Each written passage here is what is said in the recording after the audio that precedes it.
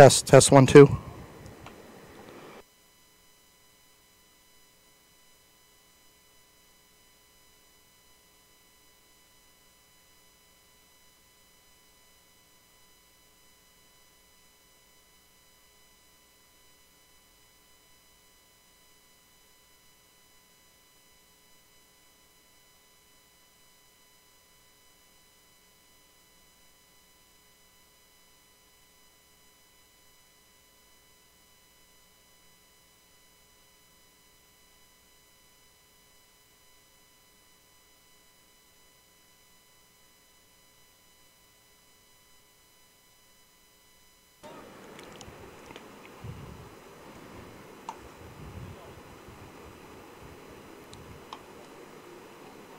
And we're back in day 2 of the New England Regional Tournament for the 13-year-old Babe Ruth.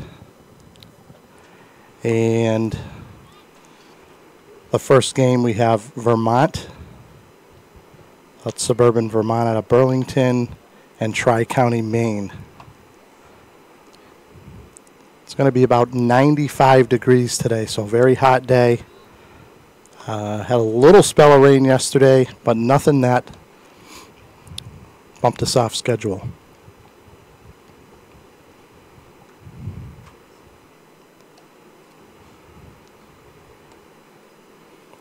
Vermont on the field right now, doing their infield, outfield.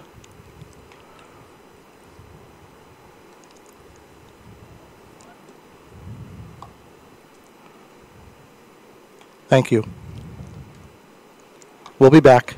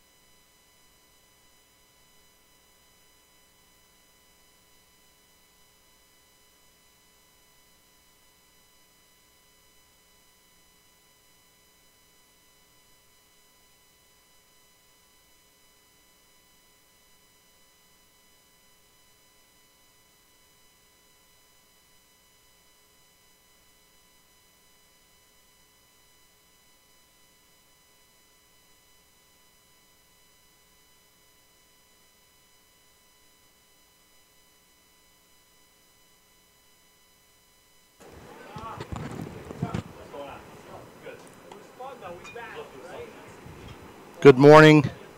We're here at Billy Bullens Field here in Westfield, Massachusetts. I'm going to be joined shortly by Bill Lamarand. And what we would like to do today is if there are family or friends listening in Vermont or Maine, and you'd like to text us some information about the players or the team, we'd like to talk about those things on air.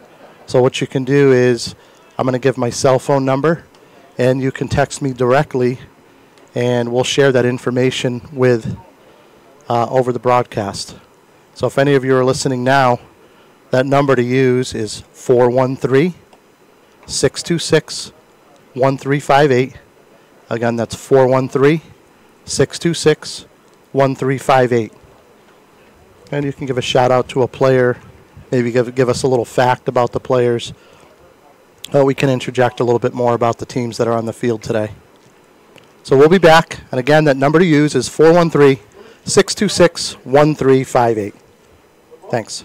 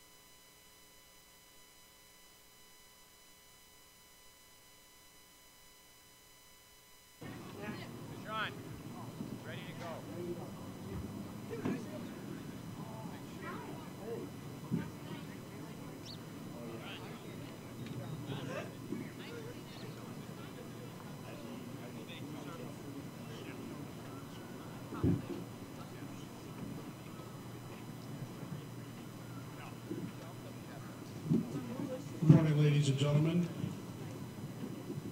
Welcome to Billy Bullens Field. The Babe Ruth New England Regionals for 13-year-olds. Introducing visiting team, Vermont Suburban. Leading off, number 2, Neil Guy.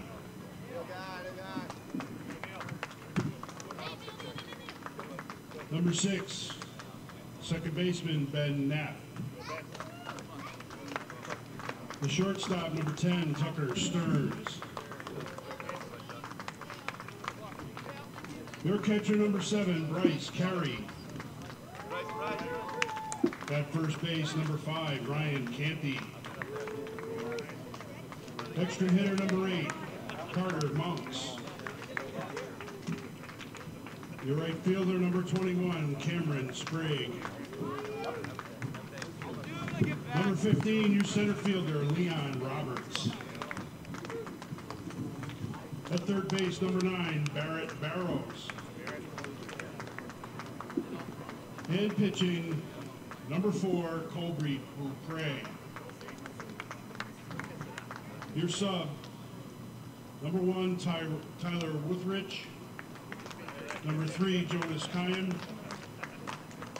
Number 13, Jake Parat. That's good. Coming up. Your coaches, Kevin Knapp and Rick Stearns. And your manager, Brian Carey. Protest, Dana Parat. And now for the home Maine Tri-County team. In center field, number 18, Jordan Smith. In left field, number 24, Jack Keefe. Catching, number 16, Andrew Morrell. At third base, number 10, Keegan McLaughlin. Your pitcher, number 11, Dakota Grassi. Shortstop, number 23, Ashton Child.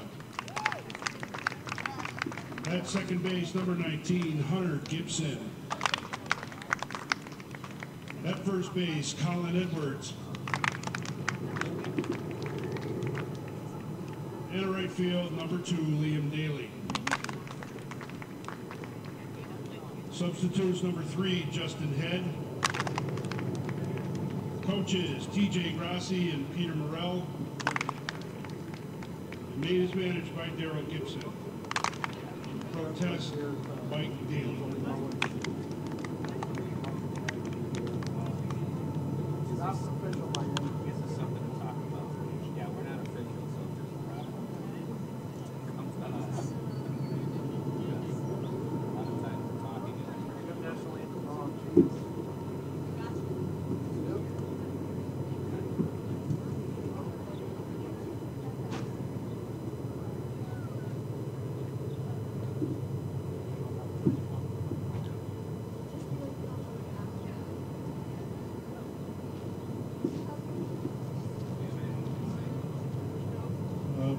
Give us 1 minute here. It's a little technical difficulty. National anthem.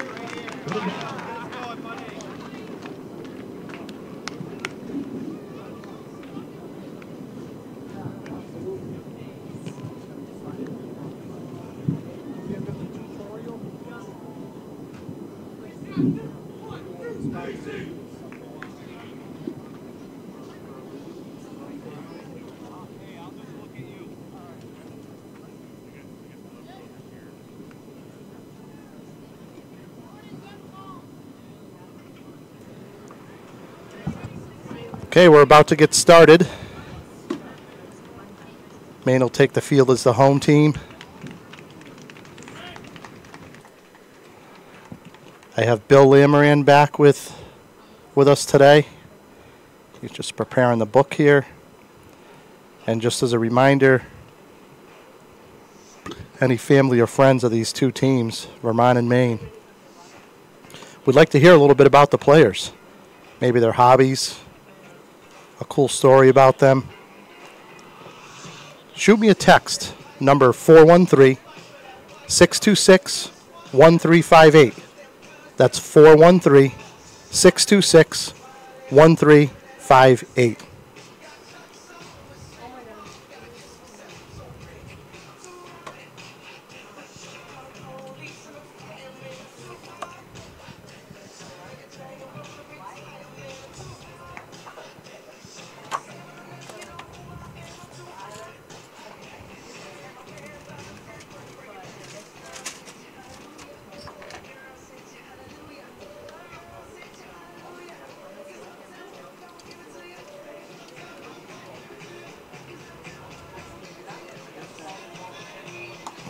So we're on day 2 of the New England Regional Tournament here at Billy Bullens Field in Westfield.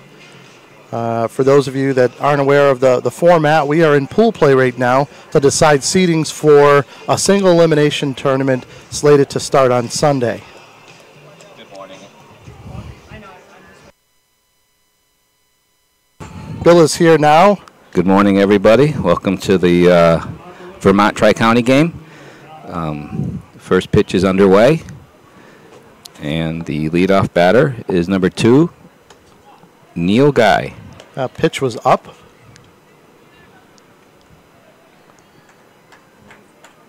On the mound for Tri-County is Dakota Grassi, throwing for ball 2. So we are here. It's 11:30. It's a beautiful morning. And there's a strike, 2-1. First strike of the day. Bill, we apparently must have did okay. They asked us back today. Yes. Yeah, I was surprised about that. All kidding aside, I had fun. It's the first time we both did this, and it was. And there's a line drive base hit. That's a nice shot. That is a very. That's a nice line drive hit. Good leadoff right there. Well, Vermont really needed that. They had a tough day yesterday. I was talking with the manager on his way into the stadium this morning, and he said that him and his coaches looked at the lineup and they were able to pick out more than half the team that probably had their worst game ever. Really? So, hoping they show up here today. Yeah. Well, the good thing is it is pool play. So, I guess get your worst game out early. Right. Rather than late. You can always come back from that, but at the end, when it's your worst game that eliminates you, that's the one that sticks with the coaches. And there is a ball in the dirt, and that was a very nice stop by the catcher for Tri-County. And for those of you unaware, Babe Ruth has moved to a pitch count in the tournament this year. So instead of doing innings pitched, we go to pitch count. Fake bunt, ball high. Looking like they someone might have missed a steal sign there. Coach doesn't look happy at third, and when you usually do a square on a fake bunt, it's usually to mess up the catcher to keep him back in his stance longer, and that's not the case. So, nice little off-speed pitch there. Yep. I noticed with this pitcher, he does have a long windup, so I'm surprised he hasn't sent him yet. He's got a high leg kick that goes behind the other leg. He tucks his glove into his midsection and then uncoils. That looks like something that kids should be able to run on. We have a 2-2 count. And here it is. There's the steal that we were talking about, and he's safe, and he's in there, and that's the point there. Almost has a little bit of a Louis Tiant to him, if you notice. He's got that little gesture to second base before he throws to the plate. That's a long windup for someone on base. I'm not saying you should do a slide step, but you can do something in between to help your catcher out. And there's a ground ball to second. Yeah, and that may prove to be. And, yeah, you want to hit in that area, but there's two things I always yell with a man on second. I yell over or in. That's your job. Get him over or get him in. And that's a good job by the second batter. That was Ben Knapp. He's got a nice sacrifice there to get him into scoring position. And that's what you want to do. As a coach, you play for each early, you play for early runs. And there's a ball low. And the batter is Tucker Stearns. Looks like he's their shortstop. So shortstops are good athletes, and he's their third hitter. So I'm looking for something good from this player. There's a good swing. He's got the typical lefty undercut swing. Foul ball, yep. We got a 1-1 count. Man on third. Infield is back. They are conceding the run early on to get an out. You don't want a rally to start by moving him in this early. And there's another good swing. He's got a nice hard swing there, and it's another foul ball. Looking at 1 ball, 2 strikes.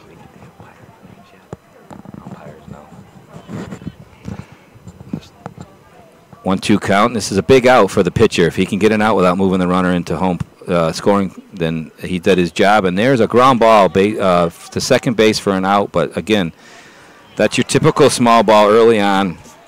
Single, stolen base, two sacrifices, and you get a run. And I believe this is Vermont's first run of the tournament. So that's exactly what that coach was playing for right there. He knew that they needed to get something, and just like yesterday's game, right, 1 run can spark a team. So maybe this helps Vermont get off the schneid of not scoring a run. Right. You want them to be competitive. You want these to be good games. Yeah, you do. There's a nice shot to center, but it's right at the center fielder who makes a nice play. But that was number 7, Bryce Carey. He's their catcher, and he took that ball upper part of the strike zone too, and flew out deep to center.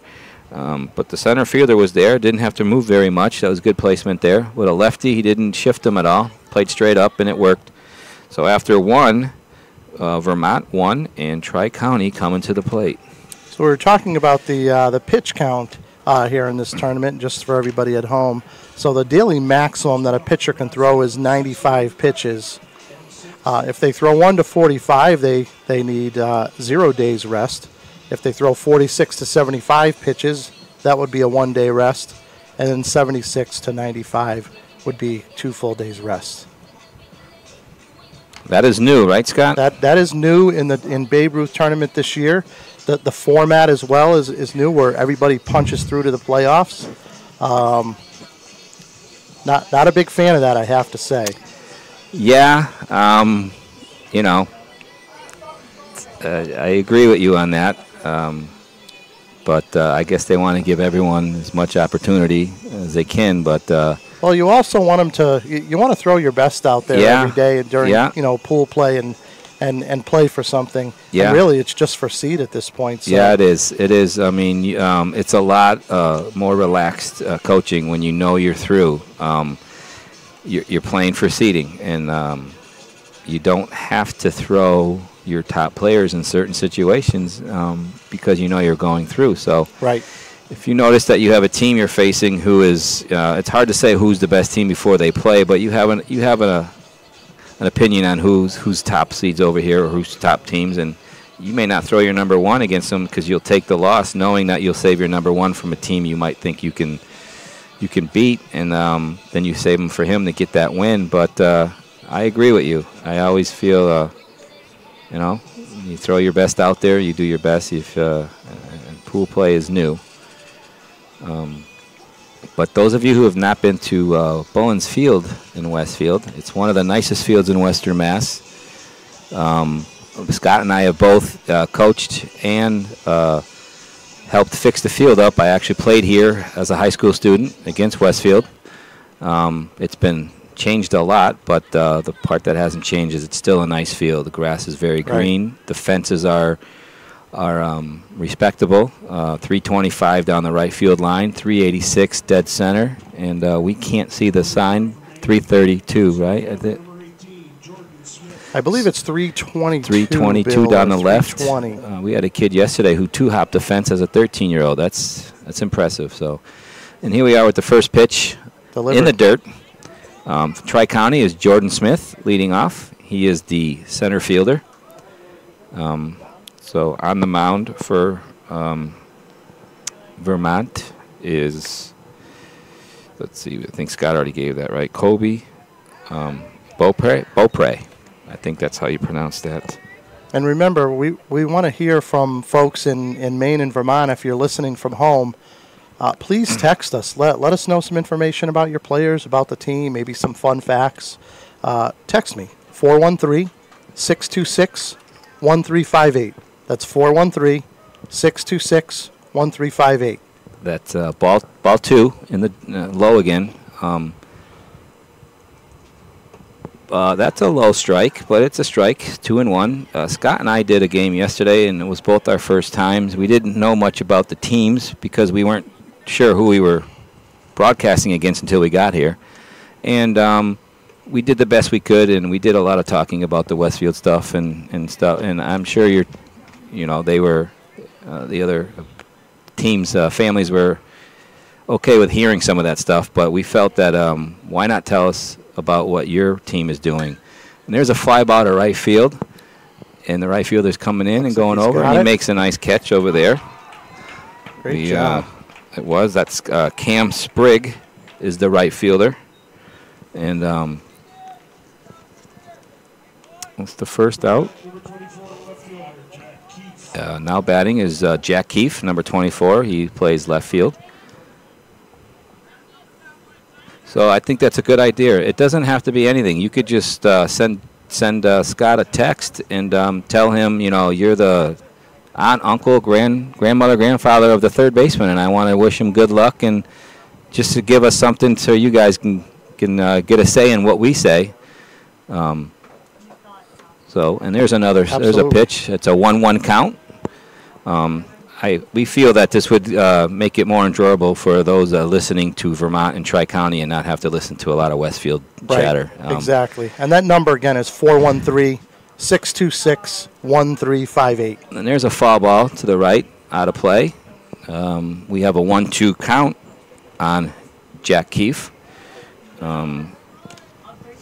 Also, Scotty, the pool play takes away from strategies with pitchers, too, like we just talked about. Here's a 1-2 pop, and there's a line drive right to short. Right to short. Shortstop has a nice, strong arm, and he got him. He did get him. He got him. Nice play by the shortstop there. He had to throw that from deep, and that's not easy. The Vermont is here to play today. Yeah, they had a tough day yesterday, and it's nice to see that they're back at it today. Yeah, you never know. Your team. It could have been nerves, right? Could have been, something. But they do look more solid today. In just the first inning, they've already scored a run, and they got 2 quick outs. And at the plate for Tri-County is number 16, Andrew Merrill. He is their catcher. The shortstop, Tucker Stearns, made that play for Vermont. And there's a ball inside. We got a 2-0 count, and with 2 outs, you're hoping that the batter is disciplined enough to take a strike, or at least to not swing at something bad. You need something, and he did. He took the strike. That's what you're looking for, because you need him on base with 2 outs. 2-1 count. Bill, you notice these the short pants and the high socks? They're coming back. Yeah, they are. It's kind of cool. It's there's a line drive, fair ball down the right field line. It doesn't look like it's going to be a double, but it is a nice line drive in the second. Nice throw in by the right fielder. And that's Andrew Merrill got a nice single, and we have ourselves a man on first, which is what they're looking for. I haven't paid much attention to the pitcher since he's been in the full. To see how long his windup is, but I'd be surprised if they didn't try to get him to second base in scoring position with 2 outs, because you have the 4-hitter leading off the next inning, and he's got a huge lead, and he threw over there and he got back in plenty of time. That tells me that he may be going. Yeah, he does look like a guy that is going to be taken off here. Yeah, He's got that look of speed, and he's also got a very good lead. You'd like to have that left foot at the curve of the top of the curve at first base. That's usually he's way off, but boy, he gets back in plenty of time. He gets back, and he has shown no sign of like a right foot step towards second, which sometimes will give it away. He's been good at not giving it away if he's going. The batter's probably going to take a pitch here to get him, and no, he does not go, and it's a high pitch. So I'm thinking at some point, we don't know these players. Maybe he doesn't steal well. We just assume, but my philosophy would be to try to get him to second base. And there's a weak ground ball to short, and it takes a hop. He goes to second. He's safe. No, he pulls him off the bag. I think that was the right call. I'm thinking that it was, and the umpire is very close right there, and it was a throw towards the center field from the second base shortstop, which is pulled him off the bag. So we'll give that Tri-County making a little thread here with 2 outs. A fielder's choice, and they have first and second with 2 outs, and you got your 5th hitter. And he was a big kid, number 11, Dakota Grassi. And he took a high pitch. He looks like he could get some power out there. He looks like a good-sized kid up there. Trying to help himself out here. Yes, he is. So a late rally here. Let's see if it pays off for Tri-County. And there's the swing leg to second base, and done well by everybody. The center fielder came running in. He's kind of deep in center. He is out there, so if that ball gets by the second baseman on the pickoff, it still seems like he could get to third no problem. And there's the pitch, and it's a strike. It's a 1-1 count. Another slow windup to home. I wouldn't steal here, even on a slow windup. You're already in scoring position with your 5-hitter up. Last thing you want to do is get thrown out at third, trying to get that extra base. So, and there's a fly ball deep to left. It's coming in, and it lands foul ball. Just foul. It was. I have the top of the chain link fence, Scott, is I didn't see the line because of the top from where I am. Surprised he held foul, and then when I looked underneath the fence bar, you could tell it was about 2 feet foul. And we just got our first text, Bill. Yes, so it's working. Cameron Sprigg, the right fielder. His mom and Jamie want to wish him good luck in the tournament. All right, that's great. This is why we're doing it. It keeps everybody involved. And right? he really had a nice catch out there earlier, and the throw into to second. So he did. So he's doing a great job. The Sprigg family watching that. Your son made a nice play, and we're glad you guys sent that in. And there's a ground ball to third, and he's bobbling it. I don't think he's going to get him. He's safe. He is safe. He is safe. That is the right call. Wow. Scotty, that's probably, other than the umpire and the third base coach, right? We're pretty right on line with that because we're right here at third base. Yeah.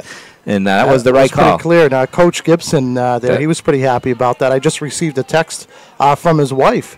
So her son Hunter plays on the team, and she's extremely proud of him. He's been involved with All-Star since he was 7 years old. And that's nice. She's really proud of her husband as well. He's in his 6th year of coaching. And they're on their way here from Maine tonight, so they're going to make the trip down. Okay. So you mentioned it was the wife. Yes. And we both know, being coaches, we can't do it without our wives. That's right. So another baseball widow heard from. Yeah. It's good to hear. I've been coaching 15, 20 years, and believe me, my wife has missed a lot of vacations because of that. Yeah, we have too. With 2 sons that are only 3 years apart, it's a nonstop. So it's good to hear from the wife saying good things about her husband, because I can guarantee you that if that husband had something to say back, he would talk about how he couldn't do this without her. Absolutely. So we know that, Bill. Yeah, we know that. Trying to get some brownie points. I think my wife's listening. Oh, okay. All right. You know. Then there's a nice pitch. That's an off speed. He kind of ran to first. Scotty, as an umpire, I'm going to call a strike there. Right. I can't stand that. You didn't hear the call. Right. You're already throwing the bat back, and if it's close, I'm sorry, but you're going to get it. That's my question to you. As a coach, I don't like it because I have a feeling the umpire doesn't like it. And you as an umpire just confirmed that is something that you're not fond of when a batter takes it upon himself to think that it's a ball. Well, they right? see it in the major leagues. They're Yeah. taking off their elbow Yeah. guard and they're throwing their stuff away. Yeah. And, you know what I mean? It's And there is a situation where if the ball is a foot in front of the plate or up over his head, you can understand that. But that ball looked like it was right on the corner and waist high. That's not a pitch I thought he should take for granted that it's a ball. no doubt. That does make it 3-1. It was a 3-0 pitch, and so he's still in the batter's box, though, and he's in the batter's seat here. He's got a very good pitch count at 3-1, and that's a balk. That wasn't picked up. Not called. That wasn't picked up. He did flinch as if he wanted to start his pitch and decided not to. The third base umpire just said something. So now that is strike 2. So now everyone's running 3-2, 2 outs. You're off. You're gone, and nobody ran. That's confusing, Scott. Very. 3 balls, 2 strikes, 2 outs, right? You got to get your base runners moving. Nobody ran on that 3-2, 2 outs. And Cam Sprigg is a very popular kid here today. His grandmother just left me a voicemail. A voicemail. And I wanted to wish him And well. there's a ground ball to second base, and that was number 23, Ashton Child, who had a chance to do something big there, but he did hit the ball hard. He hit it right to second base, though. So Vermont escapes a bases loaded, 2 outs, and it still stays 1-0 Vermont. And I'm glad to hear everyone's either someone's calling in and yeah, texting they're in. calling in and texting, and even those of you that already did. If you have any little fun facts about any of the other kids or the team, and you want to let us, we'd love to hear from you. Again, my number 413-626-1358. If you could shoot me a text, that would be great. Calls are difficult to pick up, but if you leave me a voicemail, I'll make every effort to listen to that as well. Calls, we're not going to tell you not to do it, but you are broadcasting, so Right. it does make it a little difficult. But you got the number, and that's what you decided to do. We're just glad to hear from you. There's only so much Westfield facts that me and Scott can throw at you before you start falling asleep, so it's good that we can give both teams a say in whatever you want. We don't care what it is. If you want to tell us that little Johnny is a great diver or swims well, it just gives us something to relay back to the other family members, and it makes it more enjoyable for the away teams that really don't probably And care Bill, about as expected, our friends are texting us from here in Westfield, and they want to know if we'll talk about fun facts about you and I. Send them through. Yeah. Send them through. Yeah. But we did get the Bean family from Maine. They'd like to cheer on their friends from Tri-County, Jack right. Keefe, Hunter Gibson, Andrew Merrill, Keegan McLaughlin. They're all cheering you on from Maine. That's awesome. That's awesome. Again, we love that. We love to pass that on. We're passing it on through the broadcast. But what also we would love is give us something on some of these kids. Give us something to talk about. Maybe he's an A student. Bill, we did fill about 2.5 to 3 hours yesterday with stuff about basically us. Yeah, it was. Well, we're pretty much done with us. Yeah, we're done. That was a nice pitch right there. It was. And Vermont is leading off with Ryan Canty, number 5. He is the first baseman. He took ball. Was that outside? I was looking down at the book, but I think it is a ball outside, so it is 1-1. And the score is 1-0 in favor of Vermont right now. We just had a text that asked what the score was. There is a slow roll to third, and that was a nice play. It's a beautiful play. It was. He does one of those things. One of my that was McLaughlin. Yeah, there you go. Text about him. There you go. So it worked. It works. I'm an infields coach mainly as a coach, and my philosophy is chop and charge, which means if the ball is chopped down, the infielders charge at it, and he did that very nicely. Gets the ball waist high instead of doing a second bounce. That's harder to get on a chop. So there's a first pitch to number 8. Number 8 is Carter Monks, you're right. Carter is the extra player. Scotty, they're allowed an extra player, and he He's a hitter. He can also go in the field if they feel they want to give someone a rest. Yep. You can go in and out. You stay in the same batter's spot that you hit in. So let's just say your first baseman feels a little hot, a little tired. You can switch him out and give him a rest in the shade. Or you can tell him to suck it up. Or you can say, hey, you know. Vermont has one. Tri-County has one sub, so that might be something that they would do. Yeah, that's very interesting to me. 2-2 count, ball 3. That was low. Yeah, I'm a fan of bringing as many as they're allowed to bring. You know, not everyone's going to get the same playing time. You have to be up front when you do this.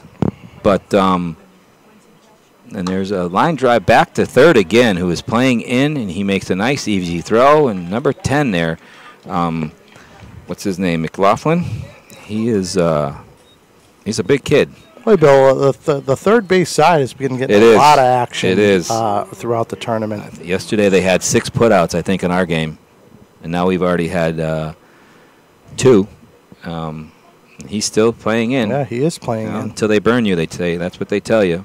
And there's a nice pitch. Number 21 is up. He is Cam Sprigg.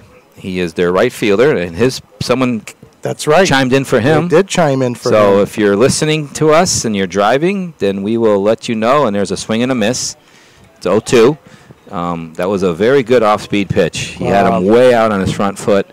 0-2. My philosophy on 0-2 is open up the zone and use the whole field now that you have 2 strikes. Okay, Mom and Jamie are looking for a hit here. There we go. And there's a line drive. There he goes. By the pitcher. Up The shortstop's coming slow in. Roller. Slow, and he's out at first. That's a nice hit, though. Nice play also by the shortstop for Tri-County. And that was Ashton Child. Who's, Bill, this may come as a shock, but Cameron Spring's other. He's got grandparents that are sending lots of support to the Vermont All-Stars and a special heads-up to their grandson, Cameron. Yes, well, very good. And Cameron just had a nice line drive. Unfortunately, it was right at the shortstop, who made a nice play. And McLaughlin, we have a nickname. I love it. Send in these nicknames. McLaughlin's nickname, Big Truck. Big Truck. I am going to write that down. I like it. I do love too. it. And this is why we're doing this. That is a fun fact right there. You know I'm going to wear that out like a old pair of sneakers. Big Truck. And those of you who are listening but can't see the view, he is a big truck. He is a good-sized kid for 13. Big Truck. This is we got another text from Justin Head's mom. She's loving the live feed. She's really rooting Tri-County on, wishing him the best of luck. Yes. He's always done great in baseballs and always makes All-Stars. Nice. That's good for him. He's really happy the team made it to regionals this year, and she's a proud mama that he's so dedicated to baseball. Well, good for her. Thanks for sending something in. That's great. I was one of the coaches for the World Series team the last 2 years, 13-14, and Tri-County always represents themselves very well. We actually played them up in the regionals in Vermont 2 years ago. We were the only team that beat them. That's how good they were. They moved on and went to the World Series, and last year they were in the World Series again. Wow. So Tri-County, actually their head coach at they're out of that age group now. That's a 15-year-old team because my son was the same age. And was it Lusick, I think? Yeah, they were very good. He became good friends with Bobek on our team. And I'll tell you a funny story with Tri-County. And we're always telling funny stories about Westfield, but this is Tri-County. Bobek got a phone call from their head coach and said, one of the parents is coming in. They came in a day late. It was for the World Series, and they're bringing in sacrificed chicken blood that they are going to dump in deep center field as a ritual to get their team going. So Bob tells us, because we're coaches too, and I said, that is hysterical. And I go, it's probably just one of those, someone said it, and that's not going to happen. Well, we showed up to the game, and the whole Tri-County team was in a circle in deep center. We do not know if there was actual chicken blood spilt or if it was just them simulating it because the rumor had it that that's what they were doing. So that's a fun little thing right there. I'm not condoning or agreeing with it, but Tri-County, that's what they did. That's what they thought they needed to get their team going. We got Hunter Gibson up and ball on the first pitch high up. And there's a nice strike. It's 1-1 for Hunter Gibson, who is their second baseman. number 19. And keep the fun facts coming in. It makes the broadcast a lot easier for us, too, Scotty. Yeah, it certainly does. Use that number, 413-626-1358, 413-626-1358. And that was a nice off-speed pitch. He had the front foot down, and he was doing the chopping motion on that swing, which tells me he was way out in front. So it was an obvious off-speed pitch to make it, I thought it was 1 and 2. They have 2 and 1 on the board, though. But I think it's 1 and 2, if I'm not mistaken. And there's a pitch that didn't quite break. You can see by the hand gesture that it was a curveball, but it didn't break. I thought the second pitch was called a strike, and then he did this chop swing, but we'll wait and see on this pitch. Yeah, you're right, Bill. It should be 2 strikes but posted. I think it is 2 strikes, and there's ball 3, so yes, we were right. So it's a 3-2 count. We'll have to let the scoreboard know. We're going to deduct some pay for that. But they do have it right now on the board. It is 3-2 to Hunter Gibson. And there's a ground ball to shallow short who comes around, but Hunter can fly down that. And he is safe, and the ball gets by. Out of play. Out of play, which gives him second base. Nothing the shortstop can do on that, Scotty. When he looked up, the best thing he might have been able to do is maybe tuck that in his back pocket, because it looked like Hunter got down the line very fast. That's probably an infield single with an error, because I thought even if he caught it, he would have been safe. Oh, absolutely. So I'm not the official score guy, but I'm going to give him a single with an error to second base from the shortstop. So. And we got a text from Leon Roberts' mom. He's the center fielder for Vermont. She, again, very, very proud of his success and wishing them lots of luck. Well, good. And reminding them to have fun. Yes. She sent a really cool fact that 4 of the Colchester boys on this team were on their Little League All-Star team last year, and they fell to Brattleboro in the state final 13-4. So a Vermont team. So she said it was super sweet revenge that they beat them to get to Westfield this year. Okay. So you got to play the games. Great job by Vermont. Yeah. And hitting for Tri-County is Colin Edwards. He's the first baseman, and he's got the size as a first baseman. He looks like a tall kid up there. A lot of wingspan. Infielders like to throw the kids that have that wingspan. Helps them out. The count is 2-0 on Colin. Got a man on second. He's already in scoring position, so no need to try to risk him and get them to third. And there's an inside pitch. It's 3-0, and he should be taking. But he's a big-sized kid, so, you never know. Again, get him over or get him in. That's a productive at-bat, Scott. Getting him over puts him closer to the plate, and getting him in, obviously, is what you're looking for. Right. So, and there's the leg swing. It was very noticeable this time. Yeah, you can certainly see this Tri-County team is well coached. Yeah, Hunter, they always are. Like I said, we faced them a few times in the last 2 years with my son's team that I helped coach, and you can't give them anything. Very disciplined, very well drilled. Drilled. They know. That's a credit to not just the coaches that are here now, but your upbringing. Like Westfield has a very good Little League in Babe Ruth, and when you see these tournament teams, it's not always perfect. Makes you feel good when you're a coach and you've had them when they were younger and they continue to play the game. Yeah, it does. It's like anything else in life, you have to have a good foundation. Yeah, and a good start. So it sure does. It does. It feels good. There's we've talked about this yesterday. I got about 7 to 10 kids that are playing college baseball or will be playing at decent levels too. 6 of them right here in Westfield at Westfield University. So it is fun to see that. You see a 6-year-old who can barely hold a glove, and now he's playing shortstop for Westfield University and batting .320. You mean that kid that shows up to the first practice with the Mickey Mouse plastic glove? Yeah, and jeans. That still isn't broken in? Yeah, and jeans. So now we have, for Tri-County, we have Liam Daly. Number 2, he is the right fielder.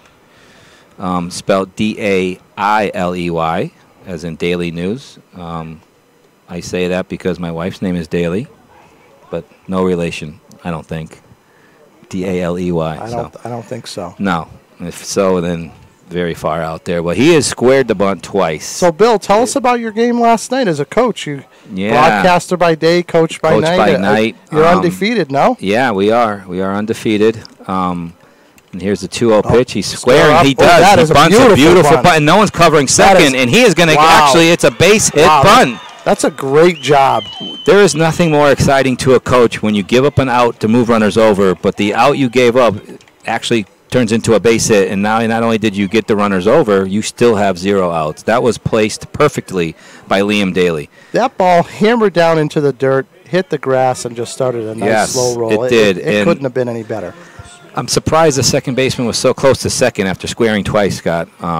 He did not get over there in time either. So to me, once you see the 2 squares, you got to cheat over to second. We have a bases-loaded situation, Tri-County. Top of the order.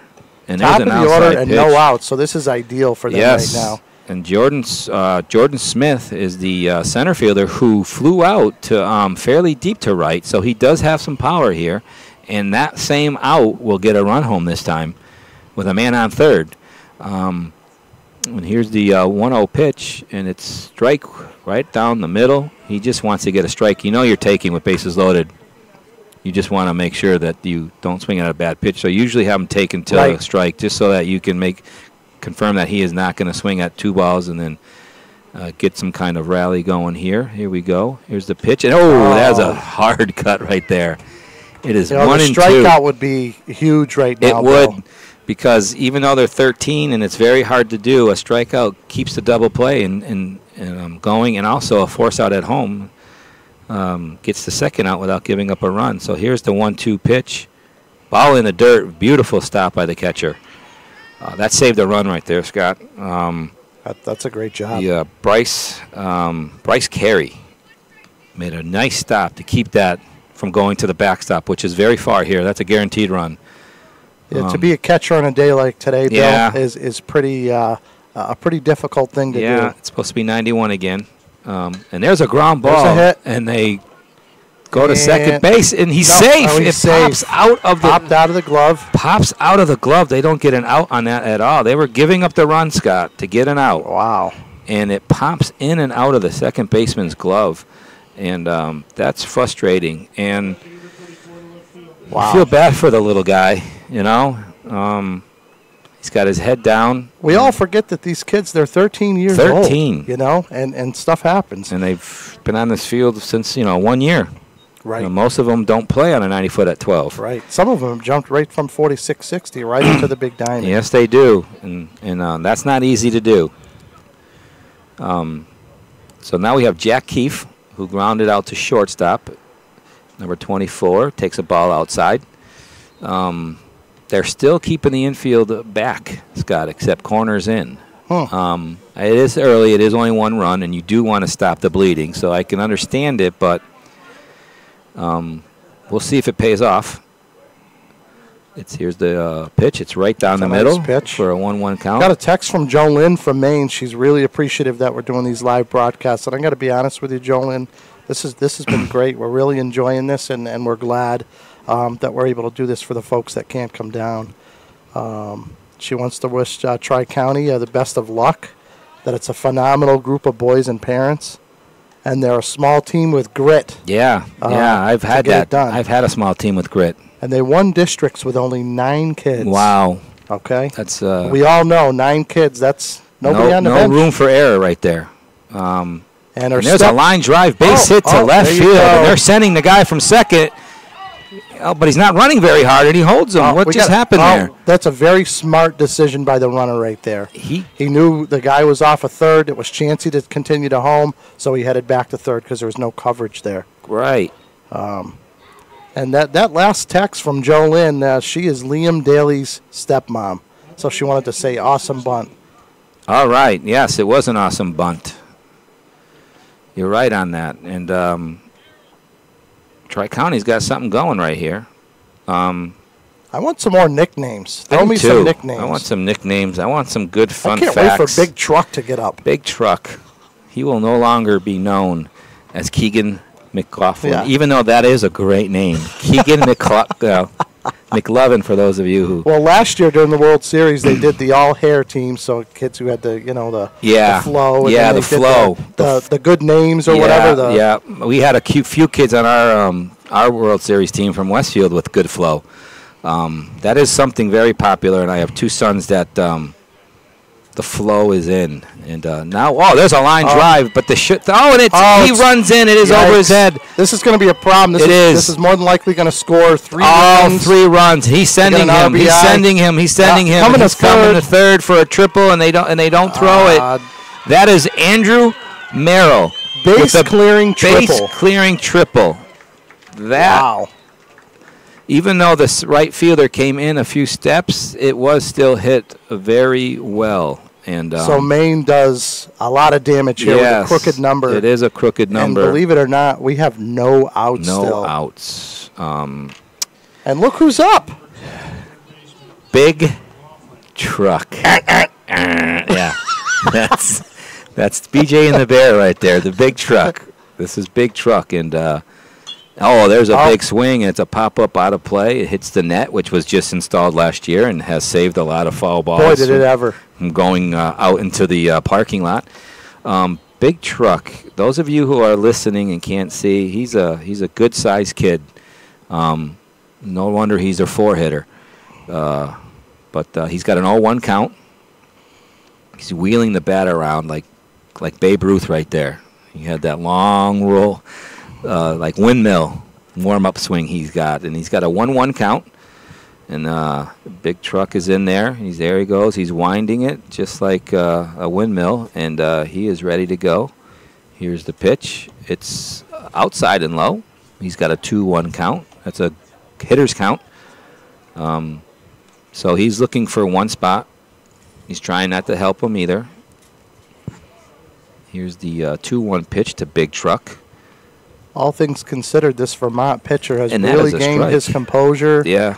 Even though they've kind of hit him around. They hit him around a little bit. He's doing a great job as far as that goes. Yes, that was a strike. It is now 2-2.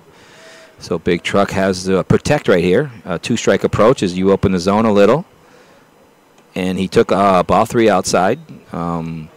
You like to shorten it up a bit with 2 strikes, Scotty. You try to use the whole field, and when you have 2 strikes, you have to open the zone a little. You don't want to be called out. So anything close, you just want to foul it off to get that one extra swing. That could be the big one. And the score is 5-1 in favor of Maine. And there's a ground ball to third, and he bobbles it, but does he have the strong throw? He's safe. So we have 6-1. Big Truck just beat out an infield single. It was a hard hit ball. The third baseman made one bobble, but by the time he picked it up and threw to first, Big Truck can truck pretty good. No surprise the Vermont manager is headed out to the mound. Yeah, he is. He is, again, there's 4 errors for Vermont, and you don't like to see that. No. I will give the Tri-County has been hitting, so it's not all given to them. But when you have we have a couple errors in this inning, which keeps the game moving on for Tri-County. And Big Truck, I'm hearing, is also a catcher, and he's a fantastic hockey goalie. And he has the perfect build for both positions, Scott. I guess he likes being hit at, right? He likes a ball thrown at him. He likes a guy to hit a hockey puck at him. God bless him. Yeah, a special breed. Special breed for someone to stand into between 2 pipes and say, hit that hockey puck as hard as you can right at me. I am not a hockey player. I am a hockey fan. None of my kids played hockey. You know why I like hockey? Because it plays very well with baseball. They play good with one another. They're completely opposite, right? They're so perfect. You're allowed to. Give blood, play hockey. That's their famous line. And there's a ball outside. It's 2-0 to Dakota Grassi. Dakota is the pitcher. He's probably happy with this inning as a pitcher, wouldn't you say? A 6-1 lead now. It also it relieves a lot of decisions too when you're up 6-1. Remember yesterday we were commenting. I had a 6-0 lead, 2-hitter, and they took the pitcher out. You remember that? I do remember that. And the next thing you know, it's 9-9 in the 7th inning, and they went 10. And we didn't understand because he wasn't below his threshold. He was ball 3 high. It's 3-0. I don't see Big Truck running. No, I don't think we're going to No. see him run. Maybe on 3-2, you try to get a runner moving. But 3-0, I don't get him even off the bag because right now you're taking, and you don't want any kind of pickoff. So here's a 3-1, and it's right down the middle. Makes it 3-1. I'm sorry, that was 3-0. And Big Truck is looking over at the third base coach for his signs. And he got This him. third base coach, Gibson's got to be really happy right now. Yeah, and here's the pitch, and it almost hits him. Almost. And it's ball 4, and the catcher made a nice play to catch the ball behind the runner. So this inning keeps going on for Tri-County. This is a really Yeah. bad nightmare for Scott, Vermont right as now. a coach, when you're on that 6-1 lead and you go back to the dugout, you reassess your game with your other coaches because it gives you a lot of leeway now with a 6-1 lead. But you want to be careful. You we do saw what? that No, yesterday, I am. right? I am 100% true. You want to be careful because we've seen, and now up is number 23, Ashton Child, who grounded out to second base. He is their shortstop, and there is still nobody out. First and second, I don't see a bunt coming. You already have a 5-run lead. There's no need to bunt them over. You want everyone to start swinging. And there's a pickoff attempt to first base, and the third base coach just yelled at the second baseman, and it's the same thing I would yell at as a third base coach. If he turns and throws the second to pick him off, and you're on first and you're on second, you go to third. There's a strike. It makes it 1-1. You should have a big lead at second anyways, and then when you see the guy's pitcher throw the ball to first, if you take off right away, then it's very tough for the first baseman to catch and then throw across the bag to get you at third. So, the pitcher was the batter was hit by the pitch. Ashton Child was hit. This pitcher is he is starting to feel the pressure of all these hits and errors, and that's a hit batsman right there. That's too bad because he did good in the first inning. And here comes the pitcher, the Vermont coach for his second visit, which automatically removes the pitcher, Scott. He taps him on the shoulder, and he's going to the left fielder. So Vermont is going to their left fielder, who is their leadoff guy. The pitcher's he's not happy. No. I think he wanted the ball. He did, and you know what? I took a bet. I admire that. I took a pitcher out yesterday, Scott, in our 5-3 win against Amherst. Josh List threw 5 scoreless innings after giving up 2 in the first. He was phenomenal, and 2 back-to-back doubles and a walk in the 7th inning. And when it was the 100th pitch on his walk too. It was time. So I brought in a new fresh kid and got a pop-up, and then a Figueroa caught a ball in deep center and threw the kid out at third, trying to tag up to end the game. So and that just goes to show you. I walked out, and once I passed the white line, you know what Josh said to me? He put 2 hands up and said, "No, you're not taking me out." And I said, I love that, but guess what? I am taking you out. Sorry, you don't have a 100 pitches choice. at 15. Yeah. I'm not a fan of that. He asked to go the distance. I gave him that benefit, and you know what? 2 doubles and a walk. You could tell he was getting tired. Yep. His dad said good move because he knew too, and it turns into a great move when your reliever comes in and gets 3 straight outs. Well, Bill, it's the hardest decision to make. It is. When do you pull him? Yep. Does he have it? Should we let him go one more batter? Yep. Do we save him for, X, Y, Z? Yeah. There's so many different. Yeah. But all the while the game's going on. It's a quick decision. It is a quick decision. And you don't want to pull him in the middle of an at-bat, which means that the reliever has to come in and say he takes over a 2-0 count. That's not fair to him. You do have to make that decision before the other guy gets to the plate. But you know what, Scott? That was an easy decision only because 100 pitches. I'm not, that's a 15-year-old kid up there. He felt good. He wasn't in pain or anything. He said he felt strong. But coach has to make the decision. And That's right. And we brought in the backup, the shortstop came in and did very well, which preserved our win. to bring us to the finals tomorrow Nice. morning. Well, good So luck with that, Bill. I'm gonna. I'm having a really good year this year with you really- winning. Yeah, I'd like to take it to Mohegan though.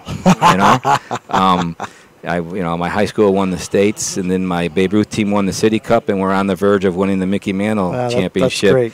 And 100% of all that is kids, and you know that too, Scott. Oh, absolutely. I can be the best coach in the world or the worst coach in the world, but if you don't have the players, and these guys are very good, and I'm very proud of every kid I've coached this year to help me, and the other coaches get to where we're enjoying a good year of baseball for Westfield. High strike to 19 up We at the plate. are. We'll get back to the game now that we have the warm-ups. 19 is Hunter Gibson, who already has a single, and he has bases loaded in a ball low. He is at a 1-1 count. They brought in the new guy is Neil Guy, the left fielder. Oh, okay. Who is their leadoff batter? So he's obviously one of their top hitters also. And I have to. And there's a good hard swing, a foul ball. Cam Sprigg, I think, has the biggest fan club out there. I just got a text from his Aunt Veronica. Really nice sentiment here that he's from wearing number 21 in memory of his uncle. Well, that is a very that's why we do this, Scott. That's right. That's a good fact that we like to get out there. We've all lost somebody, and that's a very nice gesture by him. It is a nice gesture, and she wants to tell him to remember your angle in the outfield. No matter what the outcome of the game is, play hard and have fun. And there's strike 3 on the outside corner. Veronica, you sound like you've been around the game for a long time. Yeah, I was about to say, isn't that funny? She tells us this heartwarming story, and then she has to throw in, remember your angle. That's the sandwich. And right, that is the compliment sandwich. Say something nice, give him some criticism, and then end it on something nice. That's either a mom who pays a lot of attention or her husband's a coach, right? Because now batting on is number 17, Colin Edwards, who is their first baseman. Colin took a strike. He walked his last time up. They still have bases loaded. We are still at a 6-1 lead here for Tri-County. There's a wild pitch. I almost said what a nice backhand by the catcher, but it did get under his glove. Maine goes up 7-1. And we have some more nicknames, Bill. Oh, I love nicknames. We got Jack Keefe. They call him Chief Keefe. Chief Keefe. Hunter Gibson. They call him Gibby. Gibby. I've heard of that one before. That sounds like fitting, right? And Ashton Childs is Leo. And number 15 is Ratty. So we'll have to. I'm gonna have to keep you writing these down, or you got them in the text? I got them on my text. All right, because I'm using my technology. I know, and there's a ball high over the batter's head. I do know you're not smart enough to remember these guys. Yeah, no, I know. Well, it takes one to know one. And I was going to say, you can't ask for help from me. I actually forgot what the last batter did. That's how bad I am. But we're having fun here, and this is awesome that people are doing this, setting it in Scott, because we both felt yesterday after our first time we've ever done this that we may have talked about Westfield enough a little too much. But we had nothing else to talk about, and we don't want dead air.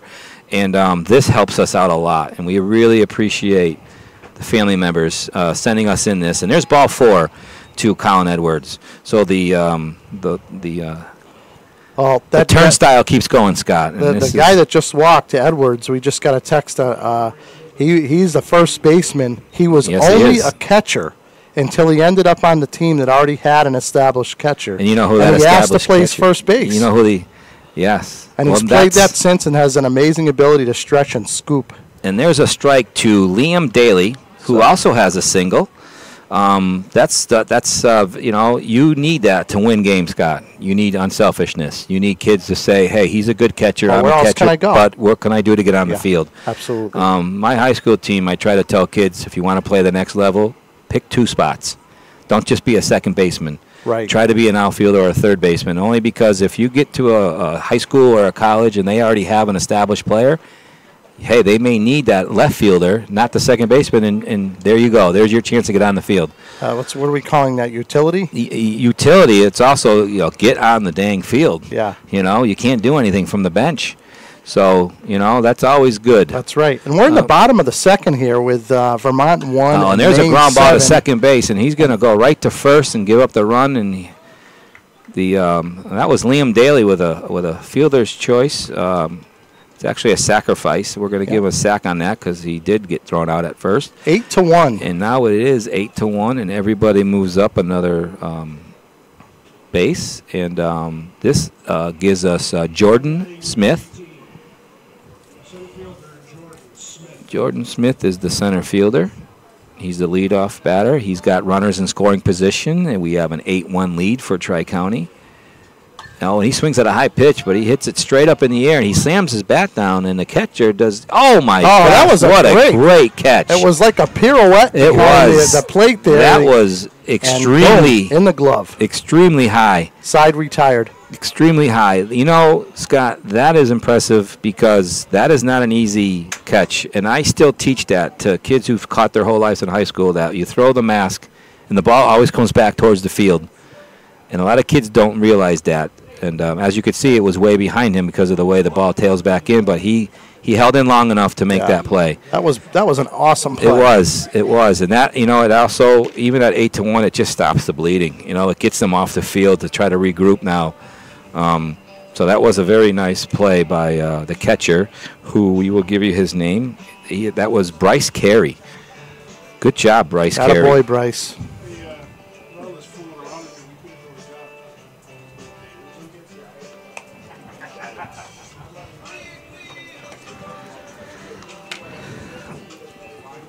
Are we still on? We are still on. Yeah. We had a little dead air there. That was like an SNL skit. It was. Are we still on? We're still here. It's a good thing we didn't say anything.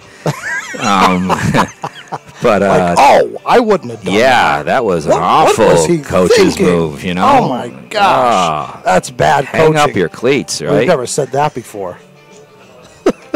Yeah, that's funny. So we are. Got a little music playing in between for the fans that are here. 8-1. Oh, we got a marriage coming up on Saturday. Jordan Smith's dad is getting married Saturday. Really? Are we invited? Are they inviting us right now? I was just wondering, why would he do his kid's playing baseball on Saturday? Why would you get married? And apparently they tried to tell him that too, but. Anyways, congrats to Tony and Amber. Yes. On their marriage. Oh, that is. Music.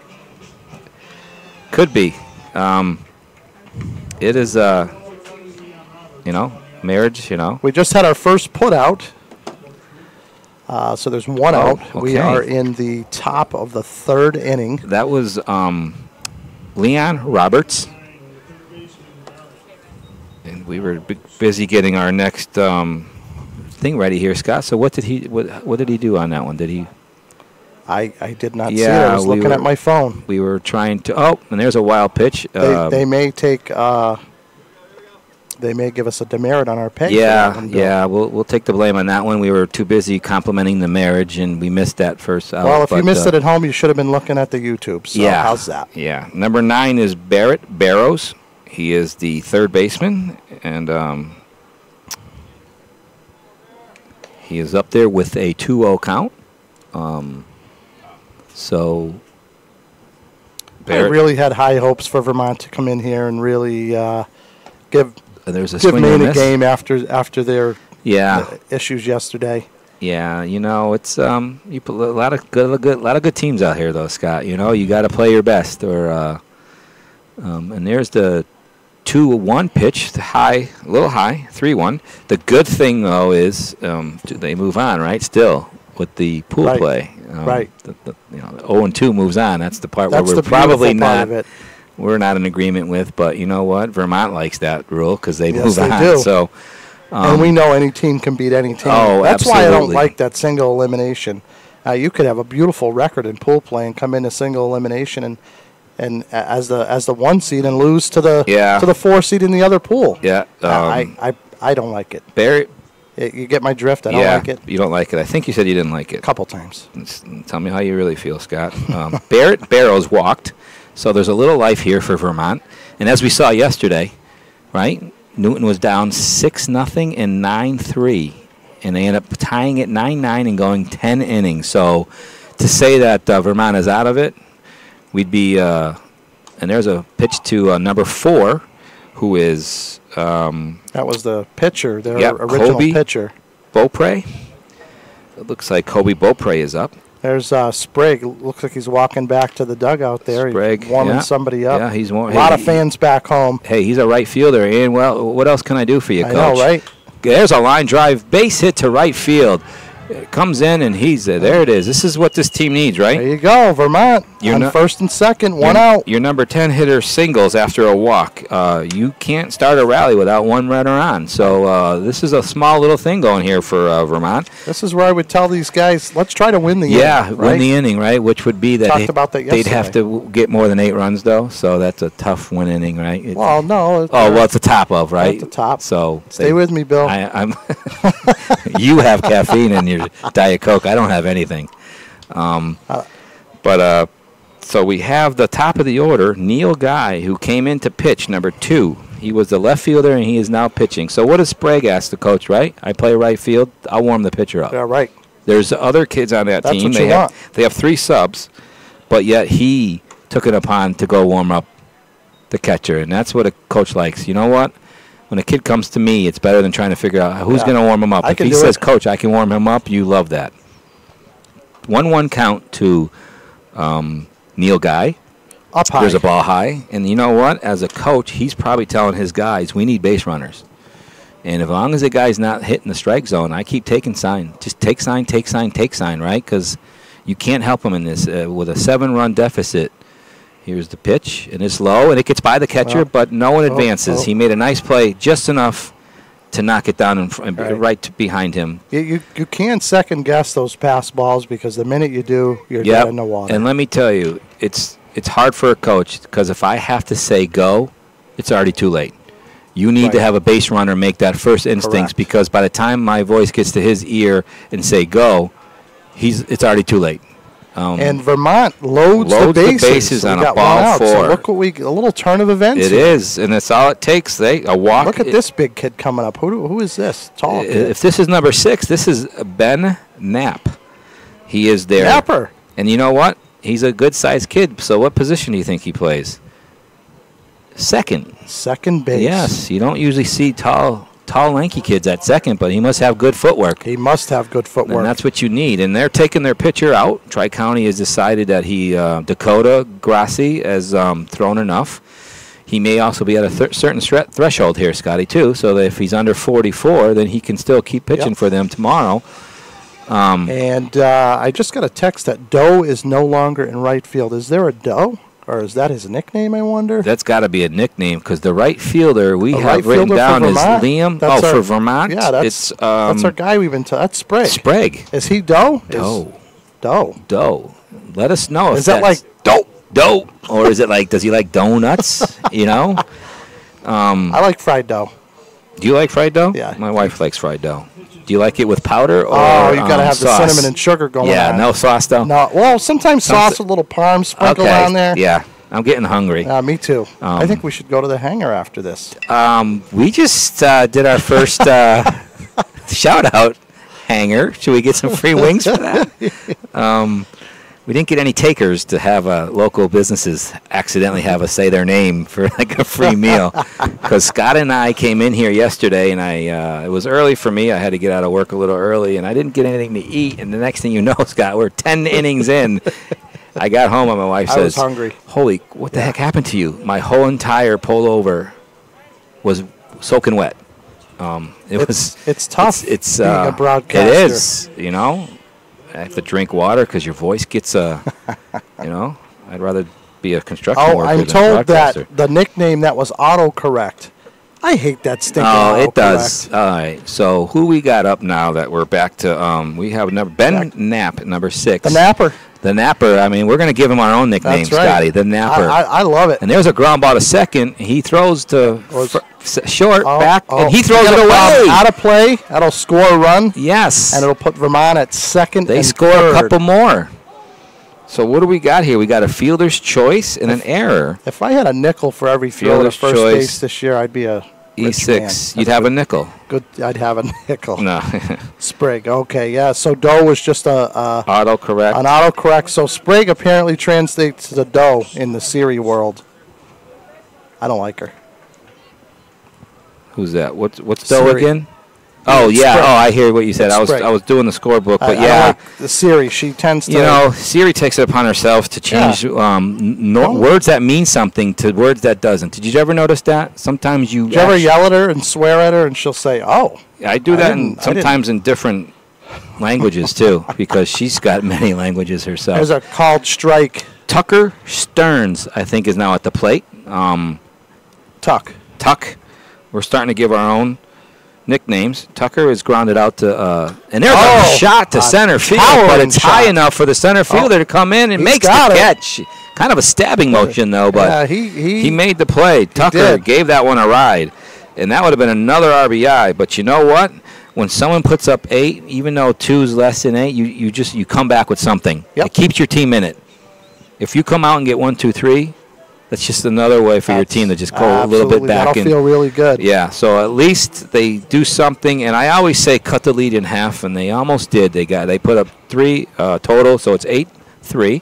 And one more run would have cut it in half. And you can, and this is setting up to be like yesterday's game, Scotty. It is. You know, just when you think a team is out and they look, lethargic, they get a little spark. And you know what sparked that? A walk. That's why it's tough. Walks will kill you. Well, we saw that last night in the Pittsfield Westfield game. It was a walk fest there in the late innings, and they let Westfield in the door, and they were able to hang on for a one-run win on that. But you're right. Yeah, walks. I don't think there's a coach on this planet that will tell you walks don't kill you. And even if you don't score runs on the walk, Scotty, if you have a pitch count, walks also gets the pitch count up. So even if you walk a guy with 2 outs and the next guy pops up, I mean, you know, if that's a 3-2 walk with a couple foul balls, you know, that's an 8-pitch at bat, and you walk a batter. It's like, especially in a tournament when it goes by pitches. And I was just going to say an 8-pitch at bat with you know that's a lot of pitches. Yep. In the grand scheme of things. You add in 90-degree weather on top of that, and the guy who could have went 5 or 6 only goes 3 or 4 because of walks. Even though they may not hurt you technically by scoring, they get that pitcher out of there too early, and now you just have to start running around finding out who's going to pitch next, and you may pitch a kid that you didn't plan on pitching. So then the walks will kill you. I should get an app that you just hit, and it says walks will kill you instead of keep repeating it, Scott, because that's something every coach has said over the history of baseball. So now we have Tri-County coming up, and their job now is to win the inning themselves, right? So they want to put up 3. That's right. And this is number 24. This is Jack Keefe. Keefe? Oh, so we had a nickname for we Keefe. Did. So I want to say it was Chief Keefe. Chief Keefe, it was. It was. So the Chief is up to bat. The Chief is up. And here's the pitch. He may be too young for this, Scotty, but I wonder if his favorite player is Robert Parrish. They called him the shit. I'm talking about the player, right? Right. Chief. And there's a ball down in the dirt to Chief. Chief has a 1-1 count. Robert Parrish is someone I grew up watching, and Scott isn't much younger than me, so he's trying to make you think he's young.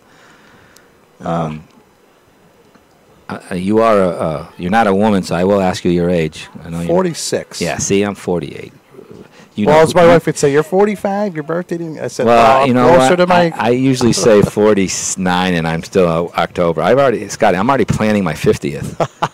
My wife that'll be a good party. It is. It's going to be Billy Palooza.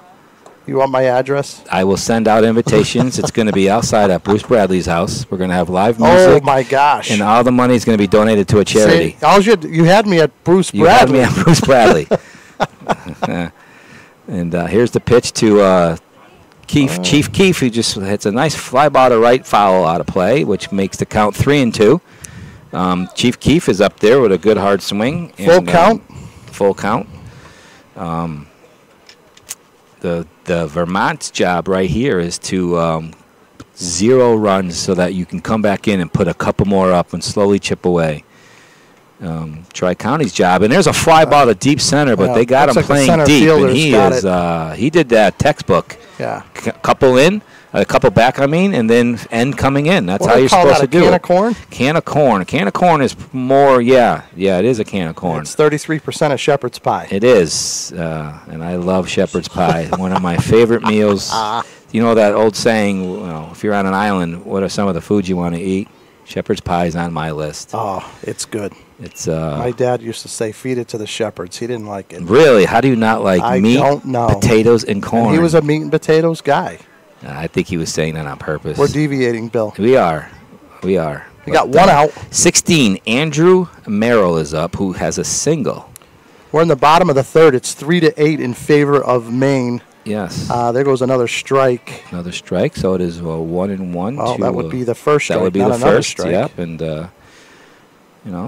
you are an umpire. You got to get that right, Scott. Yeah, you do. And there's a fly ball out of play. My car is over there, but I think it's a lot farther than where that ball was hit. So we have a 1-2 count on Andrew Merrill. Do we have any nicknames for Andrew? Was he Merrill? Was he any I of the think ones? he was one of the ones. Let's see what we got here. We got Chief Keefe, who just flew out, and there's a low pitch that looked very good from here. But again, I can see up and down. I can't see in and out. So there was Gibson, Childs, and number 15 was Ratty. Who's Ratty. 15 anyways? There is no 15. Oh, we talking maybe about that's the why Vermont team? Oh, yeah. Oh, it is Leon Roberts. Leon Roberts. And there's another pitch. There's a 2-2 count on Andrew Merrill. Our huge Marini. sponsor of this tournament, by the way, is Westfield Bank. Yes. So a big shout out to them.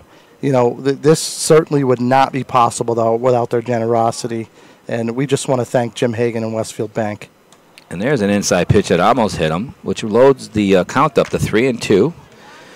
And yes, Westfield Bank, as we all know, being from we do a lot in Westfield. They've done a heck of a lot for Little League, yes, Babe Ruth, and everybody. Basketball program. Yeah, ball four, wild pitch. The runner runs hard down the first. A fast kid may make that turn. We've seen it, Scott. We've seen it. I've seen a kid go from second to home on a wild pitch, and I've seen a kid go from home to second because sometimes the catcher just doesn't hustle back. So keep your calls and texts coming in. Mostly your texts. The calls are hard, but keep those texts coming in because. And that number is 413-626-1358. That's 413-626-1358. Keegan. Oh, guess who's up? I'm not even going to say his. Who's up? Is that the truck? The truck. Yeah. The truck is up. Move over. Think he knows how to work a CB if he's a trucker, right?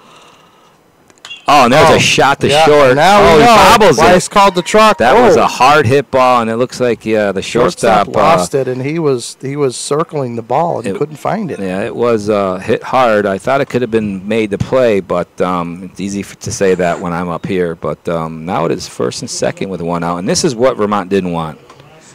Vermont didn't want to give this team anything because now we have Dakota Grassi, and he's got first and second. And he's got one out to deal with. First pitch to him is high. High one. High enough where the catcher stood up to catch that. His job, again, is to move him over, move him in. But with one out, you really want to move him in because moving him over is good, but that gives you two outs. So it kind of changes the philosophy when you have an out. You want to get him in. And here's the pitch, and he swings and misses at a pitch that could have been up. That was a little up, Bill. A little up. If you notice the second baseman kind of camping there at second, I'm not a fan of that. I like to get him. What you want to do is as soon as he stops his feet, and that's when you break away. You just want to get his feet stopped. Now look at the hole to right. So there's a high pitch. He's having a hard time getting the ball down. He is. I'm wondering if it's because he's too concerned about the base runners. Sometimes you just yell, concentrate on the hitter. What good is it if you hold a guy at second and then throw 4 straight balls, So right. What you want to do is give a quick look. He stops his feet and go right to the mound, and that's what he did. And there's a fly ball to left field, but it's high enough and it's not too deep. And the left fielder gets it. That's a big out, Scott. That is a big out. Because they needed to get an out without moving runners over. So got 2 outs. That's a fly ball to left field, which is, I think, the old pitcher, right? Yes. Kobe Yes, it is. Beaupre is now in left. I think that was him that is made the nice catch. Now there's 2 outs with Ashton Child. And we're in the 23. bottom of the third. Bottom of the 3 third. to 8 in favor of Tri-County Ming. And he's set to deliver. And there's a high swing. Fouls off pretty deep, but way out of play. Up on the hill. It is up on the hill, and that was about his eye level. That's a tough pitch to keep in play, if not even to not pop it up. So his coach is yelling, bring that down, bring that down. But he's got an 0-1 count, and he's a decent-sized guy, and he is their shortstop. And here's a pitch right down the middle, and it's right to the cat. Wow, what a play by the pitcher. That's a great. It is. That might have been a tough ball to handle because. Was that self-defense, reactionary? I think it was both. Yeah. I think his first reaction, and then it actually self-defensed him. So helped him from getting hit in the knee or something. So Ashton Child 1 to 3. And 0 runs in that inning for. 0 runs for Tri-County, and that's what you're looking for when you score a couple to cut the lead from being down 7 to being down 5. Your job is to stop the bleeding, and that pitcher did that, and that was very good inning. So now Vermont's coach is probably telling them, we got an opening now. So you get 2 more runs, that cuts it from 5 runs down to 3, and with 7 innings played here, you'd love to get it back all in one shot, but if you're not going to do that, the point is a couple each inning and good pitching, and that's what we saw yesterday from that Newton team. Newton was down 6-0 and 9-3, but they chipped away. The reliever held them tight, and they ended up tying at 9-9. So that's what Vermont is going to try to do here. 8-3 in favor of Vermont, 5 hits to 2 in favor of Vermont, and the bad number that you don't like to see is the 5 under the E, Scotty. That's tough. You wonder how many of those E's caused a run, and I can tell you now, the kid that was out at second on that pop out of the glove by the second baseman, clearly out. Not only did it not give you an out to work with, that kid ended up scoring. Right.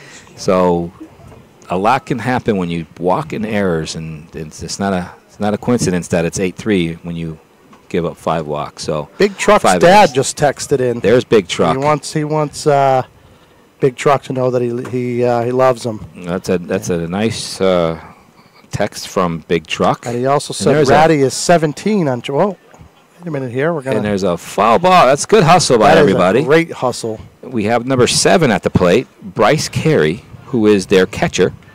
He flew out to center field, and if I remembered, it was a pretty good shot. So Bryce is leading off, and his job down 8-3 is to get on base any way you can. And Ratty, I guess, is number 17 from Tri-County. 17. So I think we had that wrong. Okay. Oh, Colin Edwards is Ratty. So he's Ratty.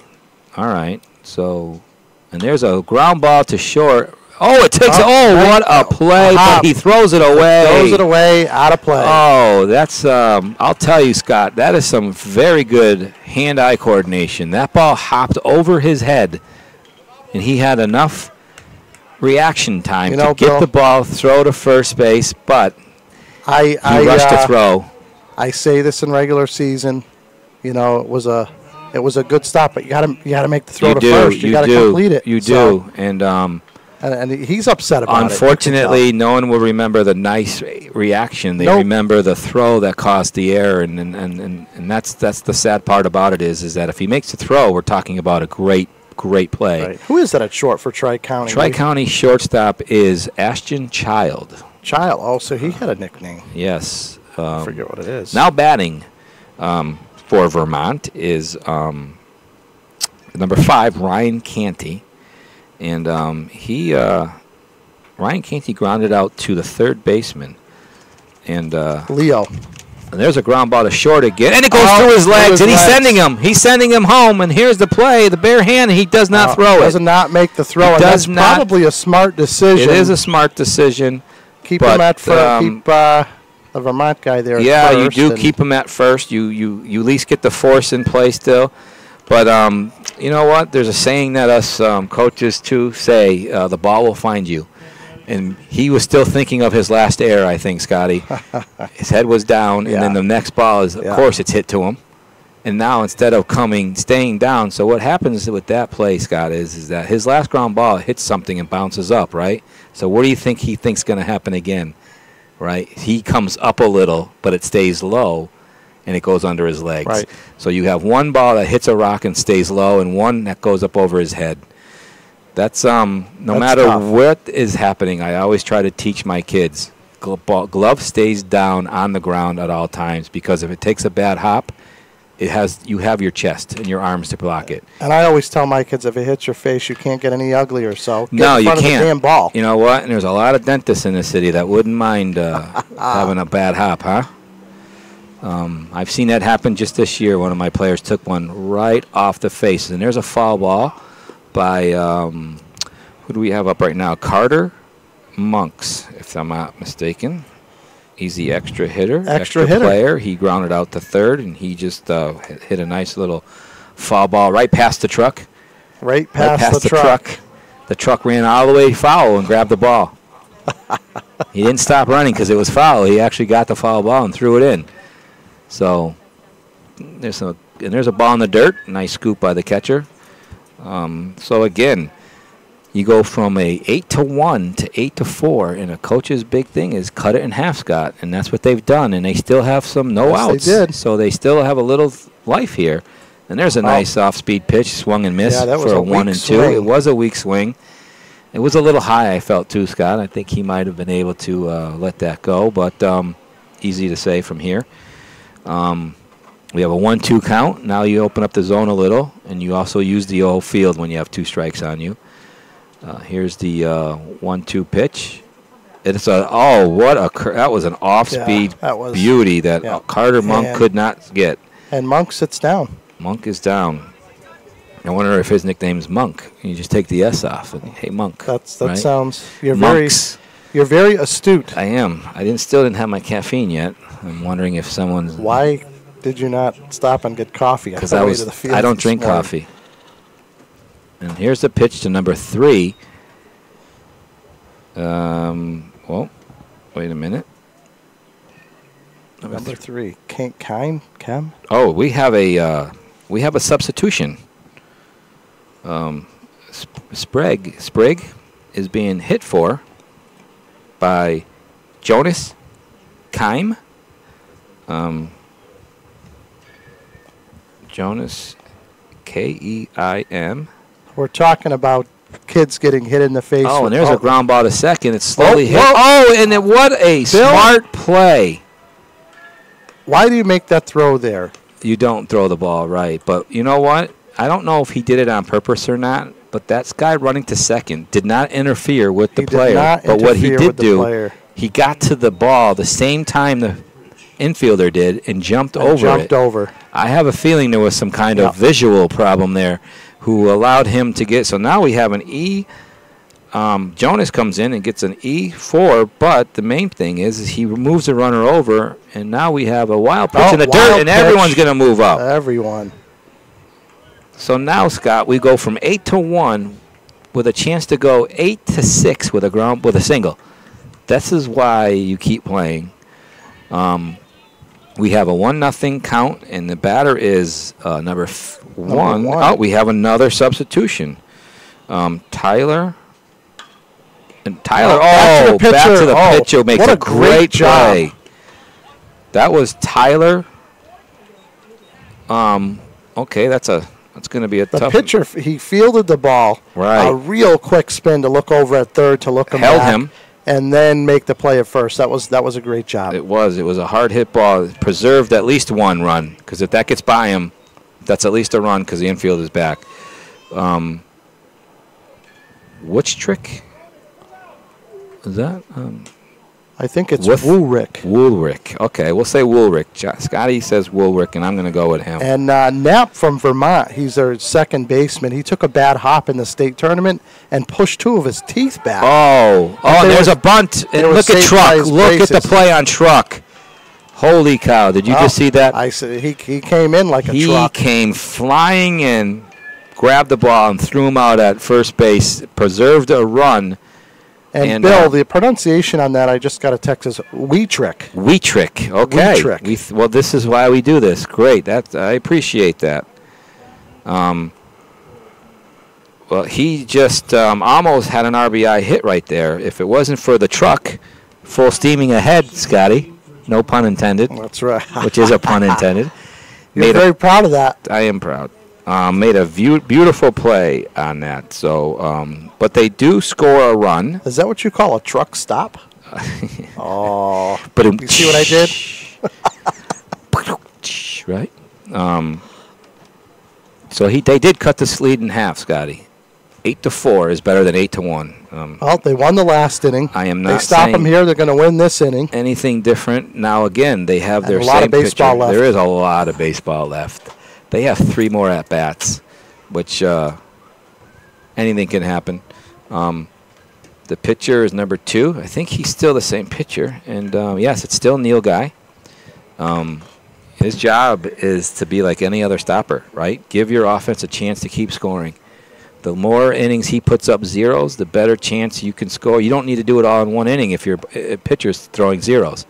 You can chip away, and that's what they're hoping for. Yep.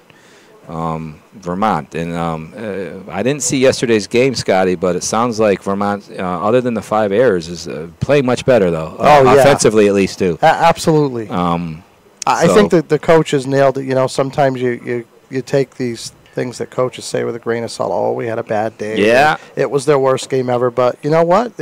I think there's some validity to what he said. Yeah, he knows his team. team. Definitely a different team today. He knows his team, right? He knows his team. He knows how they play. And, you know, we've all said it. You know, you don't like to say that with the other team listening because you don't want to take away from a team that beats you. Not. But I've had a few games where we gather in left field and say, what do you guys think of that game? And when the players themselves say, we played really bad and like we outplayed them. And I've had games where I've given up 5 runs in the first and say, 4 walks, an error, bloop single. We're down 4-0 and we lose, 8-7. We outscore them 7-4 after that, but we couldn't come back from that 4 inning. We played better. It was just a bad inning and you move on. So here we go. Tri-County now will try to put some runs on the board. We have number 19 up, Hunter Gibson. Ooh, Gibby. That looked like a nice pitch, but the ump thought it was a little high, and he's ball 1 to Gibby. Gibby is a name on iCarly, too. I wonder if that has anything to do with it. Bill, you just put that out there? I did. Yeah. I have a 10-year-old daughter at home who watches iCarly every single day. Wow. So 2-0 count to Gibby, and there's a strike right down the middle, and Gibby did what you're supposed to do on 2-0, make him throw a strike. That's where I missed the mark. I didn't give my wife a daughter to have at home while we were out playing baseball. Right. Shame on me. Yeah, it's your fault. But we got plenty of friends with Oh, that's a low pitch, but he called it a strike. It's 2-2 now. He's fought back, the pitcher. We're in the bottom of the 4th inning. It's 4-8 in favor of Tri-County, Maine. And there's a strike 3 on a swing. That was an impressive pitching performance right there because he went down 2-0, Scotty, and then threw 3 consecutive strikes. It appears that this guy pitching for Vermont right now could be their guy. It could be. And his last name is Guy. And his name. Did you get that? We've already said that. Oh, okay. Yeah. I'm forgetful. I don't mind bad jokes, but the same one twice, that's a shame. Hey, we should. You want to ask some of the guys I coach with? Yeah. Bad jokes and over. Bad Joke Scott, that's his nickname. That's right. Now we have number 17, Colin Edwards, who has taken ball 2. So it looks like the pitcher likes his 2-0 counts before he starts throwing strikes. So let's see if it works again. But no one ever wants the pitcher to go down 2-0. And here's a 2-1, and again, right down the middle. Oh, Bill, so maybe you are definitely on top of it. I am on top of my game today, and Jocelyn from Vermont sends good luck to Cameron. She's cheering for the team. And there's the 2 on there. Whoa, that looked like a good pitch, right at the knees, but he called it a ball. Yep. It's 3-1. And Jocelyn, you'd be really proud of these boys from Vermont today. They've done a great job. Yes, and who is she looking out for? Cameron. Cameron. All right. And here's the pitch, a foul ball out of play, which now makes it 3-2. So that's Cameron Spriggs. Again for Cameron. Must be, right? This guy is. My gosh, you know, he's like a Cameron, a celebrity. If you're going to listen to this later, and here's the 3-2 pitch, it's strike three on a ball over his head. That was a very that high coach pitch. Now is, he's not happy with that. I don't blame him. He's clean, what I call cleaning the grass. You know, when Yeah. the coaches get frustrated and they look down at the Yeah. ground and they shake their feet. It's the same thing as yesterday, Yeah. Scotty, when the coach takes his hat off after a bad yeah. missed call. You know it's not good. The hat only comes off up in the air when it's good. Then when they When throw it down. and kick it, I think I saw something. a guy once yeah. in basketball, guy that I coach with. He took his hat off and he threw it on the ground. Really? You know what I saw? If I had it on video, man. I had a coach in high school against Mount Greylock who was a offensive lineman for the Patriots. This guy was huge. You remember the Scab League? Remember the Scabbers? He was a Scab player. Humongous. Now, they were ranked one. They're a one team. They're playing us, right? And we're beating them, and he's not happy with this because we shouldn't be losing to this small school, right?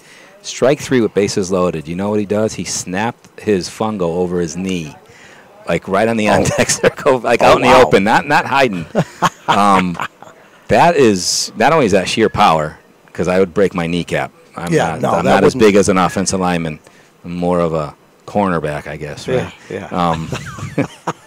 20 years ago, 40 pounds lighter cornerback. I know you're going to be shocked by this, but we have another shout-out to Cameron. You know what? From Z. All right. Who is this guy? I think we ought to get him up here I don't after know. the game and interview we him have or to interview something. Cameron. And you know what I'm going to tell Cameron to do?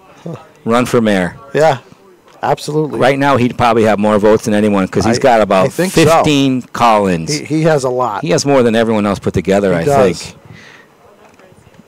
Cameron Spriggs is number 21, but he is out of the game now. The camera girl wanted to know because we were going to pull him up as we talk about him, but he was pinch hit for. But we will let her know when Cameron gets out there so that we can all see this future mayor of the mayor or like the senator of Vermont or something, right? It's got to be something because I mean, I'd say go governor. Why stop there? President Cameron. Could he do any worse than? I'm not going there. Oh, please, yeah, don't go. I'm not going there. That's a freaking slippery slope. That is a slope that I would probably fall down on my face. But President Sprigg, any comment from President Sprigg? Oh my gosh, another one from Natalie Bassett. Good luck, Cameron. Oh, all right, we have a new pitcher while all this was going on. He obviously, Scotty, their other pitcher from Vermont looked, and there's a nice pitch, and I'm trying to get the number of this pitcher. Number 13 for Vermont is out of the bullpen, actually. He was not on the field. It looks like his name is... Patron? Yes, Jake Patron, who throws a ball in the dirt. Jake Patron, and do you see, if we weren't too busy yapping, Scott, we would have seen where Guy went back to left field, I think. He seems like you're not taking your leadoff guy out. No. So someone else came out of the game, and we will get that for you as soon as we get. And there's a line drive base hit. Yeah. So with 2 outs and nobody on, Liam 2. Daly. Nope. Yes, I'm sorry, Liam Daly. Liam Daly. I saw the 9. That's his position, not his number. He's number 2. Guess what? That's Liam as a number 10 hitter or number 9 hitter. That's his second hit, Scott. That's his second hit. You can't ask much more from your number 9 hitter. You'd love to get production out of the bottom of the order. He turns it over now. And Jordan Smith is their center fielder who is leading off. And 2 outs. 2 outs. Bottom 4. And there's a pitch which looked really good, but it could have been inside. We couldn't see the in and out, and it was a 1-0. 4-8 in favor of Tri-County, Maine. Vermont wants to put another 0 up, come back and put another couple of runs and just keep chipping away. Here's the 1-0 pitch, and it's he called that one a strike. Right on the inside corner on that, I think. I would assume, Scotty, yes, because you could tell that the catcher moves his glove to the inside position. So it is a 1-1 count. And I'm surprised they're not trying to get little Liam over to second in scoring position because And there's strike two right down the I don't know middle. what the heck he was looking at there, but he looked like he could have put that somewhere. Yeah, he could have. But as a coach, if he gets the second, your leadoff guy can single him. If he gets thrown out, right, you have top of the order. I always look at it that way. You have the top of the order leading off the fifth if you don't get him in. And there's a ball in the dirt. A very nice, nice catch. Stop by the catcher. And that catcher is Andrew. Nope, that catcher is Bryce Carey. Made a nice ball stop in the dirt to keep the runner at first. And here's the pitch. And strike three. Oh. Strike three on Jordan Smith. A nice way to come in. Gave up a quick single, but you know what? He backed that single up with a strikeout to preserve the zero in that inning. And Scotty, if we had a microphone in the dugout, we'd know he'd be saying, let's win the inning like you always say. Right. Let's get a couple more and chip away. Yep. The reason you say that, Scott, is if you tell a team we need 4 or 5, that's a lofty. Yeah. You know, they say, oh, God, that's a lot. If you say, hey, let's get 1 or 2, then it's a little easier. Back. Yeah, it's in your head, you're like, we can do that. So chip away. You will take 4, don't get me wrong. But that's putting a lot of expectations on a young team when you tell them to get it all back in 1 inning. You're trying to simplify it for these kids, and telling them to get a couple more here is a lot easier than trying to get 4 or 5. So we were talking about the errors earlier, Bill. I thought it was an interesting fact yesterday. Share it again about your state championship team. How many errors, and I think it was how many games? And 0 errors the whole entire tournament. We had a very solid defense the whole year, but that there was beyond solid. Double plays were being made left and right, guys being thrown out. We have a team that was much like the Newton team. The tallest kid was our first baseman, who's 5'8". That's Drew? Drew. Actually, our JD is probably a little taller than Drew, if not the same height. JD's a big kid, and he's our pitcher and our best hitter. Well, average-wise, he did very well for us. But we were a team that we did not scare you. We were very small.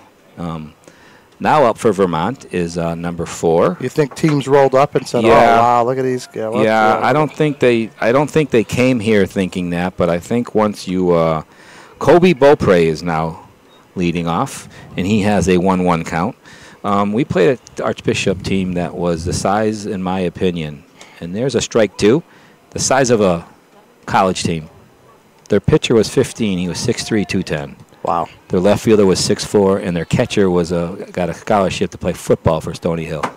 And there's a ball, 2-2, and our average infield, other than our first baseman, is about 5'6". 5'5", 5'6". So swing and a miss. Swing and a miss. He struck him out, and that's a good start for if you're Tri-County, and that's you want to get the first guy on for Vermont. So that's a big out. And when we were doing infield, outfield, I noticed that a lot of the Archbishop players were making the gesture of size with their hands. You could tell that they were showing us, like, wow, this is a small team. And I think, honestly, I do think they kind of let up a little.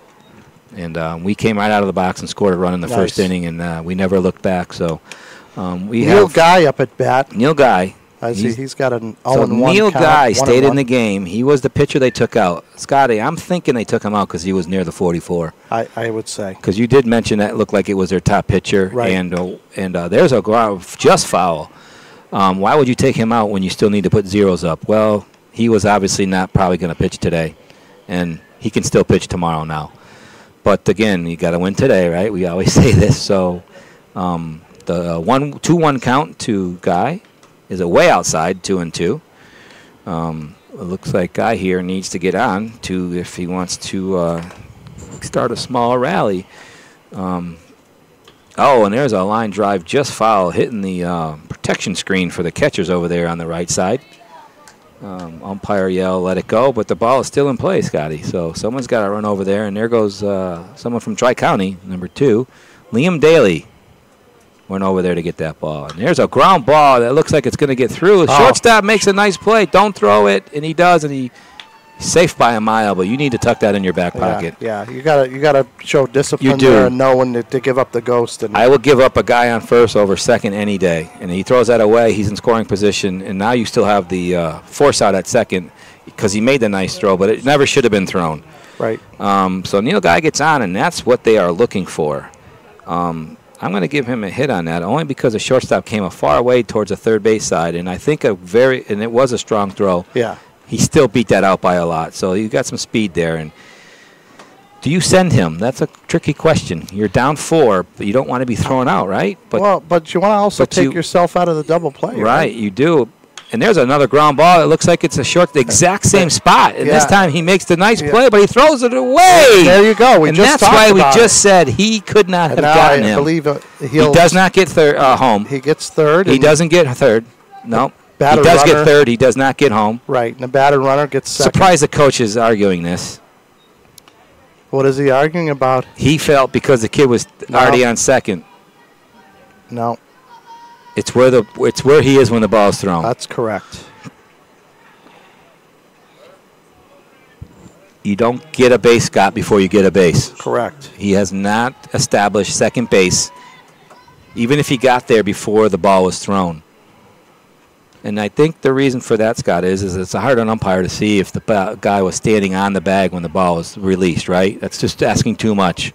So you just say it's where he was when the pitch was thrown. That's right. And then, even as a coach, I agree with that, in which I don't agree a lot with umpires. You know that. No, I did, yeah. But I do agree with that one, because as hard as it is to try to be able to find where the runner was when the ball was released. And there's a weak runner to second, but it will get a run home. And that's a nice, at least, hey, you get the run. Got to run. And you move the guy over to third.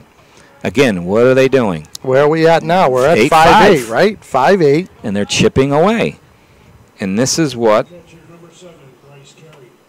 you have to do. You need to chip away. Looks like the big truck and the pitcher having a little conference there. That was Tucker Stearns, folks, who hit the ground ball for the sacrifice. He ground ball to second. And, again, you get a hit or you get him in. It looked like it was inside on number 7, Bryce Carey. Bryce gets a single here, Scotty. It is 8-6, and you know what? They keep. Is it 8-6 or 8-5? No, if he singles, and that's a tough one. He's not getting that. He's not getting that. He is not getting that, and he is not running down first, Scotty. He almost got thrown out at first. Can you believe? Well, I can believe. These kids, they don't get it. You gotta run these. So now it is should be 8-6. Now we're at 8-6. Right? I said if a single cuts it to 8-6, and this Vermont team is battling. Hey, look at this, Scotty. I looked up, and that right fielder picked the ball up and threw to first. He was safe by half a step. You fly out that high, the ball bounces, the kid picks up and throws the ball at least 60 feet. How do you almost get out? And you know what happens on that too, Scott? They treat that no differently. And here's the pitch to number 5. Gets away from him. Gets away. Ryan Canty at the plate. Now he's in scoring position on a wild pitch. You throw him out at first from right field.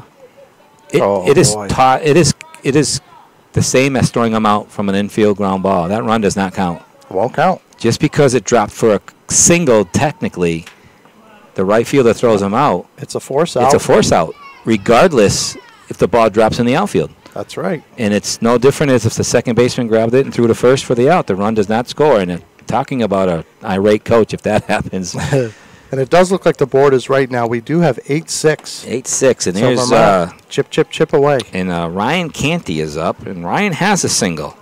So Ryan can hit the ball. So a single here, Scott, can make it 8-7 with a man on second. So if he gets a good secondary and a good jump. And this guy looks like he can run too. The guy at second there, I don't know. And who there's that a high is. pitch, and that's ball 4.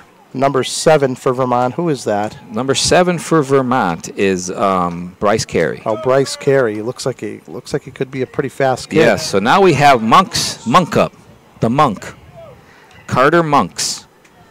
Carter struck out swinging last time. He did not have a good at bat the last time. He looks like he's a good-sized kid too. So don't go by his last at bat, folks. And he gets a ball in the dirt for ball 1, and they have something going here, Scotty. A base hit, 8-7, and I wouldn't have thought that when it was 8-1. So this is almost a carbon copy of yesterday's game for us. Oh, and there is a powerful swing for a foul ball. He does like that high ball. He does, and I think he's a good size height-wise for his age. So I'm thinking that high pitch is something he swings at a lot. Not as much as probably little guys, right? Little guys always love that high pitch. So, and there's a ground ball to third. You know what? Third. The truckster. There you go. Look at how easy that was for him. Truck stop. Truck stop. It doesn't go past the truck stop.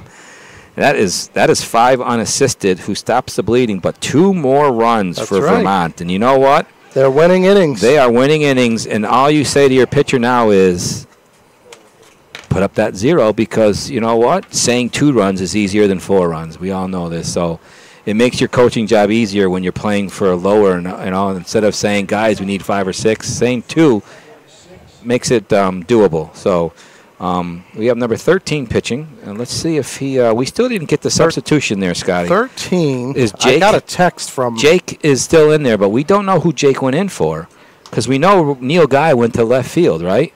So someone had to come out in order for Jake to go in. So we're going to try to get that for you. So if you're listening at home, you'll know if you're a player. Let's see, we got 4 in center. We got 3 in right. Let's see, 4 is still so there. was our spring man. No, Spring is 21. Yeah, he came out for Jonas, though. Jake went in for somebody when they changed pitchers. They moved Guy to left, and Jake came off the bench. At third is number 5. So he's still there. But he was their first baseman at the start of the game. So maybe, right? yes. So whoever the first baseman, Number 8, that's Monks. Extra player. Ah, there you go. They moved the extra player. Mystery solved. They didn't even sub. They didn't sub. God, we're smart. I don't think we are, Scotty. Because someone still had to come out. Because they didn't go pitcher. They didn't do Jake for the extra hitter because the extra hitter would be on the bench. So you can't have Jake and the extra hitter in at the same time if they substituted for the extra hitter. The extra hitter would have to be on the bench. So someone did still come out, and we'll try to get that for you folks. Yeah, we'll try. We'll get it by about the 7th inning. Mr. Matt Collins is not coming in and helping us out a lot. No, he's. How does it? I have an Indian name for him, but we can't say it on air. Can't say it out loud. Let's just say it's hard for us to do our job, right? When we don't know who's in or out. That's right. And if you're listening at home, you want to know if your player's in, or if your player's out. So we've done a disservice. Yeah, so we're gonna have to do some firing in between innings. Here we go. And we got leadoff number 24, low strike for Tri-County. Number 24 is Chief. Chief is up. Chief Keefe has a single. And there's a fly. That is not being caught. Wait a minute. Oh, you know who's out there? That's Guy. Guy looks very athletic. I underestimated Guy. That was a very good. That might have been the farthest ball hit today. But you know what? I underestimated Guy. Farthest ball, but it's an out. Not only is he lead off, not only does he come in and shut the team down pitching, he just makes a nice. Roberts could be the guy that came out. Okay. Leon Roberts. Right now, Andrew Marini is up. He is their catcher. And you know what? What a day. 2 singles and a walk. Bill, I'm going to give you a couple guesses about the next text I got and who it's about. Take a guess. So I get, I probably only need 1, right? You probably do. 1-1 count to Andrew Merrill. I would say it's Mayor Sprigg. It's Mayor Sprigg. It's the mayor. Good luck, Cameron from Emily. There's a foul ball. That was a good hard hit, but foul. We got a new nickname. Yeah, call him. You know what? Those of you in Vermont, if you're listening, Mayor Sprigg.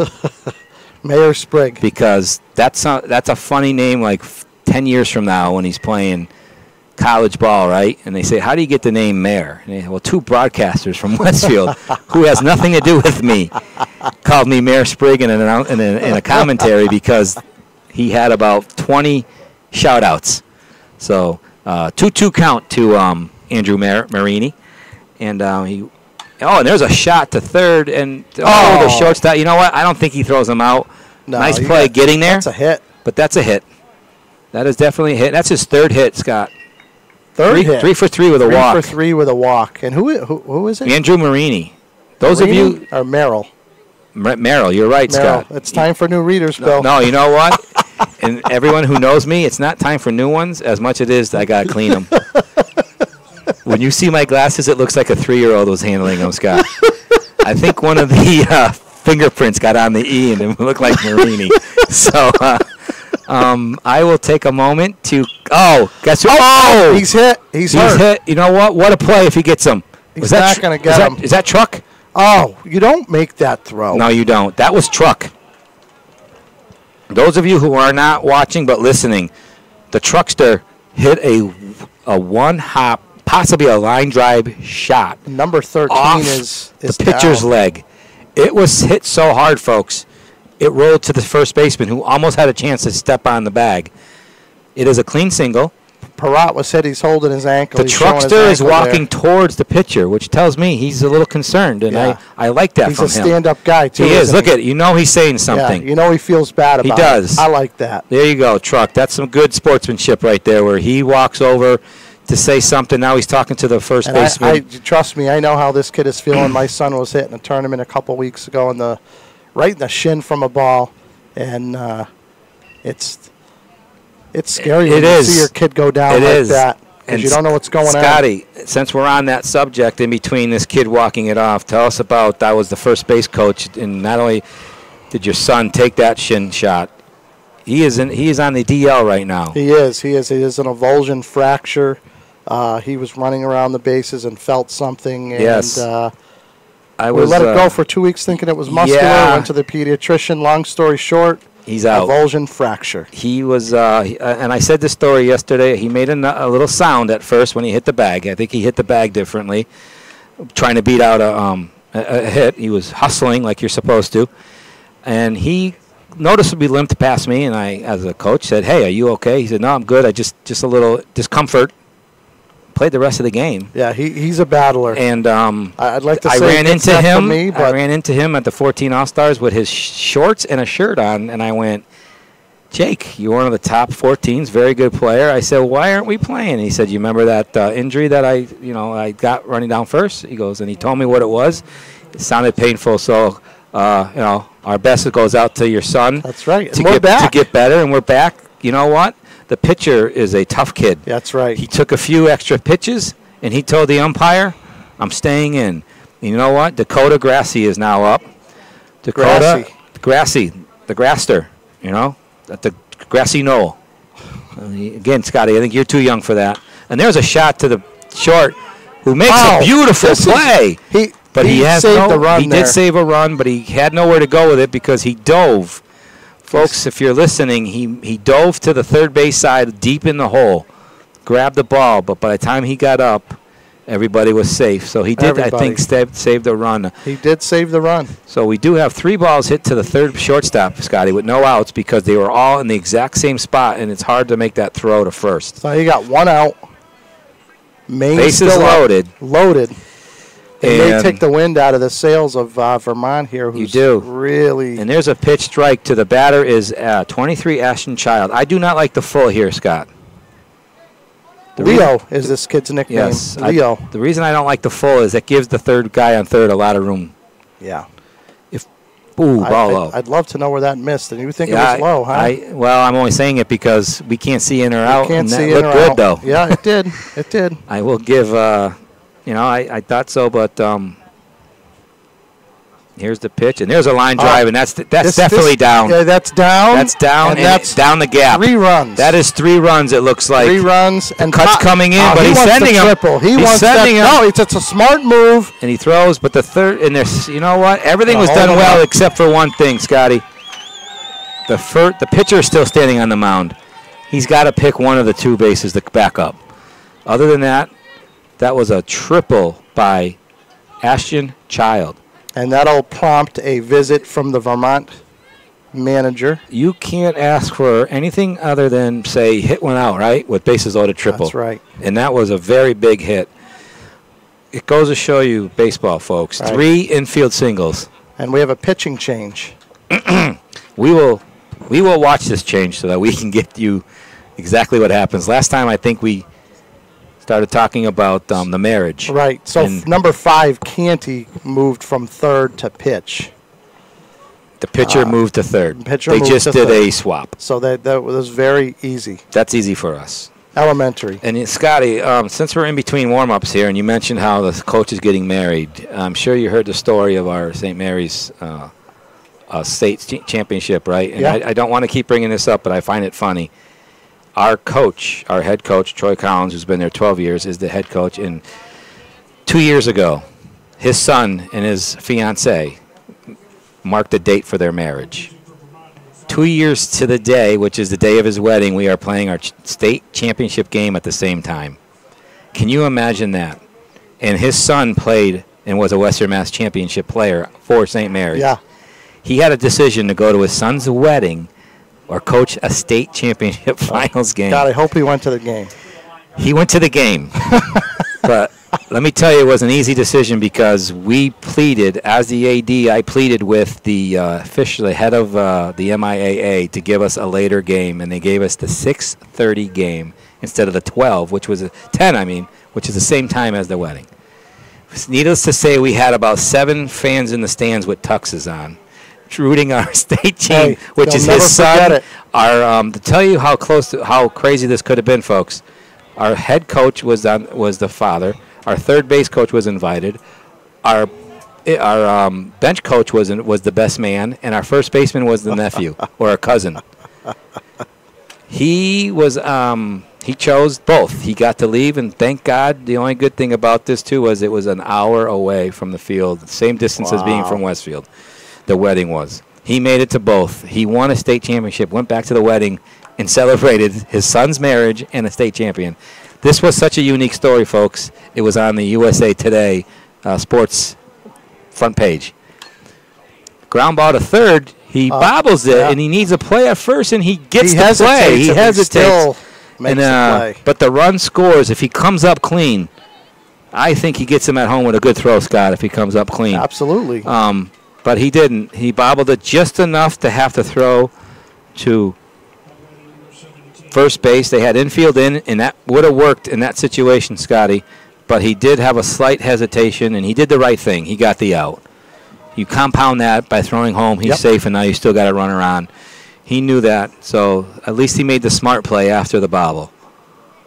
And the batter is 17, Colin Edwards, and that ground ball RBI goes to Hunter Gibson.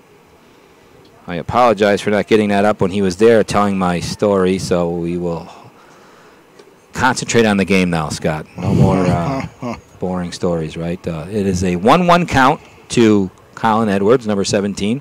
This Tri-County team is easy to do because they have one sub, Scott. We don't have to worry about who's in or out. No, that's they right. have one guy, and he's not in yet. And there's a strike on the corner, which puts it at 1-2, and his name is Justin Head. Head. I was told Head, yes. even though it's H. Okay. And you know what? They would know better than us, right? They definitely would. And here's back to the mound who makes a nice play, and is a third out. But what an inning for Tri-County. They broke it wide open again, Scott. This is going to be tough to come back from. Yeah, we've seen it. Let's not count this Vermont team out, but you know what? A 2-run deficit back to a 6-run, and it is getting later. Sixth inning. It is. So, and Mayor Sprigg, it doesn't stop. Aunt Sheila is in the house for the mayor. Aunt Sheila is in the house. Sheila. Doesn't Prince have a song? No? Or is that Sheena? I think that's Go Sheila. Is it? I know we're not going to sing, folks. Yeah, we're not. But Mayor Sprigg will thank you. I mean, this kid is as popular as they get, Scott. Can we have someone from, let's see here, Tri-County reach out? Let's see if we can get a player on Tri-County who is as popular as as the mayor. Let's go. Let's hear from you. 413-626-1358. Anyone from Tri-County, pick a kid, call in, give us everything you can about him, and at the end we'll see which one becomes mayor. Right? We'll have our own little mayoral vote. There you go. Right now Spriggs is running away with it. It's a landslide. It's a landslide. There's no one close. No. And we might, if we can, Scott. I mean, I honestly don't know if they're going to shut us off, but I would love to get a couple words from Sprigg. because he doesn't know this is going on. Yeah, I would too. And I think it'd be fun for I'm him gonna- to come let's up see and put if- the headphones on and say, hey, Spriggy, we did this thing where you by far. That way, you know what he can do? He can thank them, too, himself. Yeah. Um, we should really try to do that. To get Spriggies up here because, and we're going to also let him know we gave him his new nickname. That's right. Mayor Sprigg. Mayor Sprigg. Okay, so even though they may not win this game, which is not over yet, 6-12, give something Spriggy to smile about, right? Absolutely. Right? And I just gave him another name. I called him Spriggy. Right? Just accidentally just said Spriggy. So can you imagine voting for Coach Spriggy? I'd love to live in Vermont with a mayor called Coach Spriggy. Mayor Spriggy. And now we have number 3 up for Vermont, and it is He takes first strike. Jonas Clem, who is still in as a replacement for the Sprigg.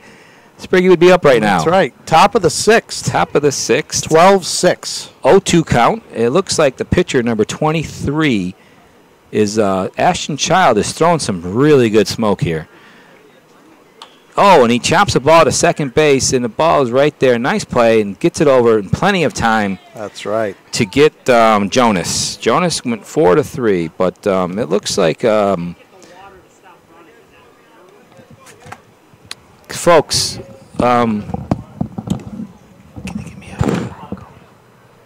Can you give me a Diet Coke? All right, so a little bit of commotion here in the booth. A couple of people came in to get our autographs, but we're too busy talking.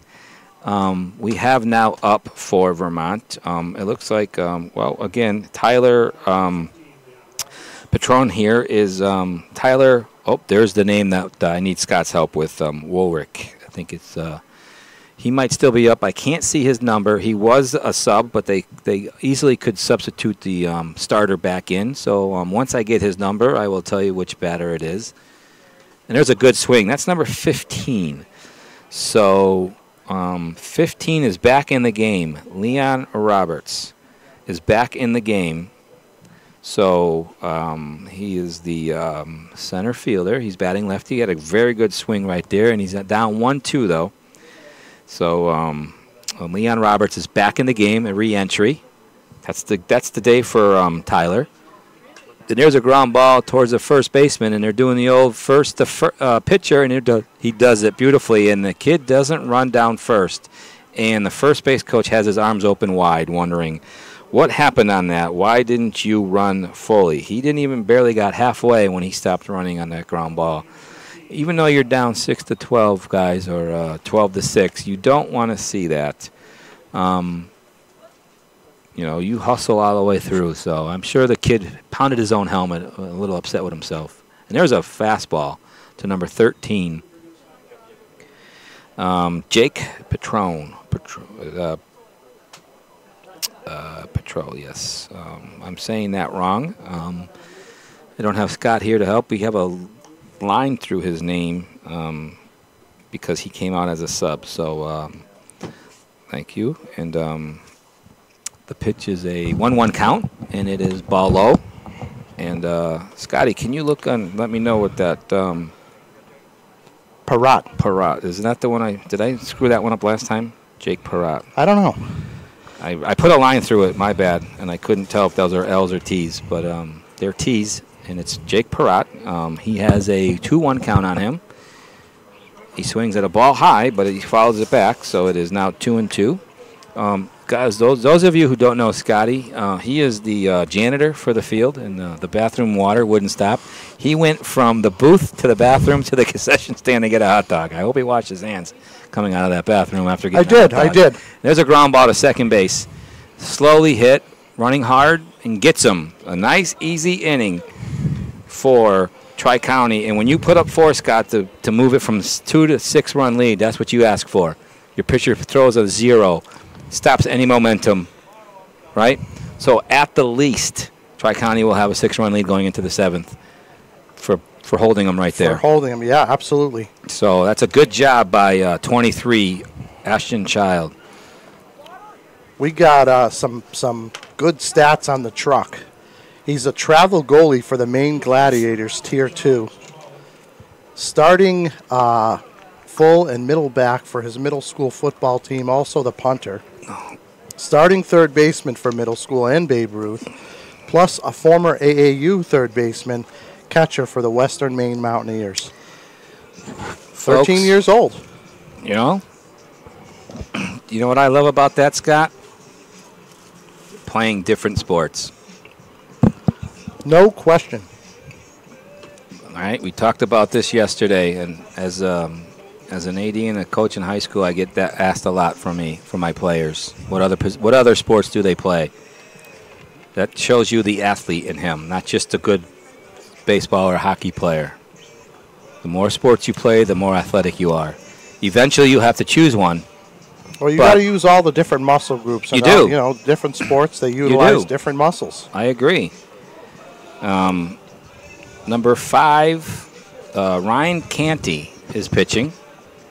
And for Tri-County, we have Liam Daly up. And guess what Liam's done as a number 9 hitter? 2 singles and a sack. Sacrifice. Wow. That is a day for a 9-hitter. Your job as a 9-hitter is to turn. He's not a big kid, but boy. Your job is to turn. Gets it done. The order back around.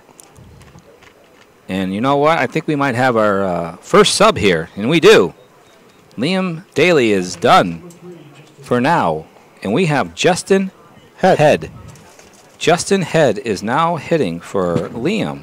So anyone out there for Tri-County,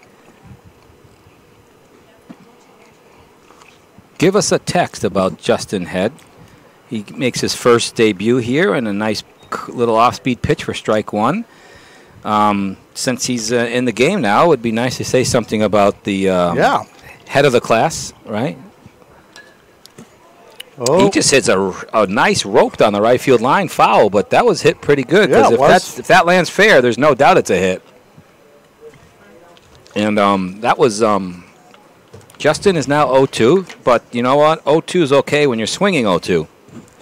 You know, because you're engaged, you're swinging the bat.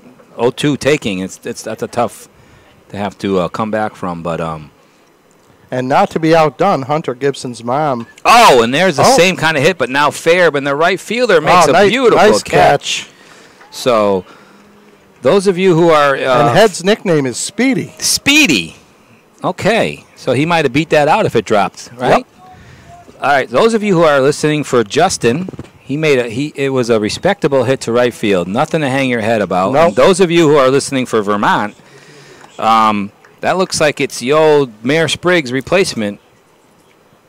Jonas made the nice play in right. Unless the mayor's back in, we can't see a number from here, but the mayor was also warming a guy up. Remember, he was warming that guy up too. So he is probably the jack of all trade mayor, right?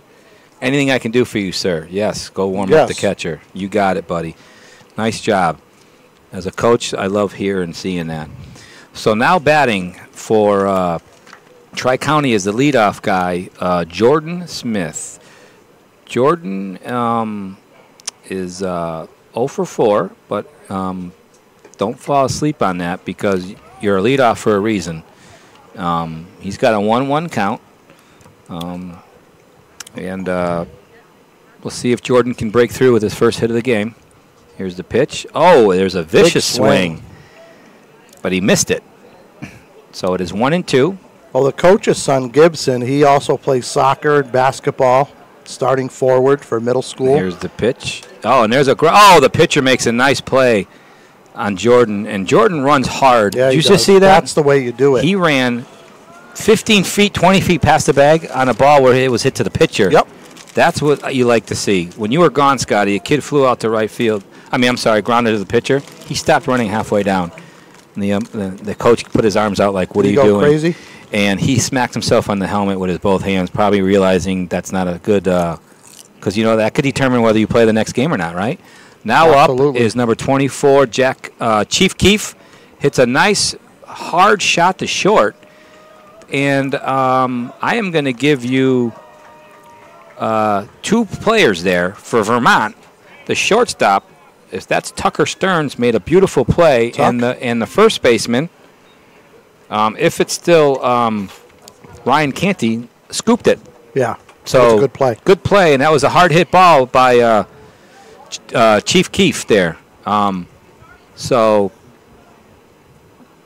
we got a 1-2-3 inning. Vermont needed that.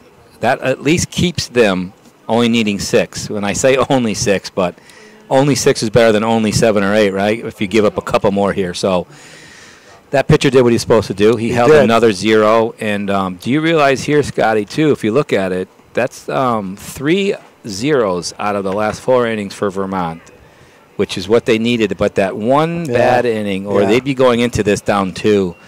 So, but you know what? They didn't. They gave up the 4 on 3 infield singles and a triple. That was a huge triple. A base clearing triple.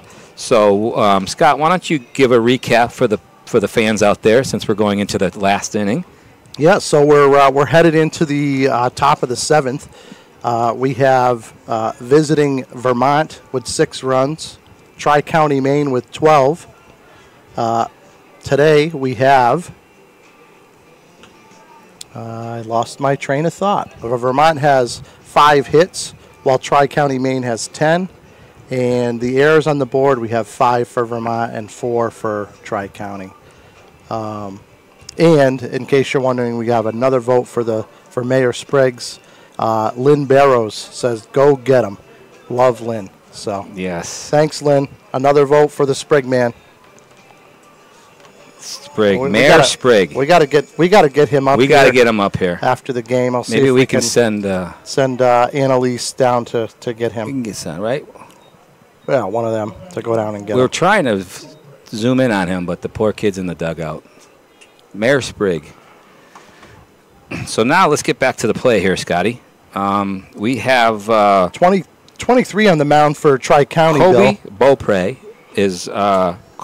is leading off. 23 is still throwing smoke. He's 2-0 though, 2 balls, no strikes, and that is Ashton Child.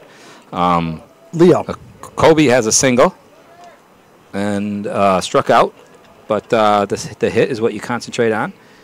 And whoa, that's a good swing. Foul back. 2-0 though. I'd be thinking down 6, you might want to take a strike, right? Make them throw one to try to get base runners. But also, if it's right there, though, I mean, because you always risk the fact that he swings at a pitch outside the zone, right? Instead of 3-0, you're 2-1. So right. You try to want to make him throw a strike, but again, there's a nice pitch on the outside corner. That's the one you swing at. But there is no book that says you have to take 2-0. So again, that's one of those philosophies. Maybe you're for or against it. So right. 2-2 count, 2-1 count. I'm sorry. No, it is 2-2, right? They have it wrong on the board. It's still 2-2. He has 2 fouls and a called strike. So we are at 2-2, and this is it for Vermont. They need a really big inning here to move on to the 8th inning. Tri-County has to. Oh, he tried to drop in a curve, and it was just high, and now that puts it at full count here. And your job is to get on base no matter what. Coming at him right here, right, Bill? Yes. Not screwing around. No. Oh, and there's a pop-up right on the infield. You know what? No. Oh, the pitcher calls off the truckster. The pitcher called off the truckster. You don't see that very often. Yep. But let me tell you, Scotty, I am a fan of the pitcher catching a pop-up. I'm not saying everyone. He's shaking his head. Oh, he put his arms out. His arms are out. He's putting his arms out like. He just doesn't get it. I want to be on the broadcast, Coach. Breakdown. I want to be the mayor, too, if we said his name more. Let me tell you, I'm all in favor of the pitcher catching it if it's somewhere right around his dirt mound. If it's towards the first or third base side, then let them get it. Yeah. I've seen too many times the ball drops where, 4 inches from the pitcher's foot because everyone thinks they can't catch pop-ups. Who handles the ball more than the pitcher and the catcher in the game? Right. I'm not a fan of him running towards the third or first to catch it unless it's foul. But let's get back to the play here. So now we have Neil Guy, number 2. This is I feel this is our all-around best player, Scotty. Yeah. No, I would agree. He made that play. That was a phenomenal catch out there in left field. He came in and pitched, and he's the leadoff batter. And there's a solid swing. A big swing. Neil has 2 hits and a walk, so that tells you we might be right. 2 hits, a walk, came in and shut down the team pitching and made a beautiful catch and left. So, and there's another shot to third. Short, I'm sorry. And he took a candy hop, and he almost beat. Oh, he does beat it out. Yes, he did. Folks, if you're watching this and you have a little one next to you, that's why you run everything out. And you don't just run it out. No. You put everything you have yeah. into that run. You know what? We just got done saying we feel that this is their top player because of his performance. You know what? I think that confirms it for me. Yeah, absolutely. He knows what's on the line. He knows 6 runs is a lot, but they can't get 6 without 1, right? Hey, so he needs to be on base. You got to play the game. You got to finish. So now we have Ben Knapp up. And Ben takes a ball low. Ben also has a hit. So he can hit the ball. And I would not send this runner because you need every single runner you can get. Getting thrown out down 6-0 is not a smart move. No. So I would have to say you're staying put. You're staying put. We got to go. You're at risk for the double play, but you are. But in this league, it's hard with this age group. But you'll take that over trying to get an extra run to make it 7. You know, like he swung out a pitch that might have been out of the zone. That was up in his eyebrows. Yeah, I'm a little bit away from the. So we have a 1-2 count, and Knapp's job is to keep the line going. And he just fouls it straight back. And straight up. No, that catcher's moving. He does have a chance. Does he drop it? I cannot see with this wall here. Okay. That's called another life. Close. Another life for Nappy. New life. All right. So now what you do is you ignore the man on first if you're Ashton, right? I don't care if that guy scores 12-7. Your job is to keep him from getting on because that just starts that small rally. You don't. I mean, I barely. You know what? I wouldn't even cover him. No. I would be back at first, and there's a ball outside because now he bloops one where the first baseman should have been. You got a small rally. I give him second. I give him third. I get the out. I try not to move any of my players out of their normal positions. Whoa, that looked good, but you know what? We're out. We're up here. We can't see in and out. I would have probably been throwing my hands up on that one. I'd be yelling at you because most likely you'd be the ump and I was the coach. And you're not really one to really yell at the umpires and get up all in that. Nope, never.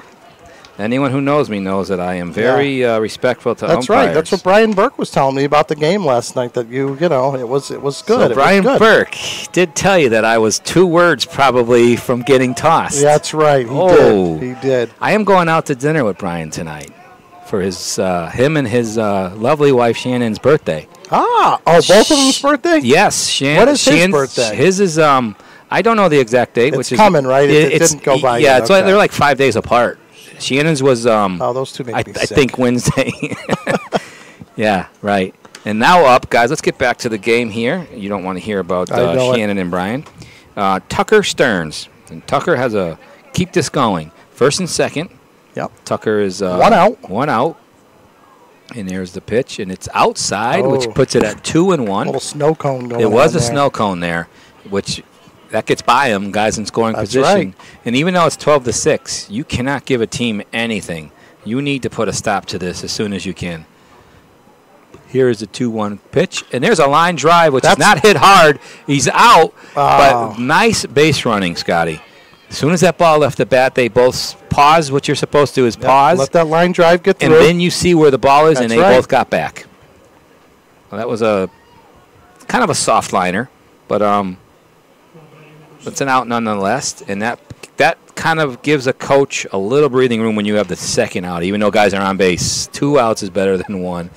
I was told by my wife in a text, Scotty, that we sound like that couple from the Saturday Night Live, the sweaty. Oh, yeah. Yeah. We did that yesterday as a joke, but she just texted me and said, you guys sound like the 2 and the ladies on Saturday Night Live. Well, she said earlier that we sounded like the guys from Best in Show. Yes, she did. So she watches way too many movies. And I like to think we're way up here like the 2 old men from the Muppet Show. Yeah. Although we're not yelling negative things down. Right. It's all positive. We're the anti-old men, right? We're yelling positive things. And Bob Eck just came into the room, folks. Bob Eck is a big contributor to the Babe Ruth organization and also the Westfield Tech head coach here in Westfield. So glad to see Bob. He gets these fields ready. He does a great job. He does. A lot of volunteer hours here this week in the tournament from Bob and his daughter. His daughter's the one who got me to do this, and I was very nervous, but I'm actually loving this. Yeah. Anyone who knows me and knows I can talk baseball for 5-6 days straight, and I get to do that, without pay, but we're still negotiating now, right, Scott? Yep, 2 strikes, 2 outs. We're down to the last strike Last here. strike, and the batter is a Called strike 3. Called The strike game 3 on is over. Bryce Carey. Bryce Carey, look, he's still standing there. I don't think he liked that call, Scotty. And he threw the bat. And he threw the bat, but luckily for him. If I was his coach, I would be riding him like a train right now. Yeah, riding him like a truck, right? So if we can try to get we got to get Mayor Sprague up here. Let's see if we can get someone to go down and get him. Drew. Is Drew? Could you go down to the Vermont dugout and see if they'll allow Sprague, their player, to come up here? His name is and we tell him we'd like to interview him for the broadcast. His name is Cam Sprague. Cam Sprague. He's number 21. So those of you still listening, if you're from the Vermont team area, do not hang up, Scotty. Right? Do not hang up. Do not hang up. We are trying to get Mayor Sprague up here to do a small interview. What I will do is I will give him my headphones, Scotty. Oh, he does. Oh, we have a mic. We got a mic for him. Oh, so we both could ask questions. Bill, this is not our first rodeo. That was yesterday. It's our second. It's our second rodeo. Does that mean we're like? Does that make us experts, or are we still learning? We're still learning. I really hope they allow him to come up. I will say this: today's was better than yesterday's, only for one reason. Letting the folks call in and text in gave us more to talk about what they want to hear, not what we want to hear. So we appreciate anyone who text in. It really helped our broadcast because I didn't know who was playing when I get here, so it's not like we can do research, Scott. We need to rely on that so that we can give them something to listen to, and these little kids get to have their names set over the internet. And you could say I was on YouTube, right? That's right. I'm watching the dugout to see if Drew was able to get Sprague to come out here. Come on, Mayor Sprague. Hopefully the Mayor Sprague. Oh, it looks like he's getting a drink of Mayor water. Is this him here? Number 21? The prig? Is it him? Yeah, he's pointing. He's got his bat bag. He's definitely very coming this way? Stoic. He's probably a little upset. He might be a little from upset. Losing, That's but okay. We're gonna make his afternoon. Yeah, he's better. coming around. He's coming around, and Annalise, can you show the Vermont player up in here? We're going to interview Mr. Sprague. He's coming up the back stairs there. So, is this Cameron? Hi, Cameron. Hi, Cameron. My name is Billy. This is Scott. Cameron, take the microphone and just... Now, listen, we're going to give you a little background of what happened here. We are talking to everyone on YouTube about the game, right? So what we decided to do is Scotty gave out his number and told parents or anyone away at Vermont, text in any kind of stuff. You, by far, had twice as much people calling in or texting in. We actually... see if I can get a couple here for you. We actually nicknamed you Mayor Sprague because of how many people gave you good wishes. Lynn Barrows. Let's see, who else do we have? Aunt Sheila. Emily. You. Then it talked about you being in memory of your uncle. Yes, Aunt you were your number. Why don't you tell us a little bit about that? Yeah, tell us about the story about your uncle. It doesn't have to, you know what, I know you may be shy, but just, it's well, I mean, he got murdered in 1999, so my grandparents don't really, well, I do a lot of stuff with my grandparents, and I wear this number to, honor them. That makes them feel better. Yeah. You know what, that is a very commendable thing. A lot of young kids, I wish more kids would be like that. But you easily, if we got 30 responses, you had at least you had more than half. of them. Yeah, you were very popular. A lot of people at home wishing you luck. I know the score, the game didn't turn out the way you wanted it, but you know what? You keep moving on, right? There's pool play, so you're not over yet. Are you having a good time? Yeah. Yeah. What other sports do you play? I play basketball. Okay. I really focus on baseball. Yeah. All right. So, all right. Well, we know at your age it's a little embarrassing right now. Right? Yeah. But can you do us one thing and just thank everyone who called in because you were we want everyone in Vermont to call you Mayor Sprague now. You are the mayor because you are more popular than anyone we had on the show. So just say thank you and then good luck the rest of the way. thank you to everybody in Vermont who voted me in, and I really appreciate it. We'll do our best for you guys. All right, that's very well said. And now we know why he's the mayor. Now we know why Yes. you're the mayor. All right. Good Hey, job, buddy. Thank you, and good luck the rest of the Take tournament. care. All right, Phil, folks. Yeah. game number 2 in the books. Game I number had a 2. great time. I did too. And I have no game I hope today. Annalise has us back again. Yes. I hope she rehires Yes. us as a duo. But so she's doing the I don't think so. Yeah, I think she's. I heard. Is that a throat cut? She's losing air. She I is think. like. But anyhow, we appreciate everyone who texted in. It made our job it a did. lot easier, and we're very happy. And thank you for listening. Yep. And Bill, have a good day. It's been good. Yes. Take care. We're gonna do a fake handshake because you can't Yeah, see we're us. out. So. Fake shake. Fake shake. Later. Bye.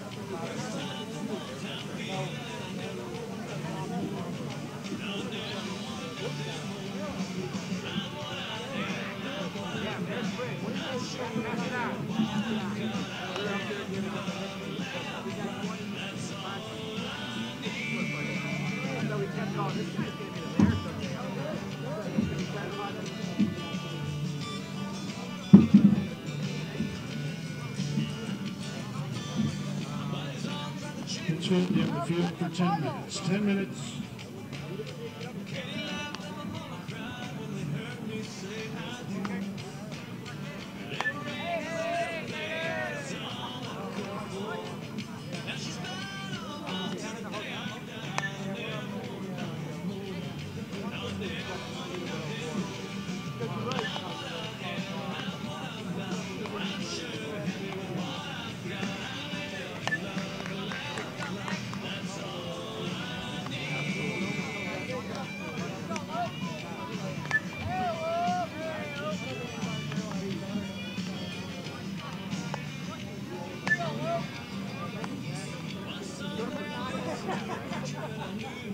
Get a lot of texts. That was awesome. There's great.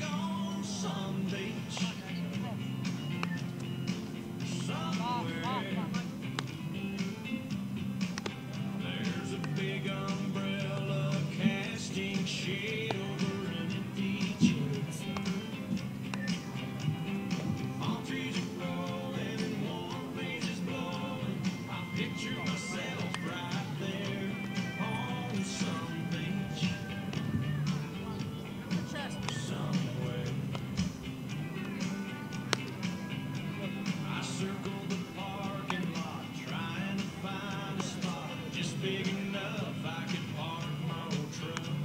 A man with a big cigar getting into his car. I stopped and I waited for him to back up. From out of nowhere, a Mercedes Benz came cruising up and whipped right in some beach. Somewhere there's nowhere to go when you got all day to get there. There's cold margaritas and hot senoritas smiling with long dark hair on some beach. Somewhere I sat in that waiting room, it seemed like all afternoon. The nurse finally said, "Doc's ready. You're not gonna feel a thing. We'll give you some Novocaine. That tooth will be fine in a minute or two." He stuck that needle down deep in my gun. He started drilling before I was known some bitch. Somewhere there's a beautiful sunset burned up. There's music and dancing and lovers romancing with soft evening air on some beach. Somewhere on some beach. Somewhere.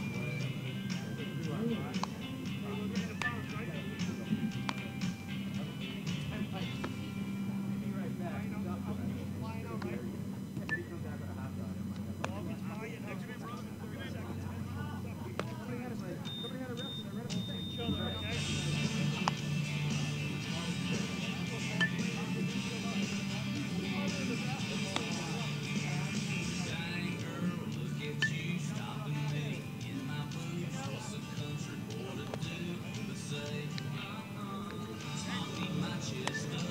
You're downright dangerous. That shaking and giddy up. Got my eyes open.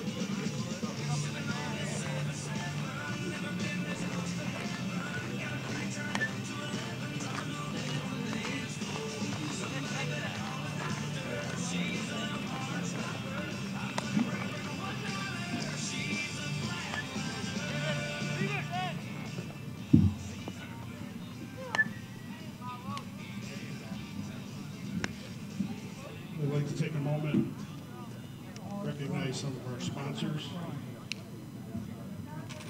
Westfield Police, Kiwanis. Law Offices of Kevin Sullivan, Boys and Girls Club of Westfield. Cortina Advanced, Westfield G&E, Westfield Bank, name a few. Much appreciate everything that you do. Baseball, Westfield.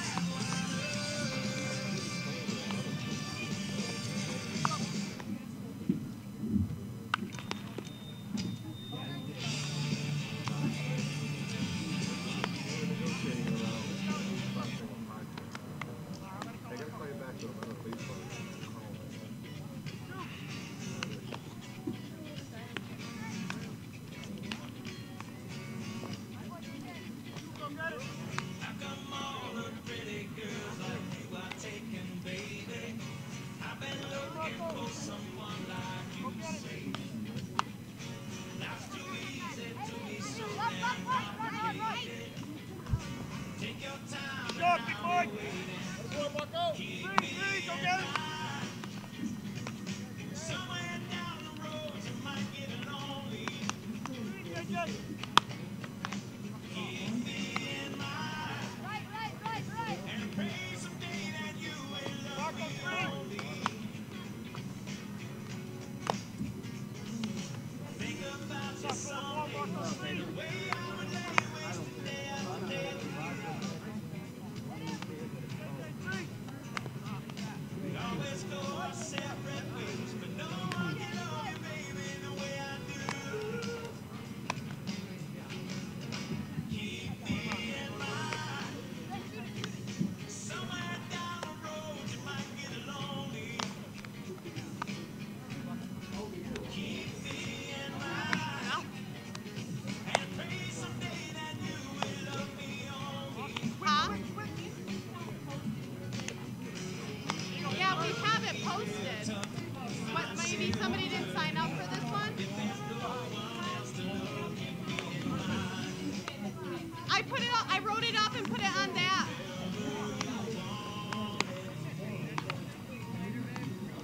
I just put how many pitches, their number, their last name, how many pitches they threw, and then 0 days, 1 day, 2 days.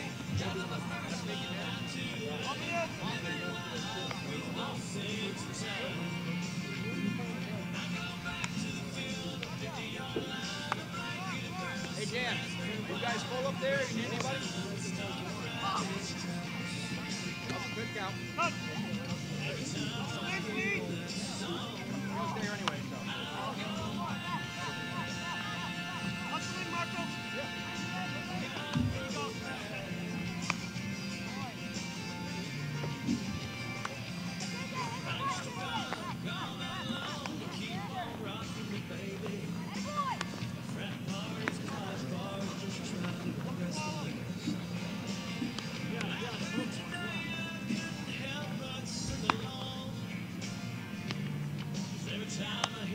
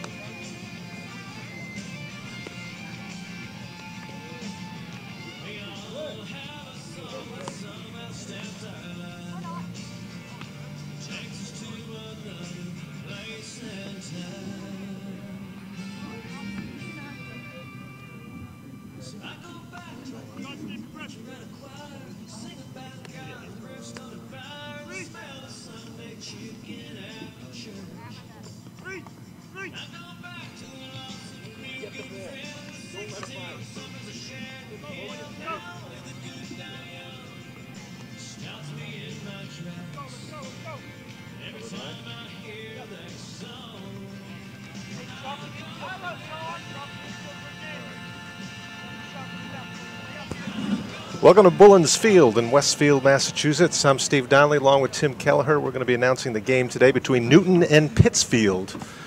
I think this is the second day, Tim, of action for the Babe Ruth World Series. Yes, it is. And it's been already an exciting day. Last game was, I believe, Vermont versus Maine, and Maine pulled away with it. 12-6 win. It was an exciting game, though. Not necessarily close, unfortunately, but still a fun game to watch. All these kids are really just playing their hearts out, and that's always good to see. Yeah, the kids today not only have to contend with each other, they're also going to be battling the heat. We've got another scorcher. It's pushing 90 degrees here. So, beautiful day, though. Absolutely. Nice sunny day. Fans are eager to see a good game here. So we got the tournament going on through Sunday. Is that right, Tim? Yes, that is. And it may have to go a little longer because I know last night we were running a little behind schedule. One game went into the 10th inning, so we got behind schedule, and I'm not sure. I don't think it ended up having to pull any games back a day, but we may have to, unfortunately. So no rain delays yesterday? No, luckily the rain just missed us. We did have a little bit of sprinkles here, but nothing that stopped play. Yeah, weather's looking good for at least the next couple hours. We'll have to see what happens later this evening. I don't know what the forecast is. I'll have to check that and give you an update later.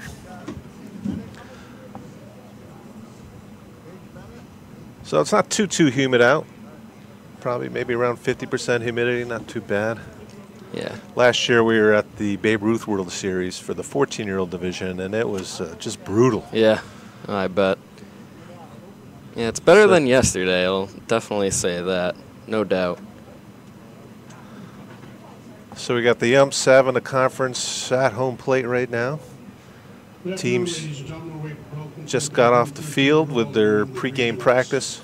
Featuring Newton and Pittsfield. We're the visitors, Newton.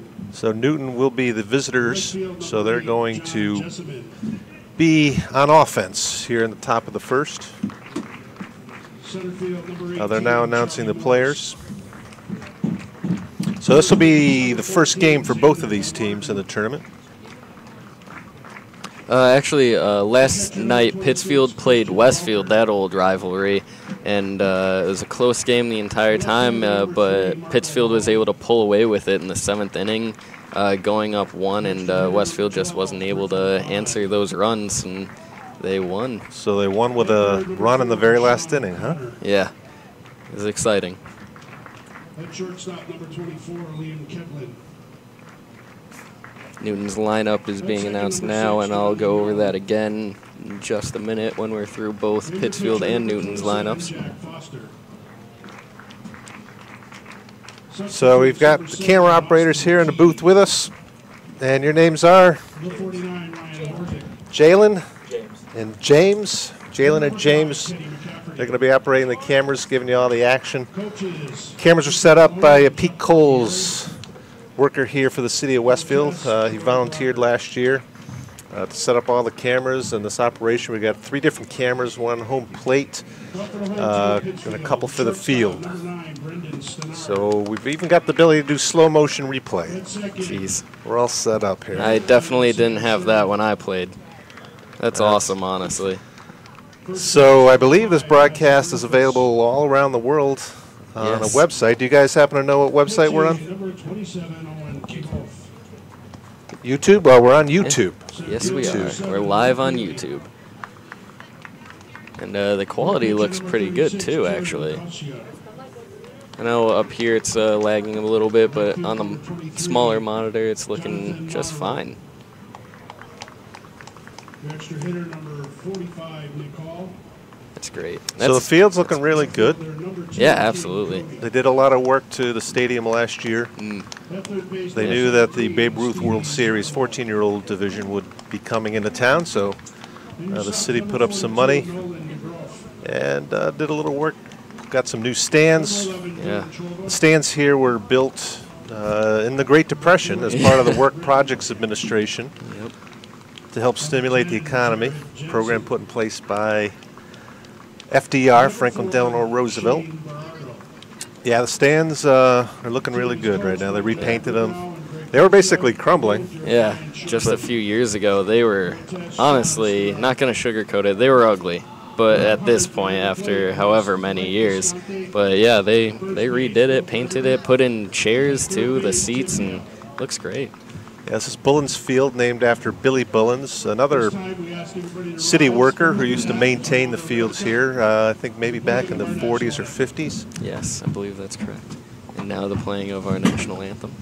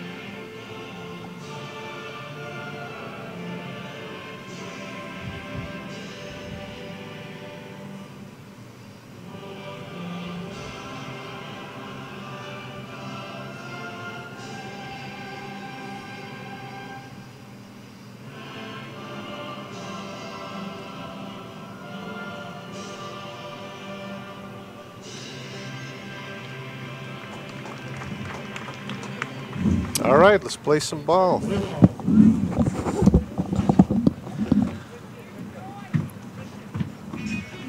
As mentioned before, Newton will be batting first. Their lineup looks like this. Leading off, number 8, John Jessamine. He will be in right field.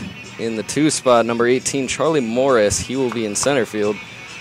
At third, number 14, Xander Gilmarta, and he will be the first baseman.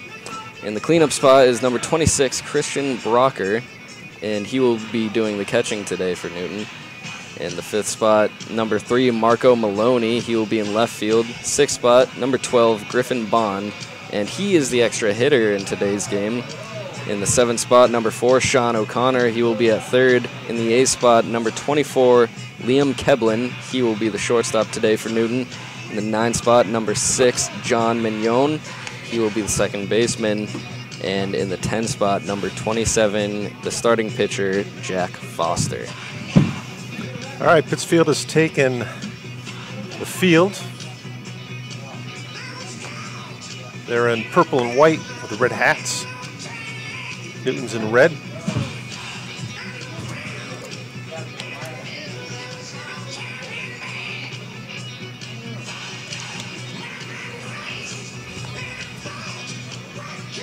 So these teams are from all around New England. Pittsfield is in Massachusetts, as well as Newton, on opposite sides of the turnpike. Yeah. Actually, I go to school in Newton. I was kind of excited to see a team repping them here today.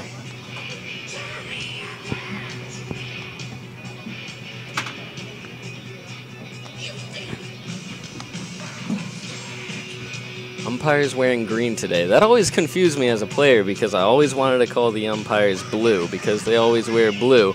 And when they were wearing a different color, it just threw me off. I'm like, I'm not sure if I should call you green or blue. I don't know what to do. I'm not sure how here. they settled on that color. Yeah, usually dark blue is what you see the umps wearing. Yeah. A little different today. Well, short sleeve, so I think that's all they care about. They are wearing the long pants, though. Yeah. Oh, the dark long pants. I do not envy them right now. All right. And we're about to witness the first pitch of our Friday afternoon game here in Westfield, Massachusetts, Bullens Field. Now batting, number 8, John Jessamine for Newton. And the pitch First one is outside for ball 1. On the mound for Pittsfield is Kieran Kasia. I hope I'm pronouncing that right. Number 36. And that's in there for a strike. 1-1 on Jessamine. 1-1 pitch. Swing, ground ball to the shortstop. He gathers it on the run, throws it lightly, and the first baseman can't get it out of the dirt. And Jessamine is on. Yeah, I think he threw that a little off balance, didn't get much behind it, and just kind of lobbed it over to the first baseman. Yeah. And didn't get there in time. It was a nice play going up towards the middle, and he had to run for that one. He gathered it, just didn't take his time, threw it off balance, as you said, and wasn't able to get it right there. And that's the first strike against number 18, Charlie Morris. Looks like that will be an error on that last play, most likely charged to the first baseman, who failed to scoop it out of the dirt. That's a ball high. 1-1 count against Morris. Runner on first, that's Jessamine.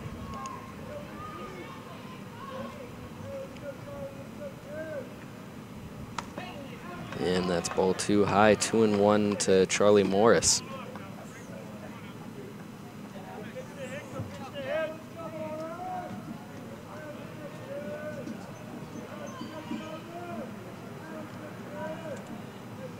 And the pitch. And that's down the middle for strike 2. 2-2 count against Charlie Morris. No outs. Runner on first.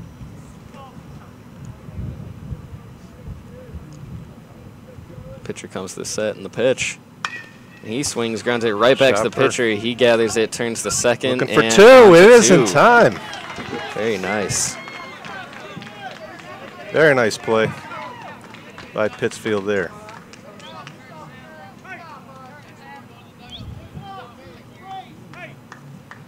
Nice turn by the pitcher there.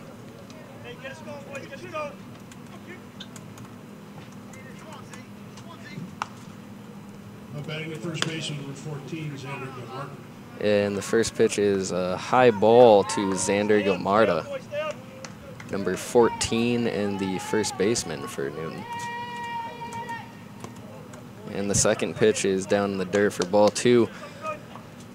They got a good break, Newton, with the first batter reaching on an error.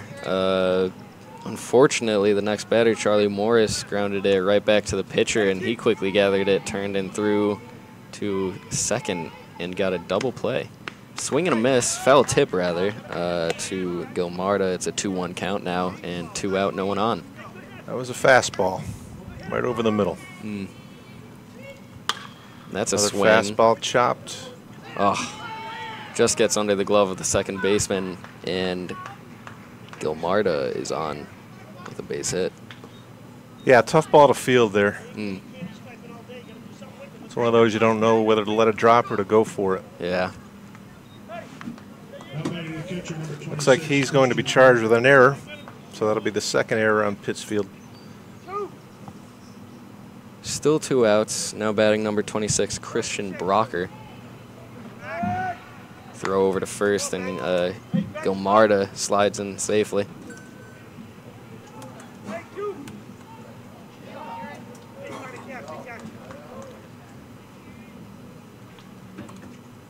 That's a swing, hard hit ball to left field. The left fielder is running back, and he just keeps running. It gets past him. That'll score a run for trying Newton. to score from first. Here's the throw. The throw. On the catcher bobbles it, and the run scores. He had him. If he had kept his Christian Brocker hands on with that a ball. nice piece of hitting. Gets to third on that one and scores a run. Very nice. And that was with 2 outs. Newton with an early lead in the top of the first, 1-0. Now batting in left field, number 3. Now batting is number 3, Marco Maloney, left fielder for Newton. Big lead off a third for number 26. That's a ball Brocker. high. Yeah, Brocker taking a very aggressive lead, hopping, running down the halfway down home plate already. That's another ball low, 2-0 count to Maloney. And the delivery. And that's a foul tip into the mitt, 2-1 on Maloney.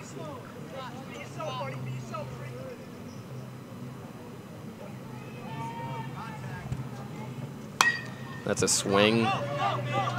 It's going to drop. Very nice. Dropped in for a hit. Run scores. It's an RBI single for Maloney. Nice piece of hitting there. Stay up, stay up, stay up. Now 2-0 Newton in the top of the first. Those two errors coming into haunt Pittsfield. Now batting number 12, Griffin Bond. He's the extra hitter today. And that's a ball high to him.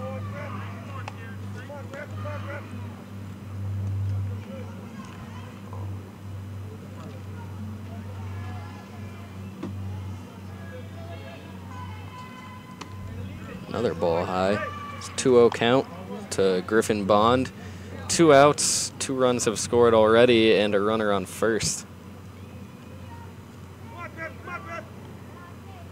Few well-hit balls already this inning. One extremely well-hit, very far over the left fielder's head. And that's a ball inside. 3-0 count. High too. Yeah. 3-0 count to Bond. Stay up, stay up. And the pitch. And that's a strike. Strike one, 3-1.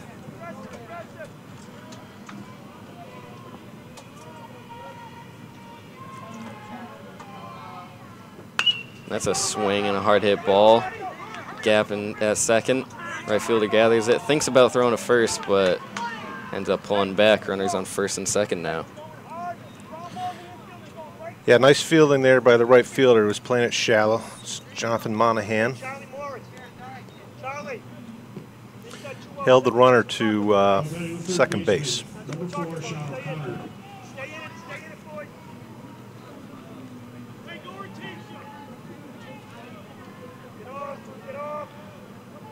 I'll bring number 4 to the plate. Fouls one off. Sean O'Connor, third baseman for Newton.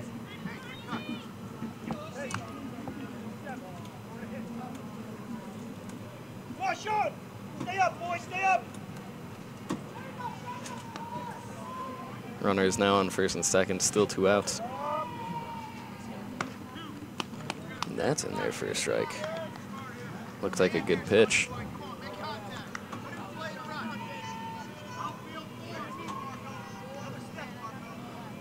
Healthy lead for Newton on first.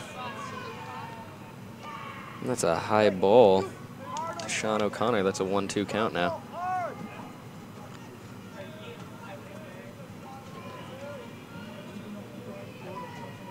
That's a swing. Could be trouble. And the left fielder gets it. All right, that'll do it. After a half inning here at Bullens Field, it's Newton 2, Pittsfield 0. We'll be back in a couple minutes. Pitch count for Kosha at 26.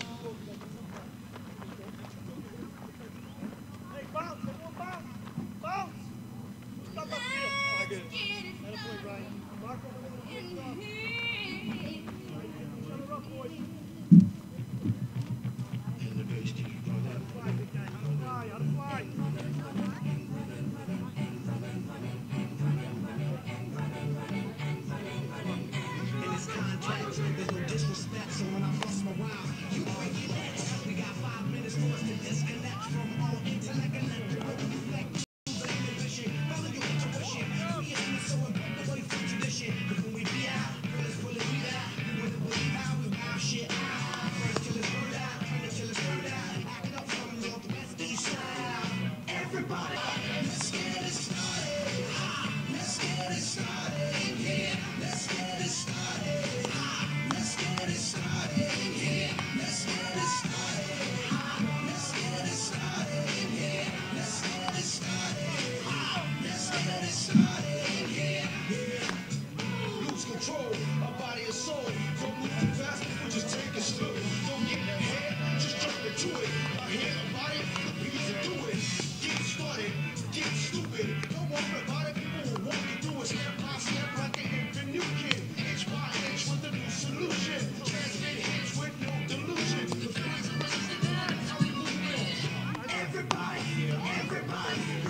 Moving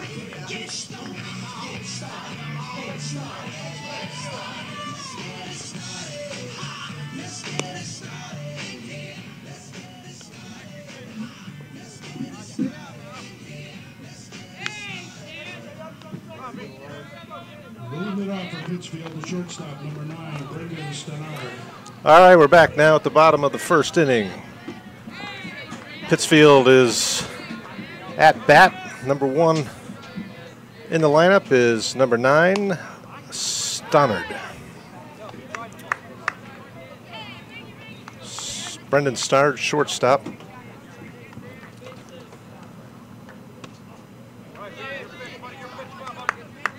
Taking both of first 2 pitches, 1 in there for a strike, 1 a ball, 1-1 count.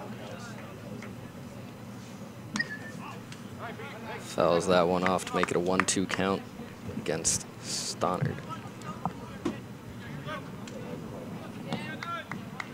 Stannard had an error charge to him in the first inning.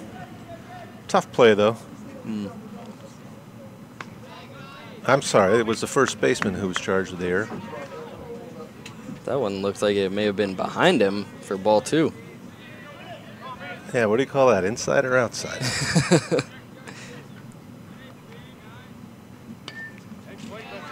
Fights that one off. Stay alive, 2-2 count.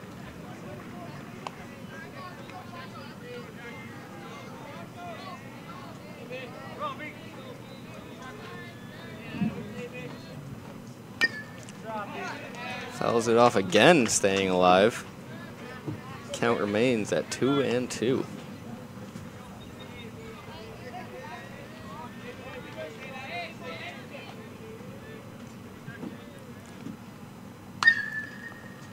Fouls that one off and out of play.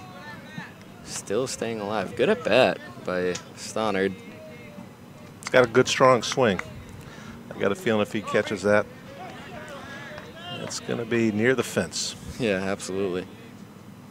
I think that was behind him as well. I believe so. Too far inside, I guess. So the fences here are 386 to center, 325 to right, and about the same to left. Can't see the number from here. 322, I believe, in left. 322. Very, very similar. Be tough to reach for these 13-year-olds. Yeah. We did see a couple home runs last year by the 14-year-olds. And that's fly ball in foul territory, and the first baseman is able to run over and grab it. Nice grab, fighting the sun high in the sky. And that's the first out of the inning. Now batting the second baseman, number 1, Sam Sherman. Now batting number 1, Sam Sherman. He's Pittsfield's second baseman.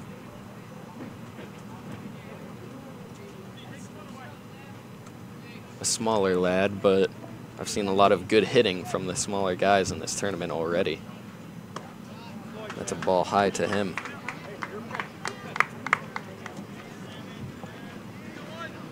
So Jack Foster on the mound for Newton.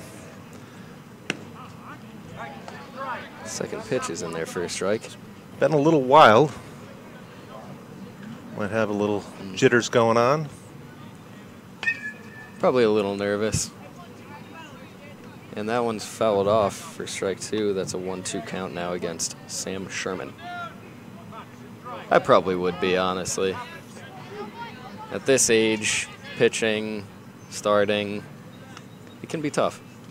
And that one's hit, fly ball. Looks like the second baseman has it lined up, and he does. That's 4 for the second out of the inning. 2 quick outs for Newton. That's what they need to keep doing against this effective and very good Pittsfield team.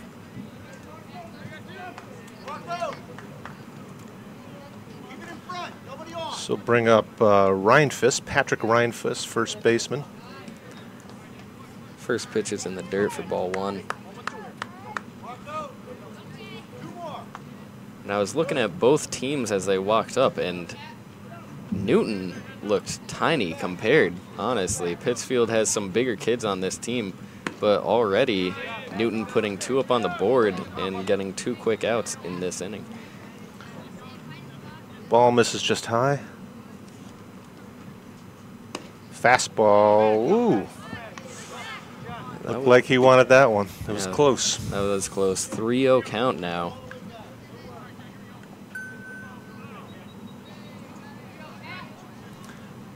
Gonna need a strike here, and just misses. That'll put a runner on for Pittsfield. 4 straight balls to Reinfuss. Now batting the catcher, number 27, on the kickoff. Just hope the pitcher doesn't think about the guy on first too much. I mean, 2 out, you have the lead, you want to keep the lead, just throw to the plate. Try to get that out that you need and move on to the next inning. Number 27, the catcher for Pittsfield, Owen Kiabuth, fouls one off into the fence.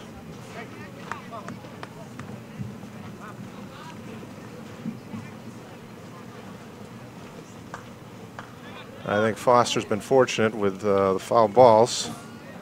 He's got many of his strikes from fouls. Kiabuth tall, looks like he's getting close to 6 foot at 13. Honestly. And pitcher Foster throws over to the guy at first. And he's in there safely in the delivery. And that's low for ball 1. 1-1 to Kiabuth. 2 outs and a runner on first. In the dirt. 2-1 now to Kiabuth. Foster took a quick look over to the dugout as if to worry that the coach might be paying him a visit. Yeah, another foul ball for Foster, and that evens the count at 2-2.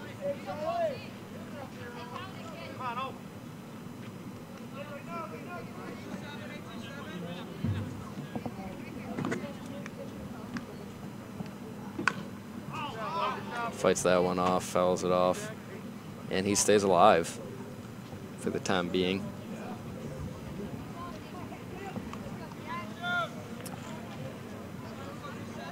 So 2 out here, bottom of the first inning. Newton in the lead, 2-0. And the pitch, and he fouls that one off and out of play yet again to stay alive. Yeah, a lot of foul balls this inning. Not a bad thing for the pitcher. But it shows that the hitters are starting to get on top of it, and that's a fly ball. Shortstop has it sized up, and he grabs it. All right, Newton retires Pittsfield. It's 2-0. We're going in the top of the second at Bullens Field.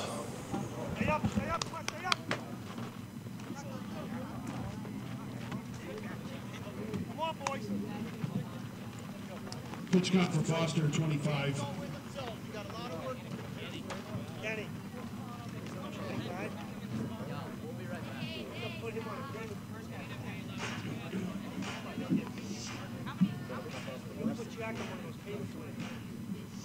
Hey, you're on it. Hey, Jack.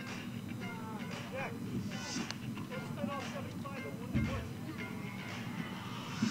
It's like you go right to credit card. You spend all that money.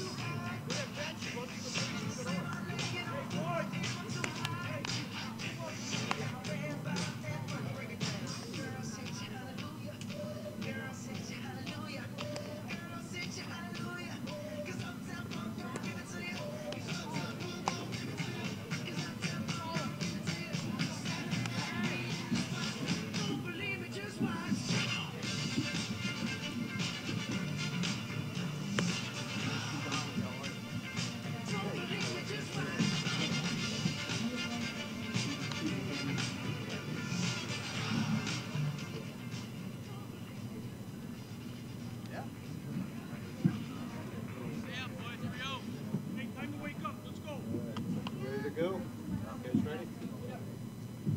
batting the shortstop, number 24. All right, we're back here, top of the second inning. Newton taking its second ups. Going to try to build on a 2-0 lead. And first up this inning is number 24, Liam Keblin. First one is in there for a called strike. Hey, boys, stay up. Stay up in there.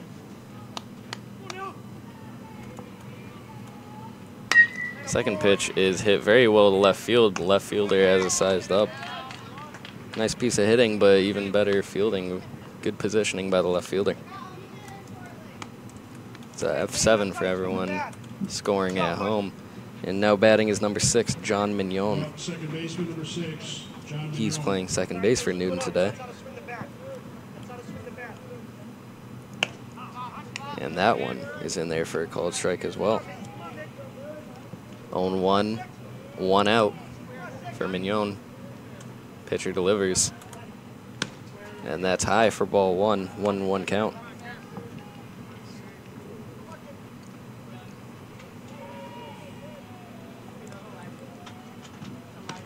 That's also high to Mignon. 2-1. Mignon, one of the smaller guys I've seen today. Like I said before, don't let that fool you. A lot of these smaller guys can hit pretty well. That one's fouled off. Well, he's more like an average 13-year-old when I was a kid. You know, that's how tall we used to be. I don't know what they're putting in the water these days. Yeah, I mean, look at the catcher for Pittsfield, Kia Booth. Is that who we got catching? Yes, yes it is. He's a tall kid. He's almost as tall as me, and I'm 21. The pitch, that one looks high and a little outside to make the count full.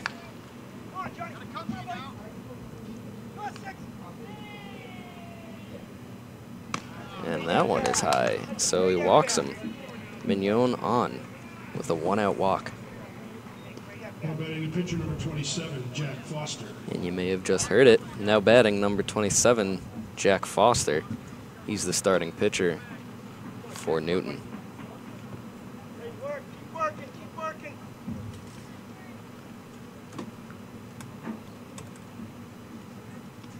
The pitch is low in the dirt. Runner does not go, but he does think about it.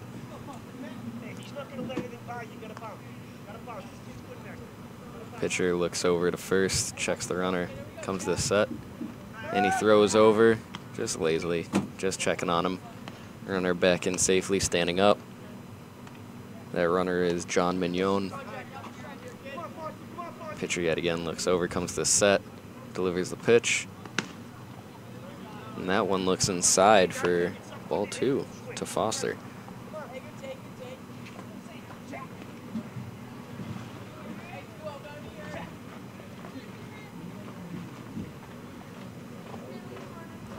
And the pitch. That one also high. Change-up action there. 3-0 to Jack Foster. It's got to be brutal out there for the pitchers today. You can see Corsha taking his hat on and off. They will not be getting any shade today on the mound. Not until the sun sets. Throw over. Runner back in standing. Yeah, I don't think we're going to see these guys go full 7 innings. No. And the pitch. Right over the plate. That's Called strike. Yeah. 3-1.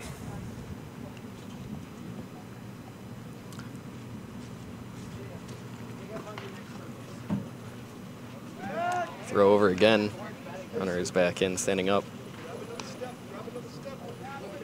Like I mentioned before, I go to school in Newton. I go to LaSalle College, and to be perfectly honest, I didn't know that Newton had a Babe Ruth program. But it's good to see that they do, and that one is high and a bit inside to walk him as well. Foster and Mignon both on first and second with 1 out. If memory serves, I think, if you count all the Babe Ruth sports, they do more than just baseball. Really? There's softball, baseball, and other sports. believe it's something like 13,000 kids across the United States are involved in Babe Ruth athletic leagues across the country. That's awesome. I like hearing that, though. It's good keeping these young kids active as possible. I loved Babe Ruth when I played, and I definitely didn't appreciate it enough, honestly, especially when it's local before these tournaments. And even with these tournaments, I mean, you're meeting new kids, but back in Westfield here at Bullens, playing against all of my best friends, all the kids I grew up playing with and against, it was just such a good time. All right, meeting on the mound is dispersed. Here's the pitch, a bunt, popped down the third base line, rolls foul. That's John Jessamine, number 8, with the attempted bunt. Lucky the third baseman wasn't playing a little more in. He may have been able to come in and grab that out of the air. Again, 0-1 count. And that one's outside to Jessamine. 1-1 count, 1 out, runners on first and second. Korsha trying to work his way out of his own bind here. 2 walks given up. Just 1 out. And that's a ball outside. Jessamine, the first inning, got on by ways of an error. I believe that one was charged on the first baseman. That was the solid play by the shortstop, but just wasn't able to get him.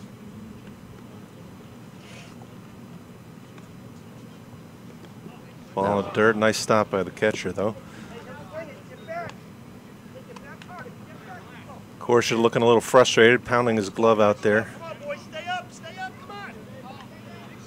3-1 count now to Jessamine, 1 out.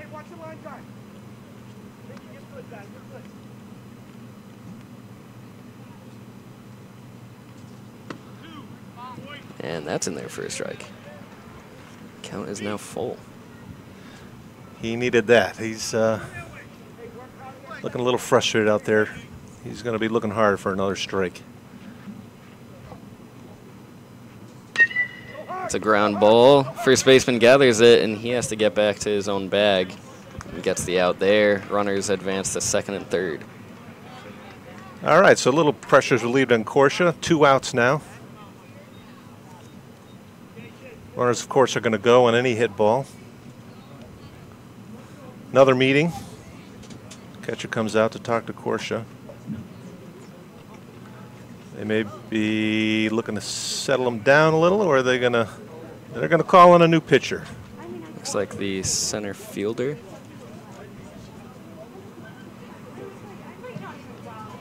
Luke Mealy. Yeah, I think they're going to be rotating the pitchers out frequently here with this heat. It's definitely going to be a factor. Especially younger kids, their bodies cannot dissipate the heat like an adult. We had a couple of fainting incidents last year, both in the stands and amongst a couple of the players. I didn't know that. So yeah, it's definitely a factor here.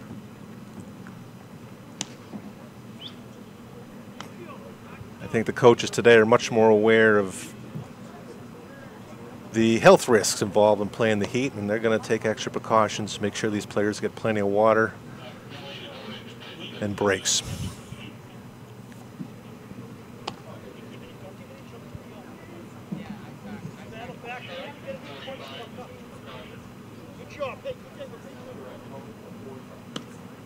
Now pitching for Pittsfield, number 7, Luke Mealy.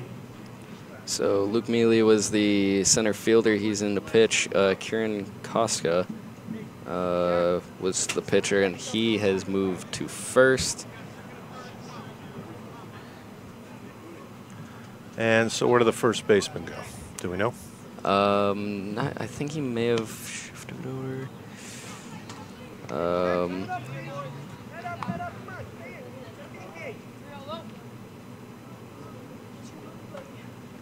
So I think he went to center field, the first baseman. So that'll be Patrick Reinfuss from first to center. That's a quick 1-2 count to Charlie Morris. So we got a fresh arm on the mound for Pittsfield. Lobs one over the... No, just misses. That one looked close, and you could tell the pitcher really wanted that one.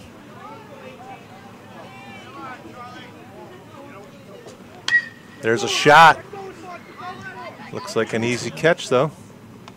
And it is. Battles the sun to retire the side. It is still 2-0 Newton as we go to the bottom of the second here at Billy Bullens Field. We'll return in just a couple minutes.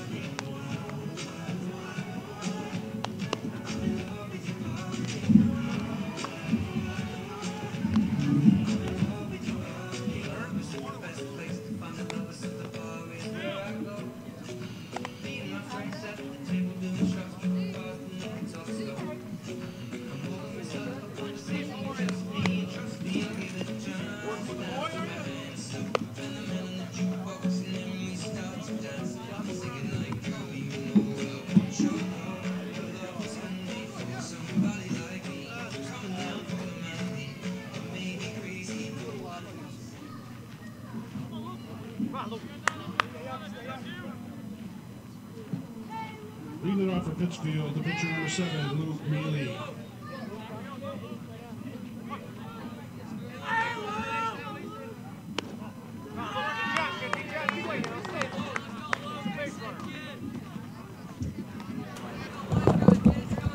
All right, we are back.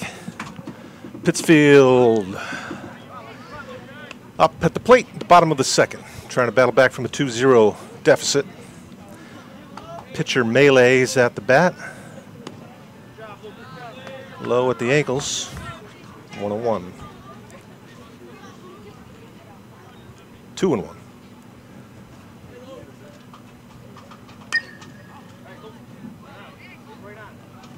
It's a foul ball by Melee.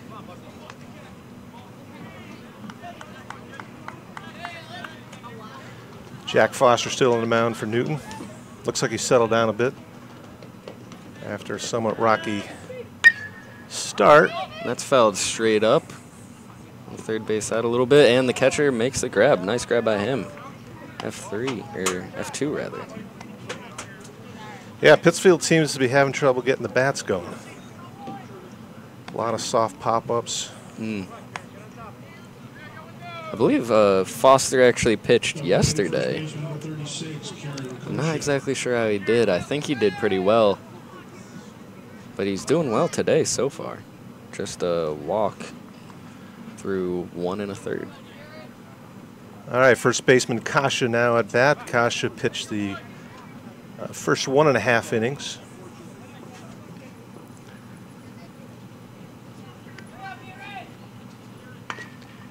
He grounds it to first base. He gathers it and steps on first unassisted.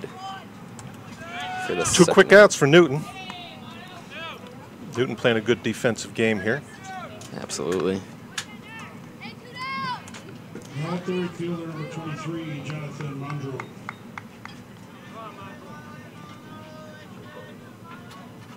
And I'm sorry, how do you pronounce that?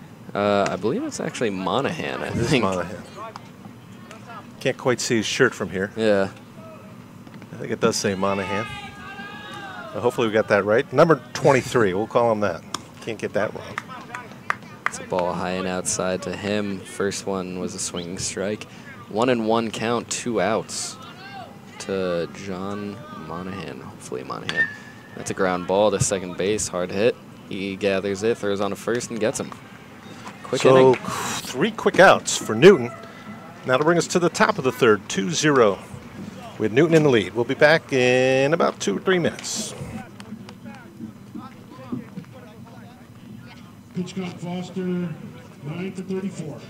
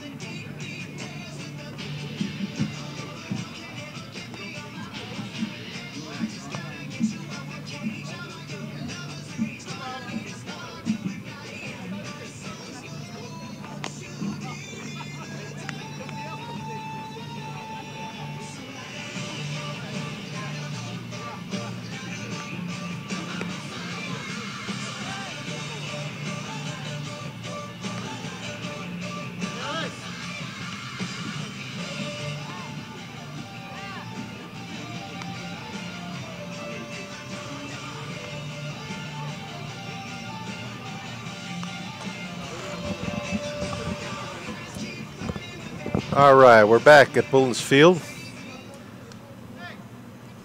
Newton's going to be looking to expand on their 2-0 lead over Pittsfield. Sun is dipped behind the clouds, sure making the players happy. Knocking about 5 degrees off that temperature, at least for a little bit. It is getting a little more overcast with some high clouds. Doesn't look like any rain, at least from where we can see, but weather does seem to be changing just a little bit here. First pitch to number 14, Xander Gomarda, is high for a ball. Second pitch on its way. Shot. Could be trouble. And the center fielder ends up getting it. The shortstop just lays down. Yeah, it could have easily dropped into no man's land. Nice catch. 1 out away. Now batting number 26, Christian Brocker. Brocker had a triple. Well, technically, I think he had a double. Yeah, and then advanced to third when they threw to home. Yeah, but wow, what a well-hit ball that was. Yeah, another hard-hit ball up the middle. 2 for 2 for Brocker. He's having a great game. Yeah, that's a base hit. Very nice. Good piece of hitting. Sat back on it, took it right back up the middle.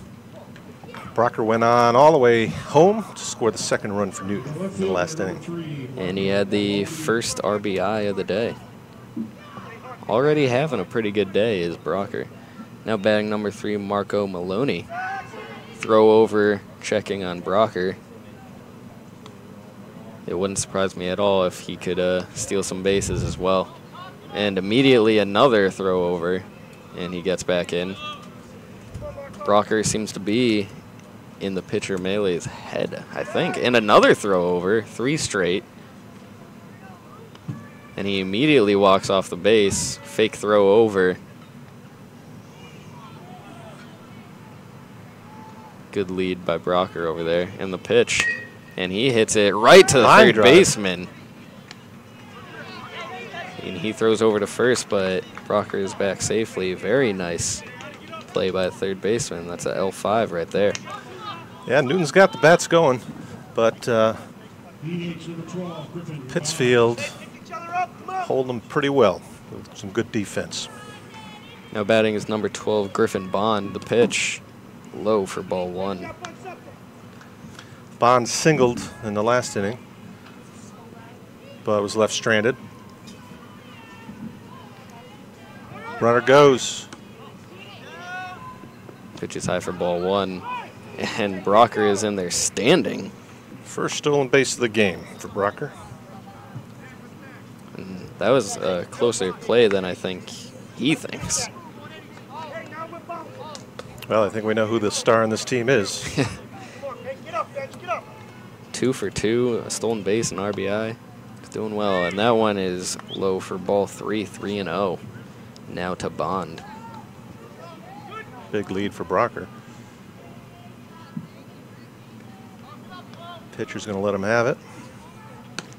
That one's high, and he walks him. I think Brocker has done a good job of making himself a very prominent thought in the pitcher's head. He keeps looking over. He threw over 4 times when he was on first. Then he stole the base. Now he's getting a big lead at second. First pitch to Sean O'Connor, number 4, the third baseman, is in there for a called strike.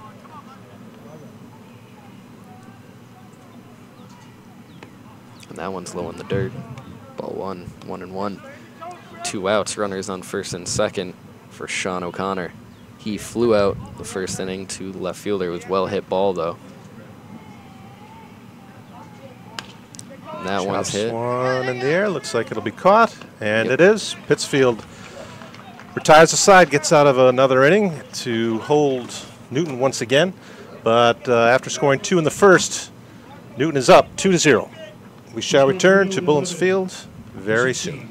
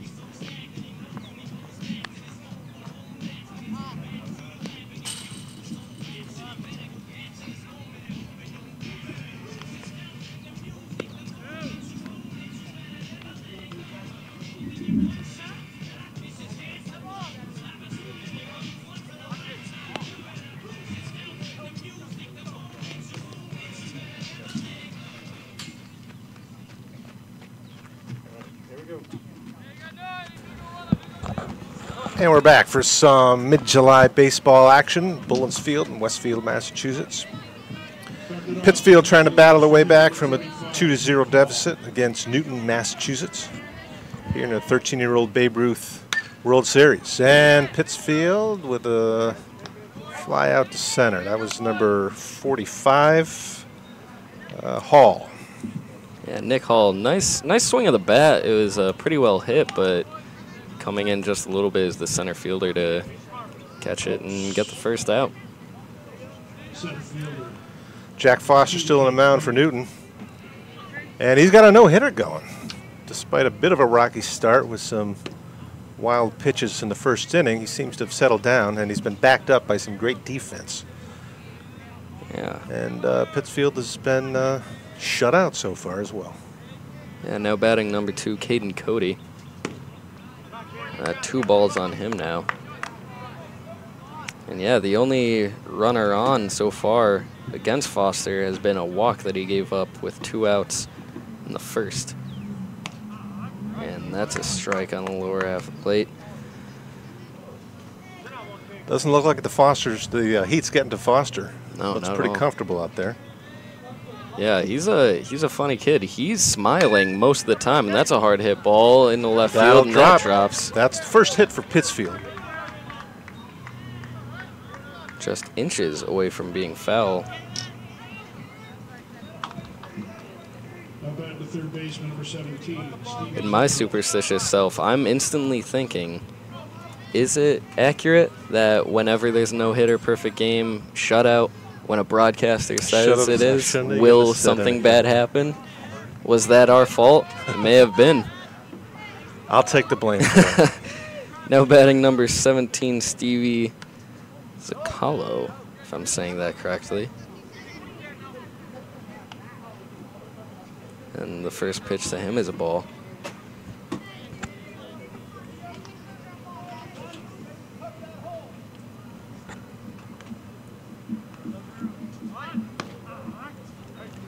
And the second pitch is in there for strike one.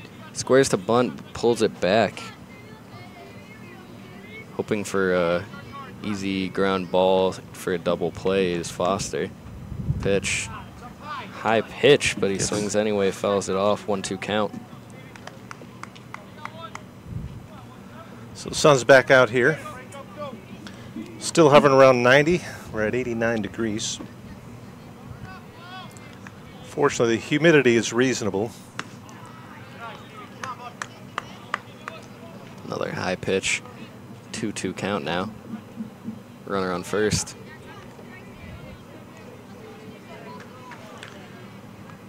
Let's check the forecast. Swing and a miss. Hopefully we'll be able to see some more action tonight. First strikeout of the day.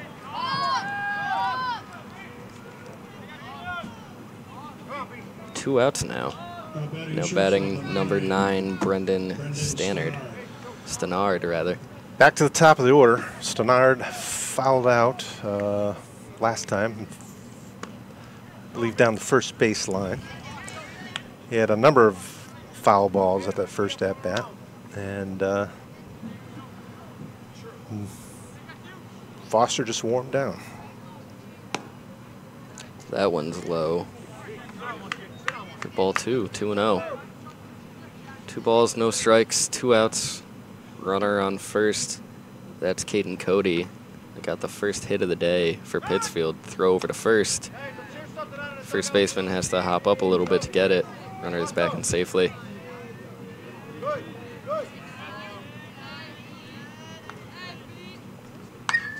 High pitch, swings anyway. It's a fly ball in foul territory. The first baseman is there, and he gets it, battling the sun. Deja vu all over again. That's exactly what he did in the first inning.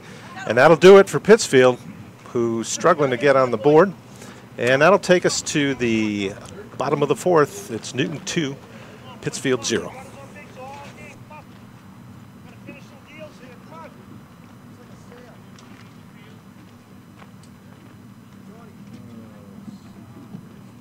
Foster, 13 for 47.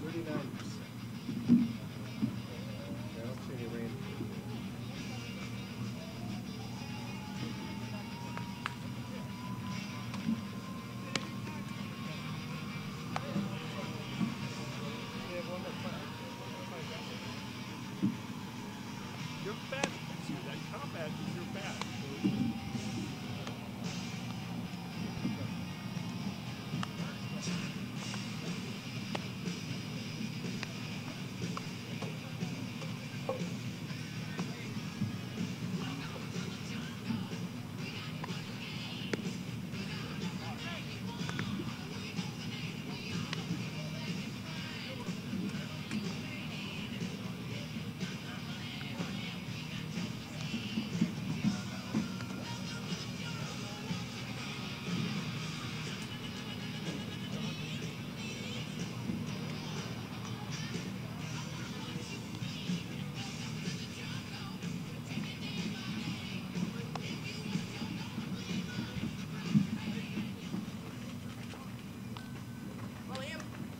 Marco, it's out of work out there, buddy. You're lying today, kid. Hey, stay up. Stay up. All right, and we're back at the Newton versus Pittsfield Babe Ruth World Series game. Shortstop, number 24, Liam Kevlin. At the plate is number 24 for Newton, Liam Kevlin. Kevlin flew out to left at his first at-bat. And he gets a nice shot, but it's caught by the center fielder. 4 out, number 1.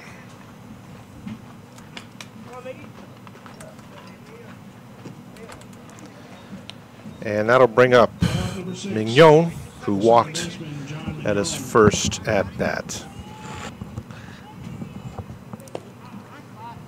Oh, geez, I missed it. Well, we had a fly out to center. One down. Mignon takes a cut. It's in foul territory, just out of the reach of the first baseman, Kieran Korsha. Hey, come on, boys. Pull for Johnny. Come on, pull for him now. Let's go, let's go. Hey, Luke, stay up. Actually, that may not be Kieran Korsha. Looks like that's number 5 at first base. So we have a change to the lineup.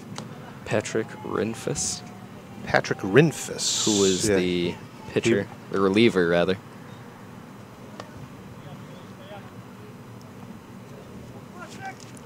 So I'm going to assume we got someone new in center as well. And another foul ball by Mignon. That's a 1-2 count now.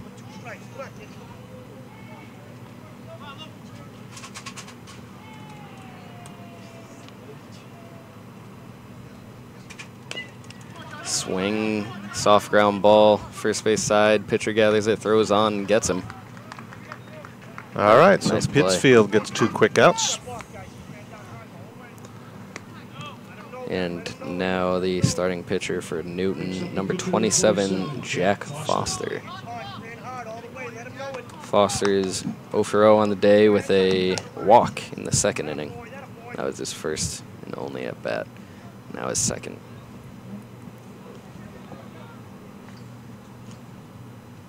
There's and a that's shot. A clean stroke, very nice hit, but right to the left fielder. All right, Newton goes down very quickly here at the bottom of the 4th. It is still 2-0 Newton. And we shall return for more action in a couple minutes.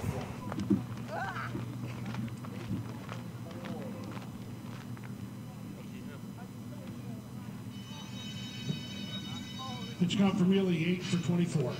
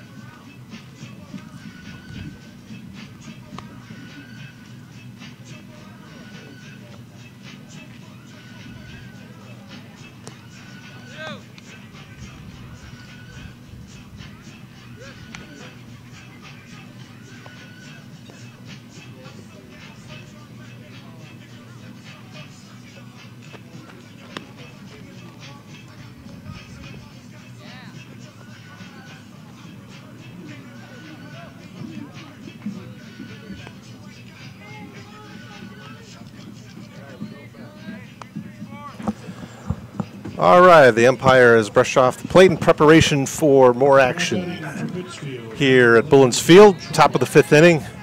Pittsfield still trying to battle back from a 2-0 deficit incurred way back in the 1st inning. Game moving along at a good clip.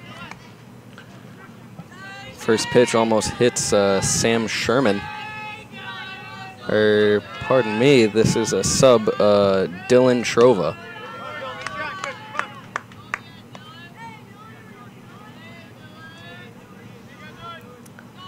Is that S-H-R-O-V-A? T-R-O-V-A. And so S-T-R-O-V-A, is that right? Oh, Trova. He's number 11. 2-1 count on him in the pitch. Looks low. 3-1. Jack Foster is back out on the hill for Newton. Before this, batter was at 47 pitches. And that's a nice hit to right field. Right fielder lines up and grabs it. That's F9. A lot of fly balls going right to the outfielders today. And so with the pitch count, I had to learn a little bit about the rules. I believe at this point, Foster needs a mandatory 1 day's rest. Should he surpass 75 pitches, he'll need 2. And the first pitch to number 5, Patrick Rinfus, is low for ball 1. Rinfus got on with a walk at his last at-bat. That one, lower part of the zone, but still gets it, 1-1.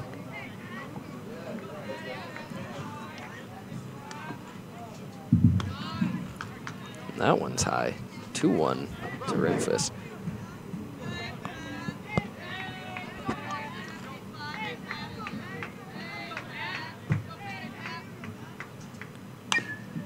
Swing, foul ball right in the dirt at his feet. Evens count 2-2. Wow. There's a massive hawk in center field flying around. Going right across over there above the stands. Oh, there it is, yeah. Massive. Behind the trees. Yeah, I saw it over on the steel stands for the football field, and geez, that thing was big. That one was a little bit low. Count is now full to Rinfus. 1 out, no one on.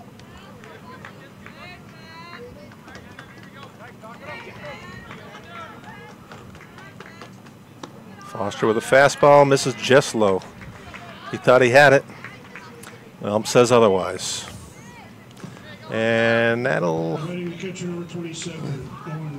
cause a visit from Newton's coach. I think he may pull him out of precaution here in the heat, though he still looks pretty energetic out there. Yeah. But you said there is a mandatory pitch count. Yeah, I believe if I understood that correctly, it was 45 to 74. You need a mandatory 1 day's rest, no pitching or throwing. And 75 to 94, 2 days rest. And there's a limit at 95, so, I mean, still 2 days rest. All right, Pittsfield has a bit of an opportunity now. Just 1 out. Yeah. Reinfist with 2 consecutive walks. And that'll bring up number 27, Keebuth. Popped out to short. Had his last at-bat in the 2nd inning.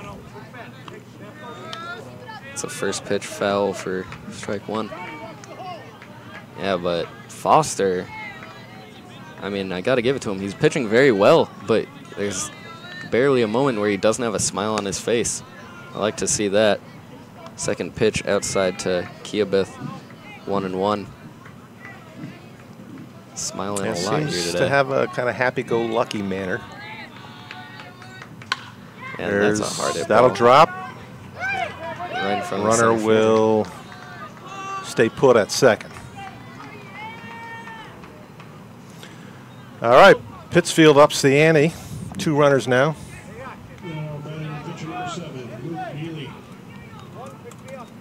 Solid piece of hitting.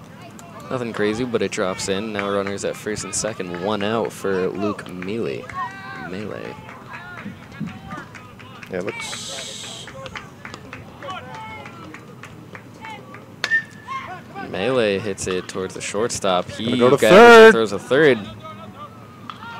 And he is out. Got the lead runner. Nice play by Newton. Relieving a lot of the pressure. 2 down now. Pittsfield needs to time these hits now if they want to get on the board.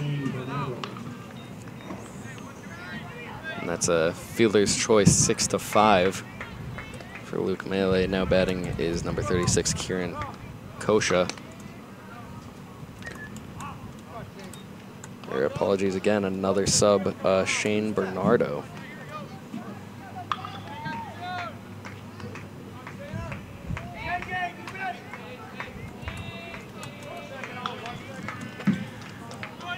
Yeah, we don't get the lineup changes here in the booth, so we apologize.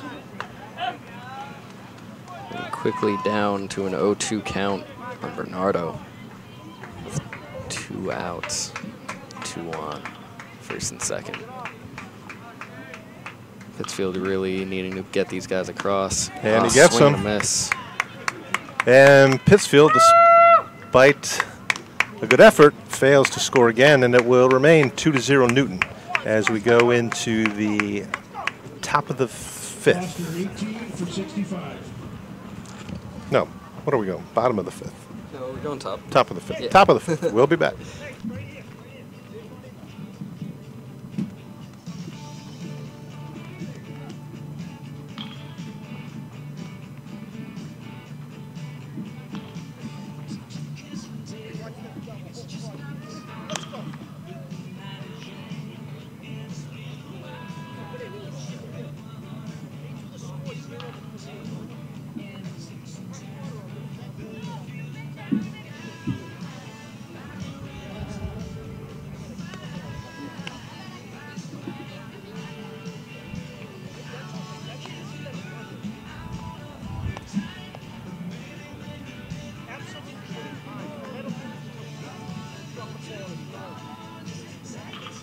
You know what happened in there? Nothing. Study hall didn't even see.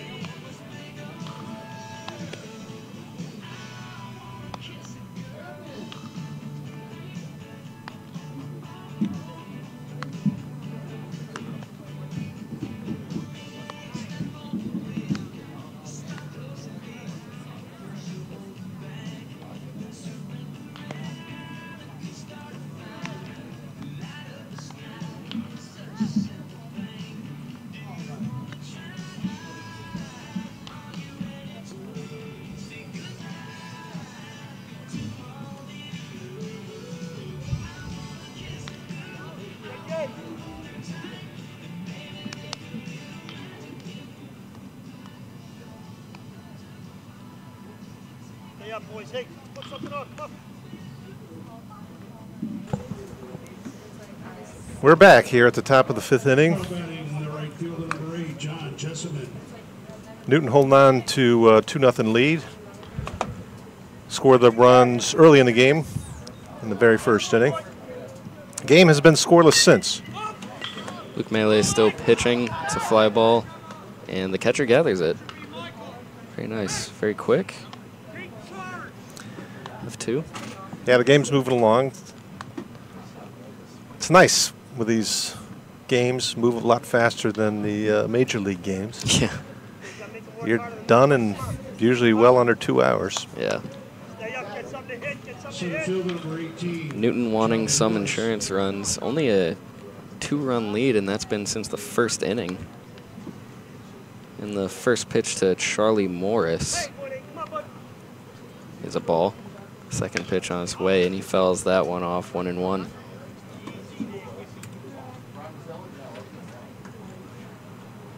Yeah, Newton kind of hopped on this pitcher quickly. I mean, first batter, Jessamine, hopped on air, and then a double play, but with 2 outs, they were able to score 2.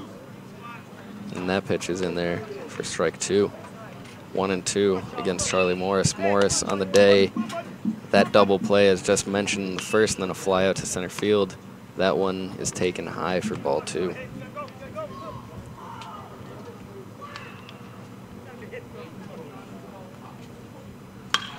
It's a well-hit ball Looks to like that's gonna left drop. center. Yes, and it does. Nice little single for Charlie Morris.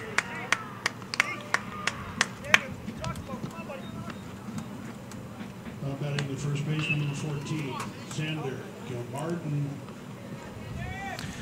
Gilmartin, or is it Gilmart? I think we got Gilmarta. Yeah, that's what I got. I may have read it wrong.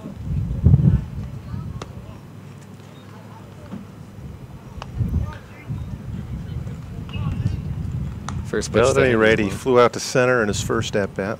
I'm sorry, first at-bat was pop that was called an error, got to first base, and then he flew out to center to second at-bat. And quickly has 2 balls on him now. Breeze picking up. Not a bad thing for us here in the booth. You can hear it whipping across the mic. Let me turn that off.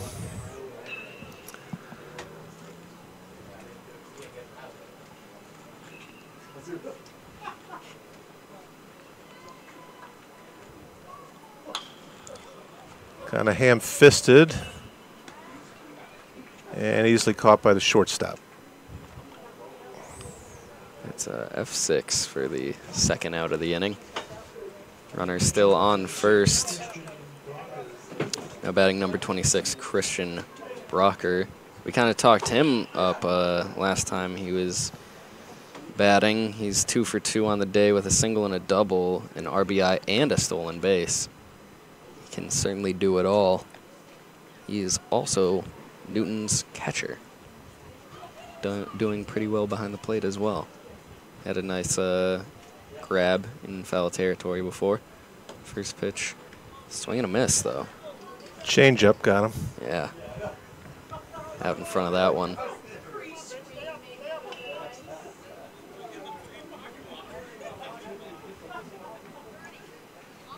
Another change up. Yeah, another one. Why not? Yeah. 0-2 count quickly to Brocker. Hopes to remain perfect.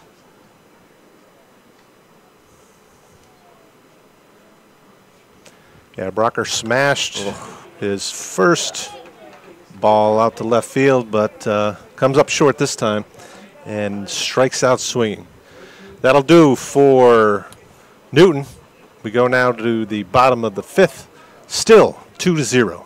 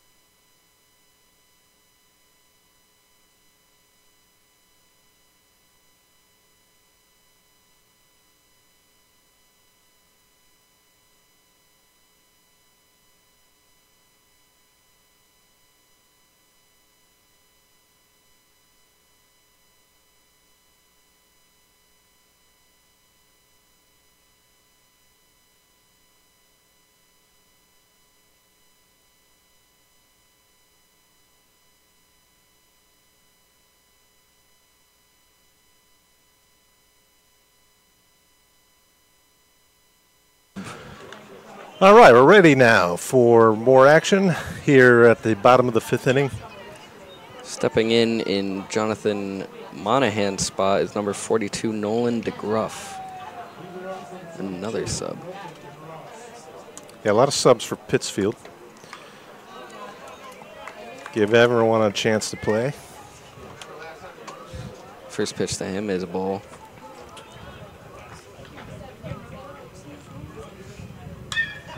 Hard nice hit swing. ground ball to the shortstop, and it hits him off the glove and bounces out. So DeGruff is on. He would have had a hard time with DeGruff. He had some speed down that line. Yeah, he did. He was very quick. It looks like that's going to be charged. Error. No, maybe not. Oh.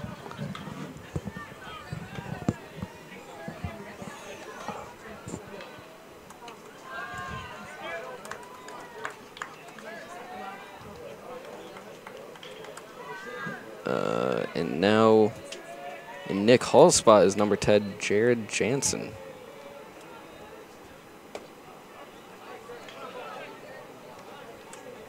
Couple of pitches while I'm writing that down. The count is 1-1 to Jansen, with DeGruff on first. And that's a fly ball behind first base. Looks like it might be in foul territory, and it is. No one is able to get there. Need to issue a correction. That was an error, apparently. I was looking at the wrong portion of the scoreboard. I was too. So, yes, that was an error on the shortstop. E6. I'm surprised we haven't seen DeGruff try to take second. Like you said, he had some good speed on that ground ball, and the pitch is high. Ball 2-2 to Jared Jansen.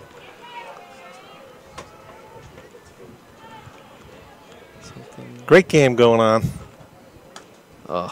Lunging swing and a miss. First strikeout.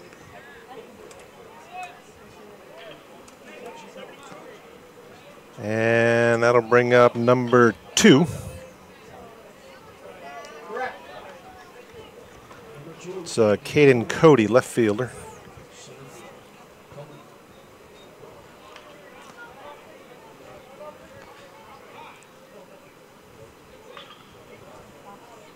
Cody so far today just 1 for 1 with a single.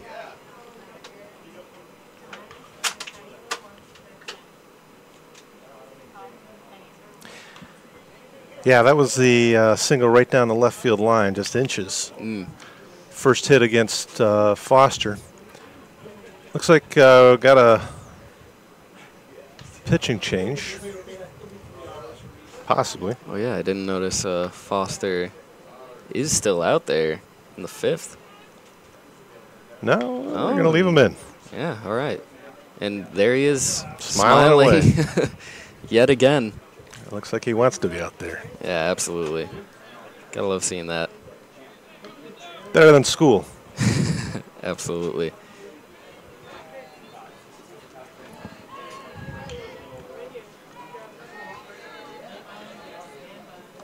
And the dirt.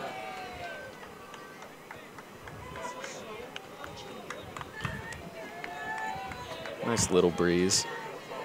Keeping us cool here at Billy Bullens Field. The pitch. Just misses. A little high, I think. Yeah, I think so. Foster wanted that one. Yeah. Maybe you're starting to see a little bit of fatigue on Foster's part. And that one. Caught the inside. Nice pitch.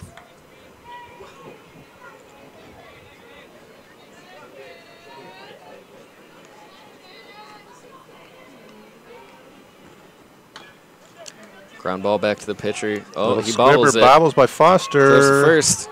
Oh, and he's safe. All right. Pittsfield staying alive. Still just 1 out.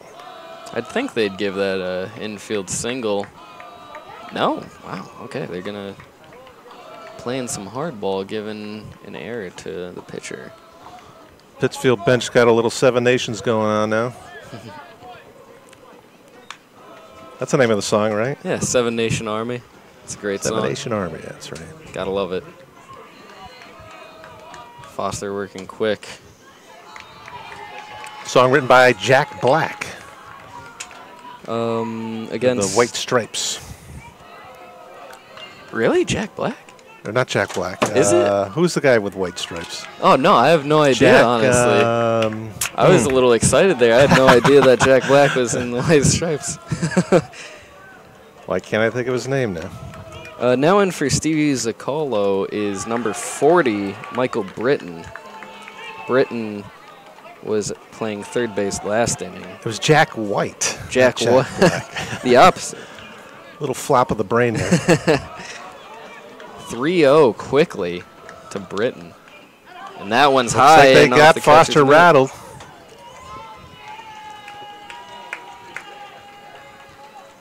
Jeez. Bases are now loaded.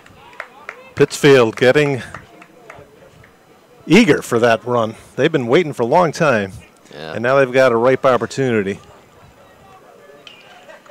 I think got 2 runners in scoring position. Yeah.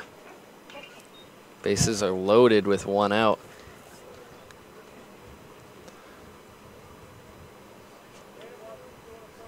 And Brocker having a conference with Foster.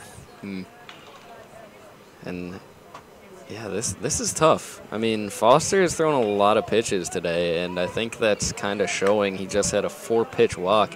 And on the last ball, it was very high and inside, and Brocker, who has shown to be an above-average catcher today, not able to hold on. So back to the top of the order. Hard hit ball up the middle to the shortstop. He gathers it, grabs second, and gets him out at first.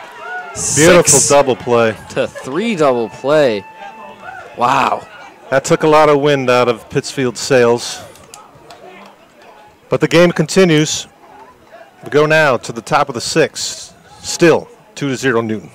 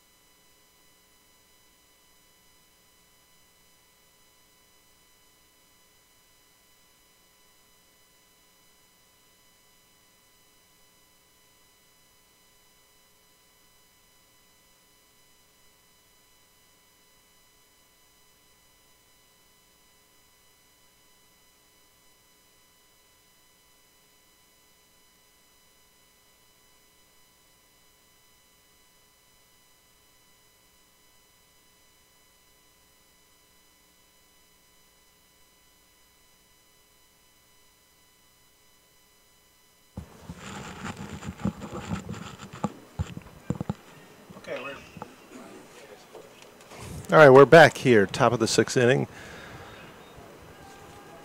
And great action at the last inning. Pittsfield had a prime opportunity to score. But Bronner grounded into double play. Nice double play by Newton. And they put a stop to Pittsfield's threat. Number 3 at the plate for Newton. That'll be Marco Maloney, left fielder. Not many lineup changes for Newton. Pittsfield, on the other hand, has been moving people all around. Yeah, I think I've got them figured out. So Dylan Trova is at second. Luke Melee is still pitching. Shane Bernardo is in left field. Nolan DeGruff is in right field. Caden Cody still in center. And Jared Jansen is now the extra hitter, and Michael Britton now at third. Maloney drove in a run in the first inning and lined out to third at a second at bat. Count is now 1-2 on Maloney. Pitch by Melee. And he's out in front of it a little bit. Ground ball back to the pitcher. He gathers it, throws to first, and just gets him. 1-3 for the first out of the inning.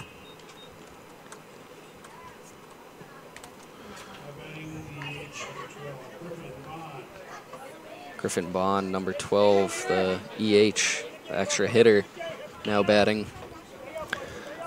1 for 1 with a single. I'm sorry, 1 for 1 with a single and a walk.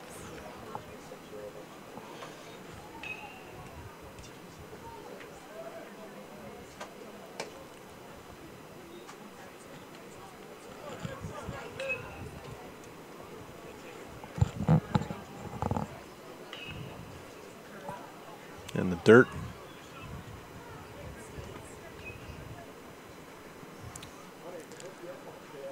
Two and 1 on the batter. Scoreboard is incorrect right now, saying 3-0. And now 3-1.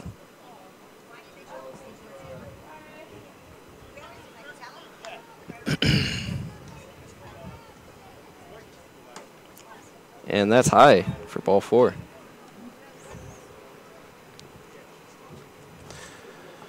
All right, that'll be 2 walks for Bond. Bringing up O'Connor. Flew out to left and a pop out to first.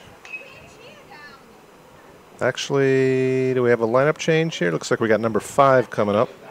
Teddy McCafferty in for Sean O'Connor, it would seem. So McCafferty, is that right? That's what I'm looking at. McCafferty. Yep. All right.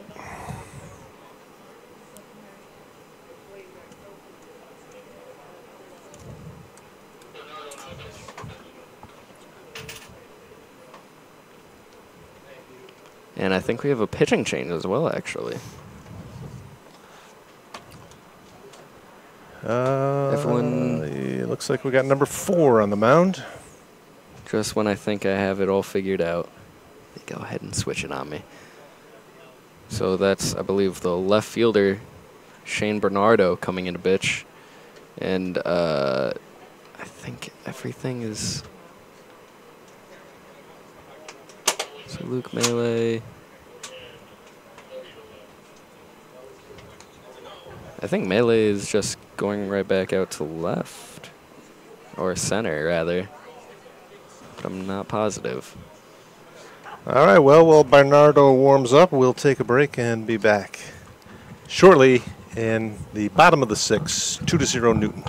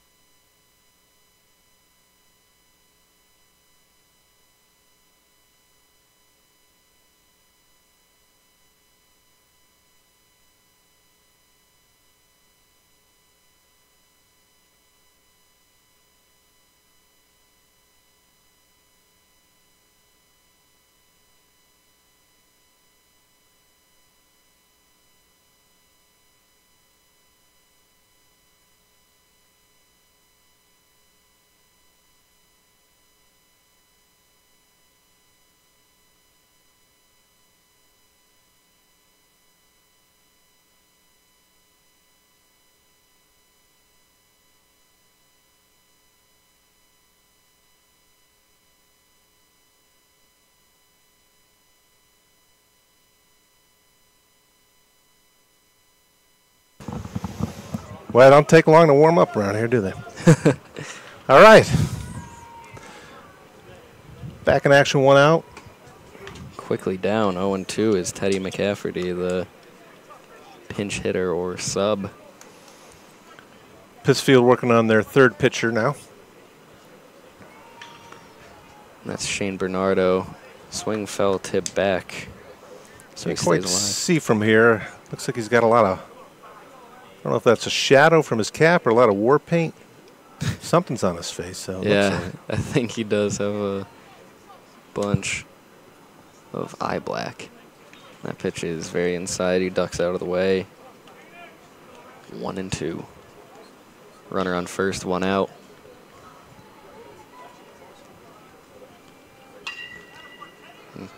And the gap between first and second picked up by second and throws him out. No! Oh, wow. Safe. Very close play at first. Yeah, that's one of those calls. Could have gone either way. I thought he had him. Yeah, I did too, to be perfectly honest.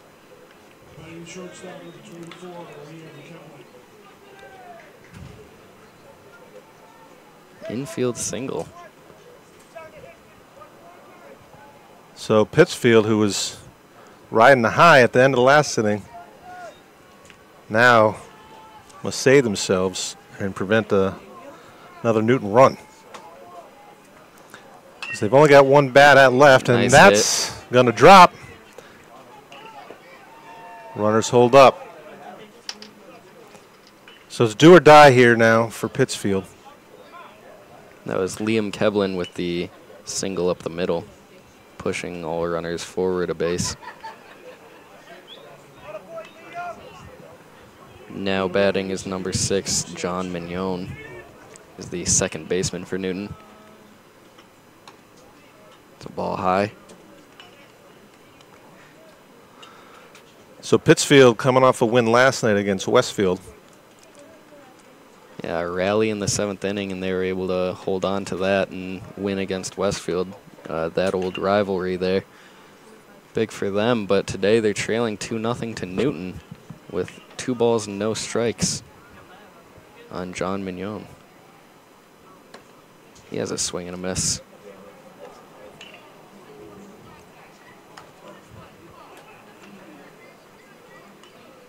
2-1 count. Here's the pitch.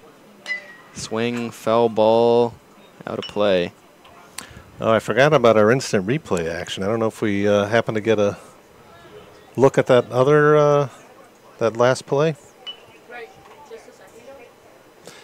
Yeah, with the call on first. Oh, yeah. Good call. No, And unfortunately, we don't have it.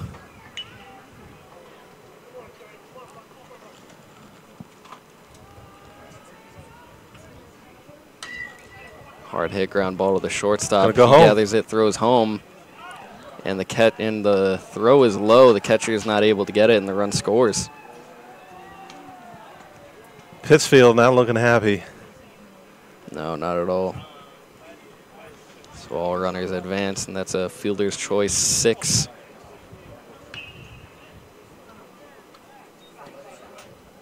Six to 2, but I believe there would be a throwing error on the shortstop, if I'm not mistaken. No outs recorded on that play, though.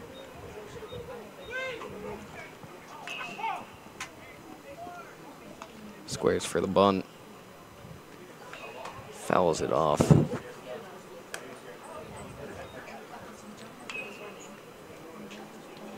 And all runners were going on that one as well. This is Jack Foster, starting pitcher for Newton. So I'm assuming there's another tournament after this one. Is this just this is the regional tournament, correct? Yes. And there'll be a World Series. Do you know where that is, Tim? I'm not sure, actually. Should try to figure that out. We'll find out during the break. And that's a swing and a miss, big swing and a miss by Jack Foster. 1-2 on him. 1 out, bases are loaded.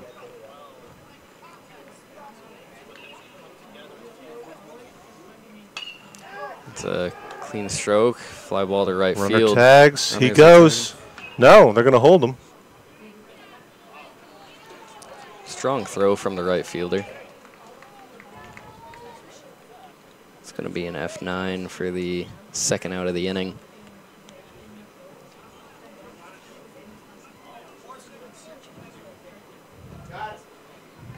Now batting in the place of John Jessamine is number 49, Ryan Horsick. Another tall young fellow. Takes first strike.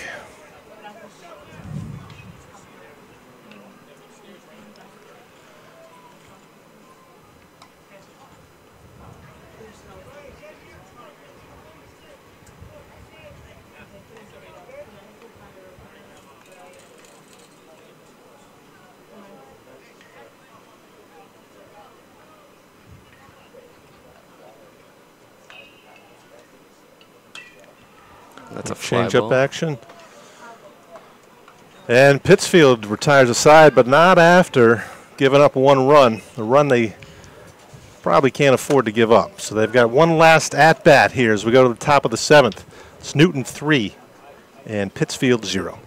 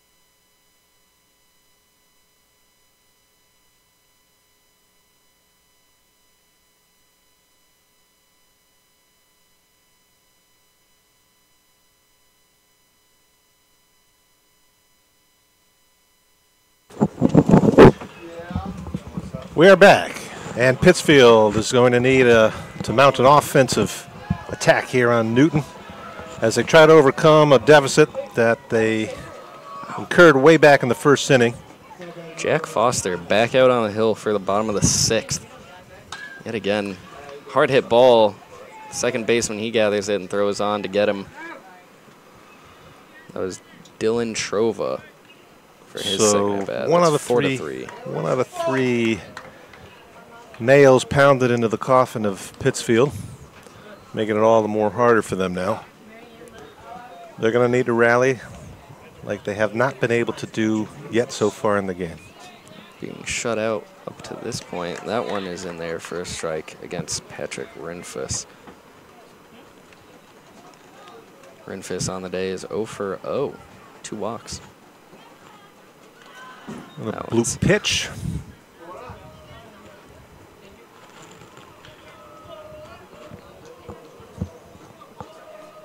Pittsfield team remaining energetic as they try to mount a rally here in the last inning of the game. That one looks outside to make it a 2-1 count. It's definitely a possibility to come back. They just haven't been able to. Not able to score any runs. It's a ball inside.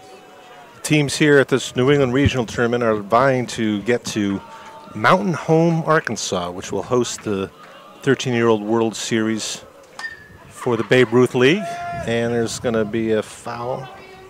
Well hit, but fouling out of play. Line that one out and probably has extra bases.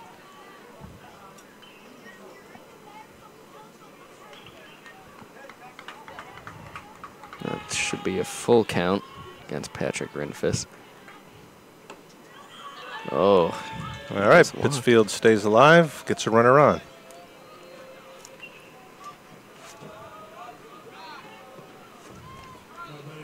Foster still on the mound for Newton, which is something I didn't think we'd see. Absolutely not in this heat. He's done well, though. There's a shutout going. That's going to go over the head of the shortstop and advance the runner on first to second. Well hit single by Owen Kiabith. So don't count Pittsfield out yet. No, certainly not. Runners on first and second with 1 out.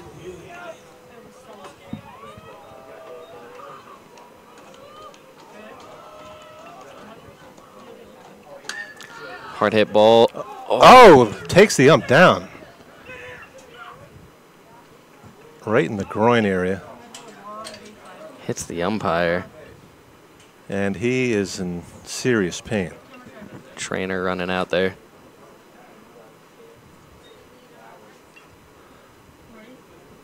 Let's hope he's all right. Newton taking a knee. That was a smoked ground ball, too. Just not able to get out of the way. Tried to hop out of the way. It just took a bounce that did not look good.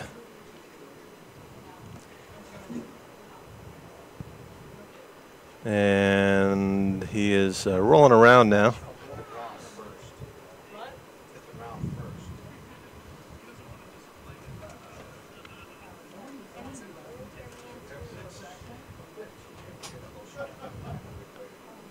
Can't help but think sort of a tough break for Newton. It looks like it was going straight to the shortstop. He could have maybe turned 2 or at least gotten 1 out to get 2 outs here where Pittsfield is threatening. Now bases loaded. Luke Melee with the hit.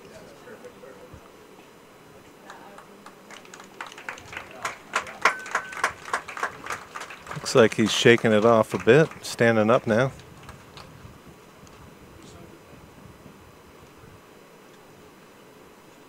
And looks like they're giving him razzing him a little bit. Yep. And it looks like he's going to stay out there. Mr. Collins out there. Troy knows about half of the umpires in Western Mass, I'd assume. Yeah, he's joking, laughing and joking, so I think he's going to be fine. He is going to come out, though. No stretcher needed. That's always a good sign. Yeah. Oh, he is staying out there. He's just getting rid of his water bottle. All right, that's great. Good, good, good.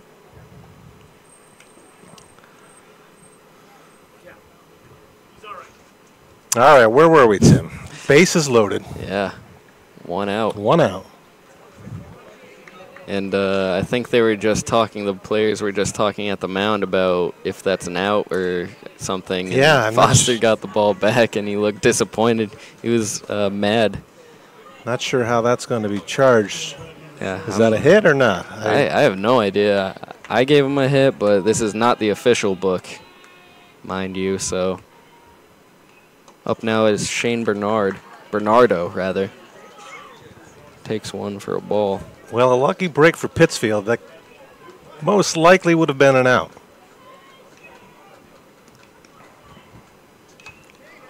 Foul tip. High pitch. Foul tipped into the glove. Evens the count at 1. 1-1. Force play anywhere. And that's a swing and a miss. Nice pitch by Foster on Shane Bernardo. Foster doesn't look like he's tired at all. He's just plugging away. Yeah, grabbing the ball and getting right back up on the rubber. That's a close one, but it's a ball, I thought. He thought he had it. Yeah, I thought he had it, honestly. 2-2. Working fast. Ground ball. Ground ball up the middle. Second base gets it, gathers it, throws a second. Oh! I was going to say he got him out, but I guess not. So Pittsfield gets on the board after 7 innings and has a great opportunity to tie up the game and possibly take the lead.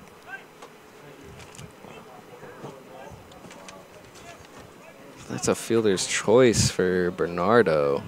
No out recorded, allegedly. I thought he had it. I was about ready to call him out. The coach for Newton comes out and... I don't know, do we have an instant replay on that? That last play?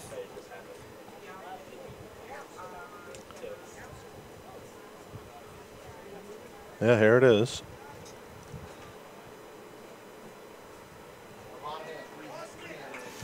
Well, we'll let the audience be the judge. Yeah, I suppose so. Looks good to me, but... All that matters is what the ump says.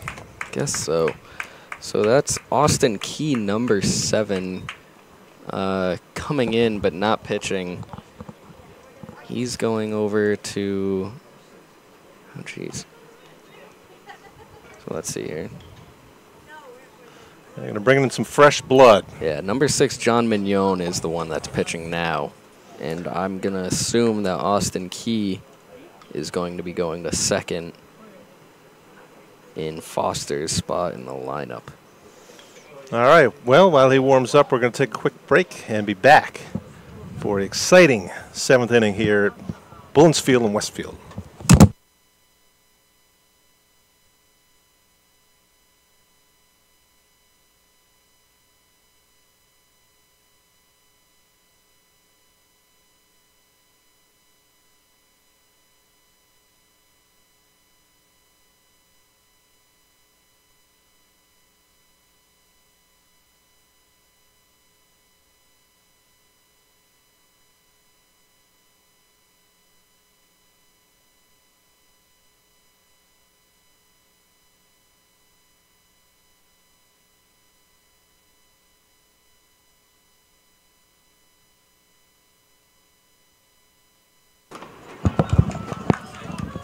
It's a ball to number... Oh, I think it's Monahan is back in his old spot.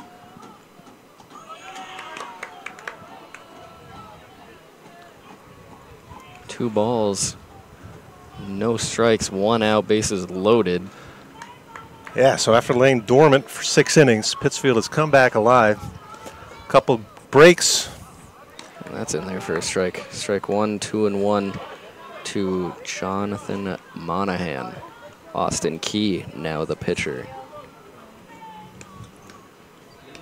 Or rather, Mignon. And that's a line drive up the middle. That's going to at least tie the game, it looks like. No, they're going to hold them. Oh, very nice, strong throw from the center fielder to the cutoff man, keeping a run from scoring and keeping the lead. But still only by 1, and bases are still loaded. Well, what a game here. 3-2 now.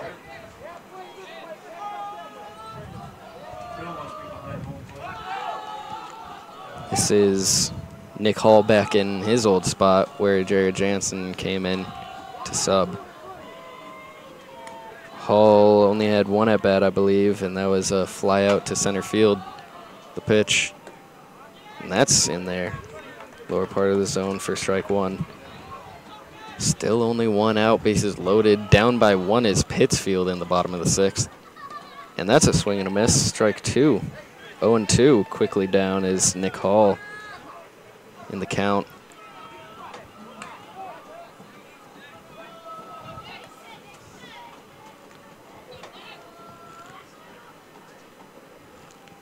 Oh, pass ball. Gets past the catcher. Runner's going to score. Tie ball game now. That's baseball.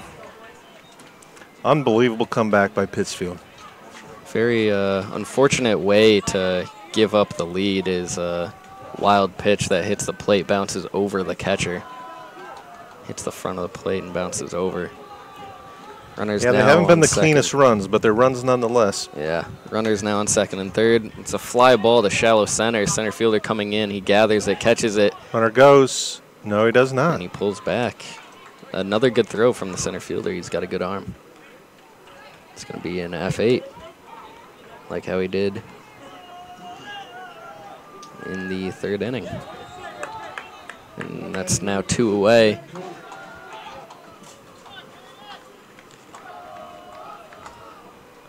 Number 2, Caden Cody, up to bat.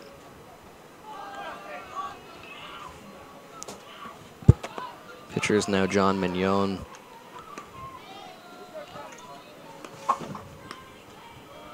Pitch. Turns on it. Swing. Nice line drive. catch. First baseman gets it. But not before Pittsfield finally comes through and penetrates Newton's defense to pick up 3 runs, tying up the game. We go now to the bottom of the 7th here at Bullens Field in Westfield.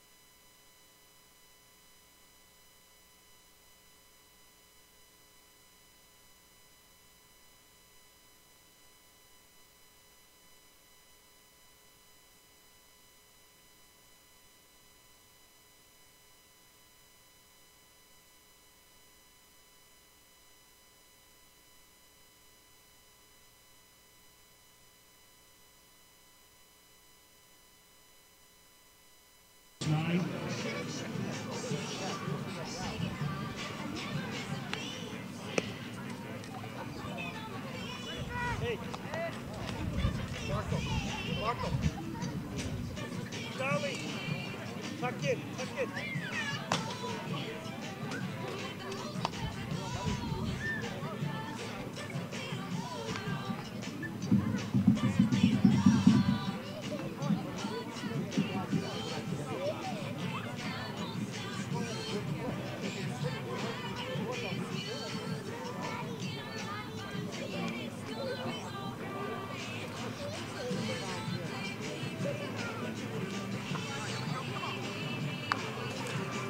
All right, we pick the action back up.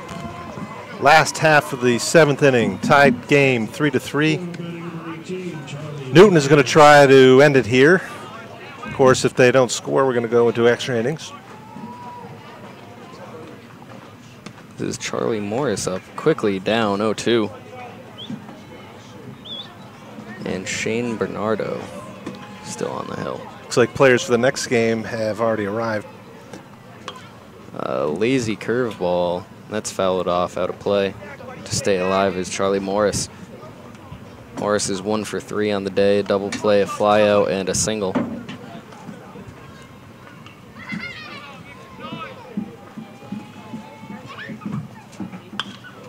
And that's hit on the right side of the field over the first baseman's head and landing foul. Giving chase is the second baseman and right fielder.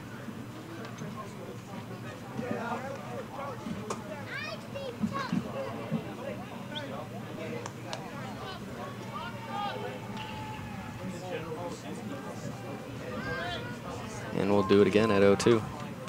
Oh, never mind. Charlie Morris calls for time, steps out of the box, takes his time.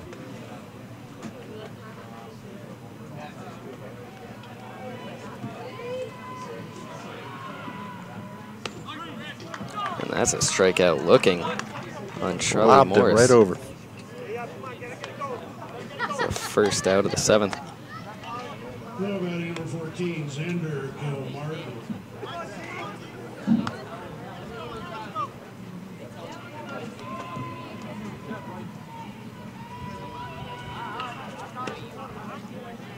And that's a called strike on Xander Gilmartin.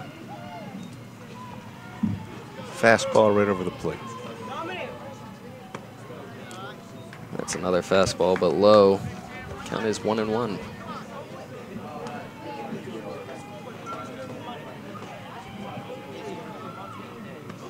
Little bloop pitch there. In there for a strike. I think that's a curveball, or supposed to be. And that one's high for ball 2. Or for what I thought is ball 2. The scoreboard says something different. And that one skied on the infield. Second baseman looks like he's under it, and he is. He has it for the second out of the 7th. So 4. And coming up is number 26, Christian Brocker. He's had a pretty good day, 2 for 3 at the plate. An RBI and a stolen base. And in his third at bat, he struck out swinging. And that lazy curve hits low for ball 1.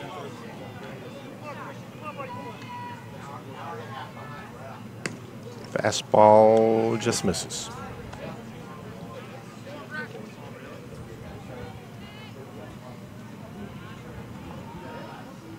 And he sits on that curveball and takes it to left field, and that gets in for a single. Nice piece of hitting by him, sitting on that curveball by Bernardo. Really good piece of hitting. That'll put the winning run on first. Marco 2 down, though. Newton's got a bit of work cut out for them here. Maloney's 1 for 3 with an RBI, a line out, and a K. Or rather, a ground out to the pitcher. First pitch is a strike. Pitcher looking over to first. Swing, fouls almost straight up and out of play. Brings him down to 0-2 with 2 outs and a runner on first. Shadow's growing a little longer here, but the heat is not broken. It's going to remain this way into the evening hours. Runner goes. That's a ball low in the dirt. Brocker has his second stolen base of the day. And he's in there.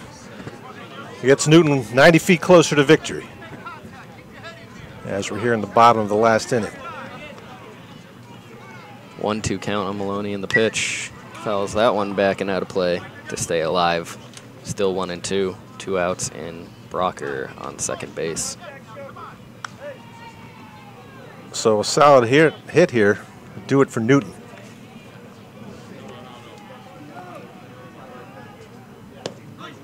Oh, strikeout looking. All right, so Pittsfield battles back. And we go now to extra innings. It's 3-3 here at the Babe Ruth Regional New England Tournament. Pitch count for Bernardo, 18 for 37.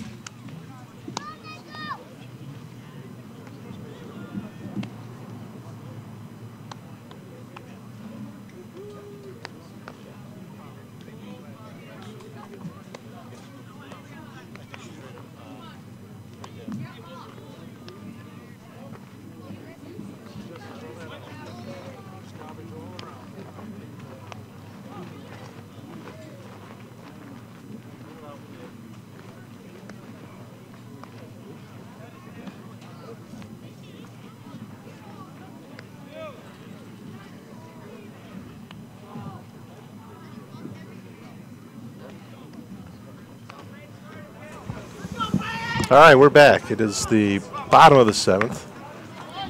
And the heat must be getting to me. All this time I thought the last inning was the bottom of the 7th, last half inning.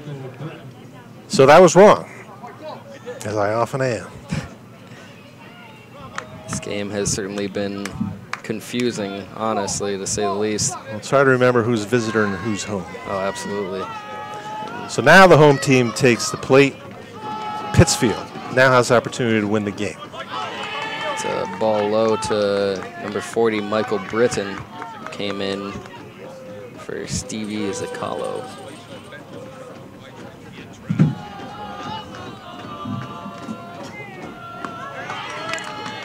Another ball high.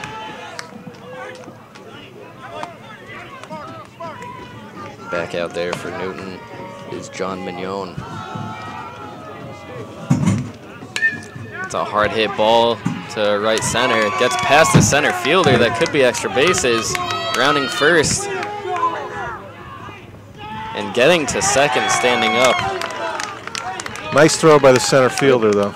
Gave him a run for his money. Yes, certainly did. So the leadoff batter is on second base. Now look.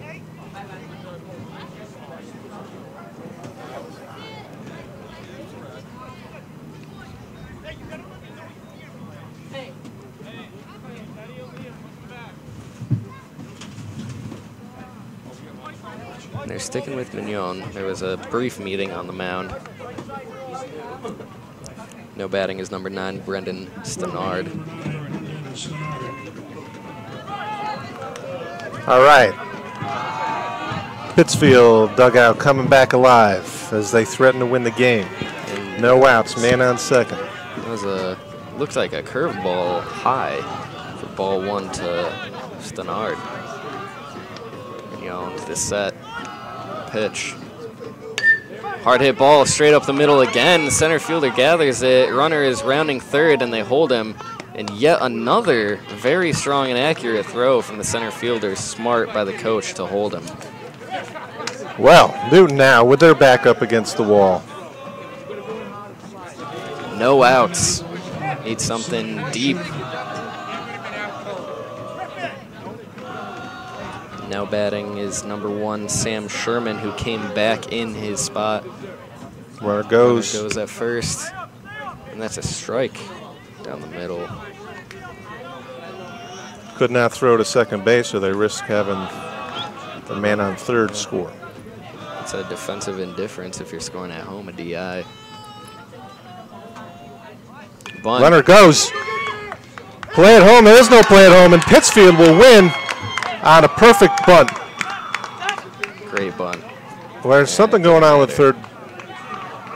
No, that'll be it. And Newton loses it in the last inning as Pittsfield mounts an amazing come-from-behind finish, scoring 3 runs in the 6th and a final run in the 4th to end it for Newton. Wow. What do you think, Tim? Quite a nice game. Yeah, I mean. Very exciting. Yeah, I mean, got to give all the credit to Pittsfield for never bowing their heads and saying, okay, this is it, we're done.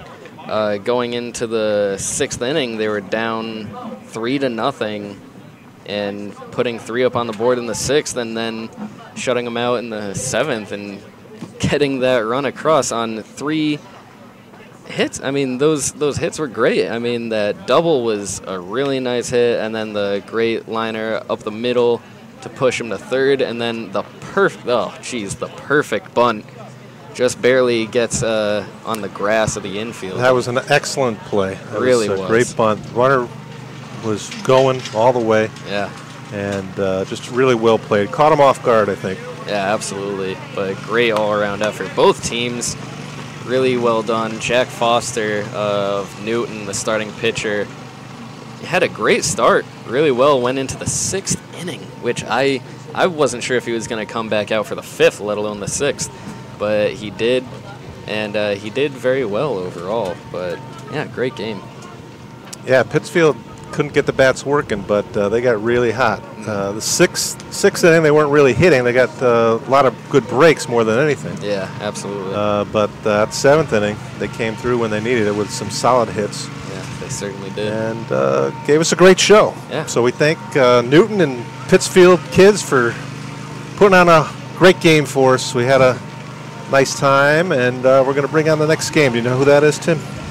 Next game, I believe this is, oh geez, I'm not even sure.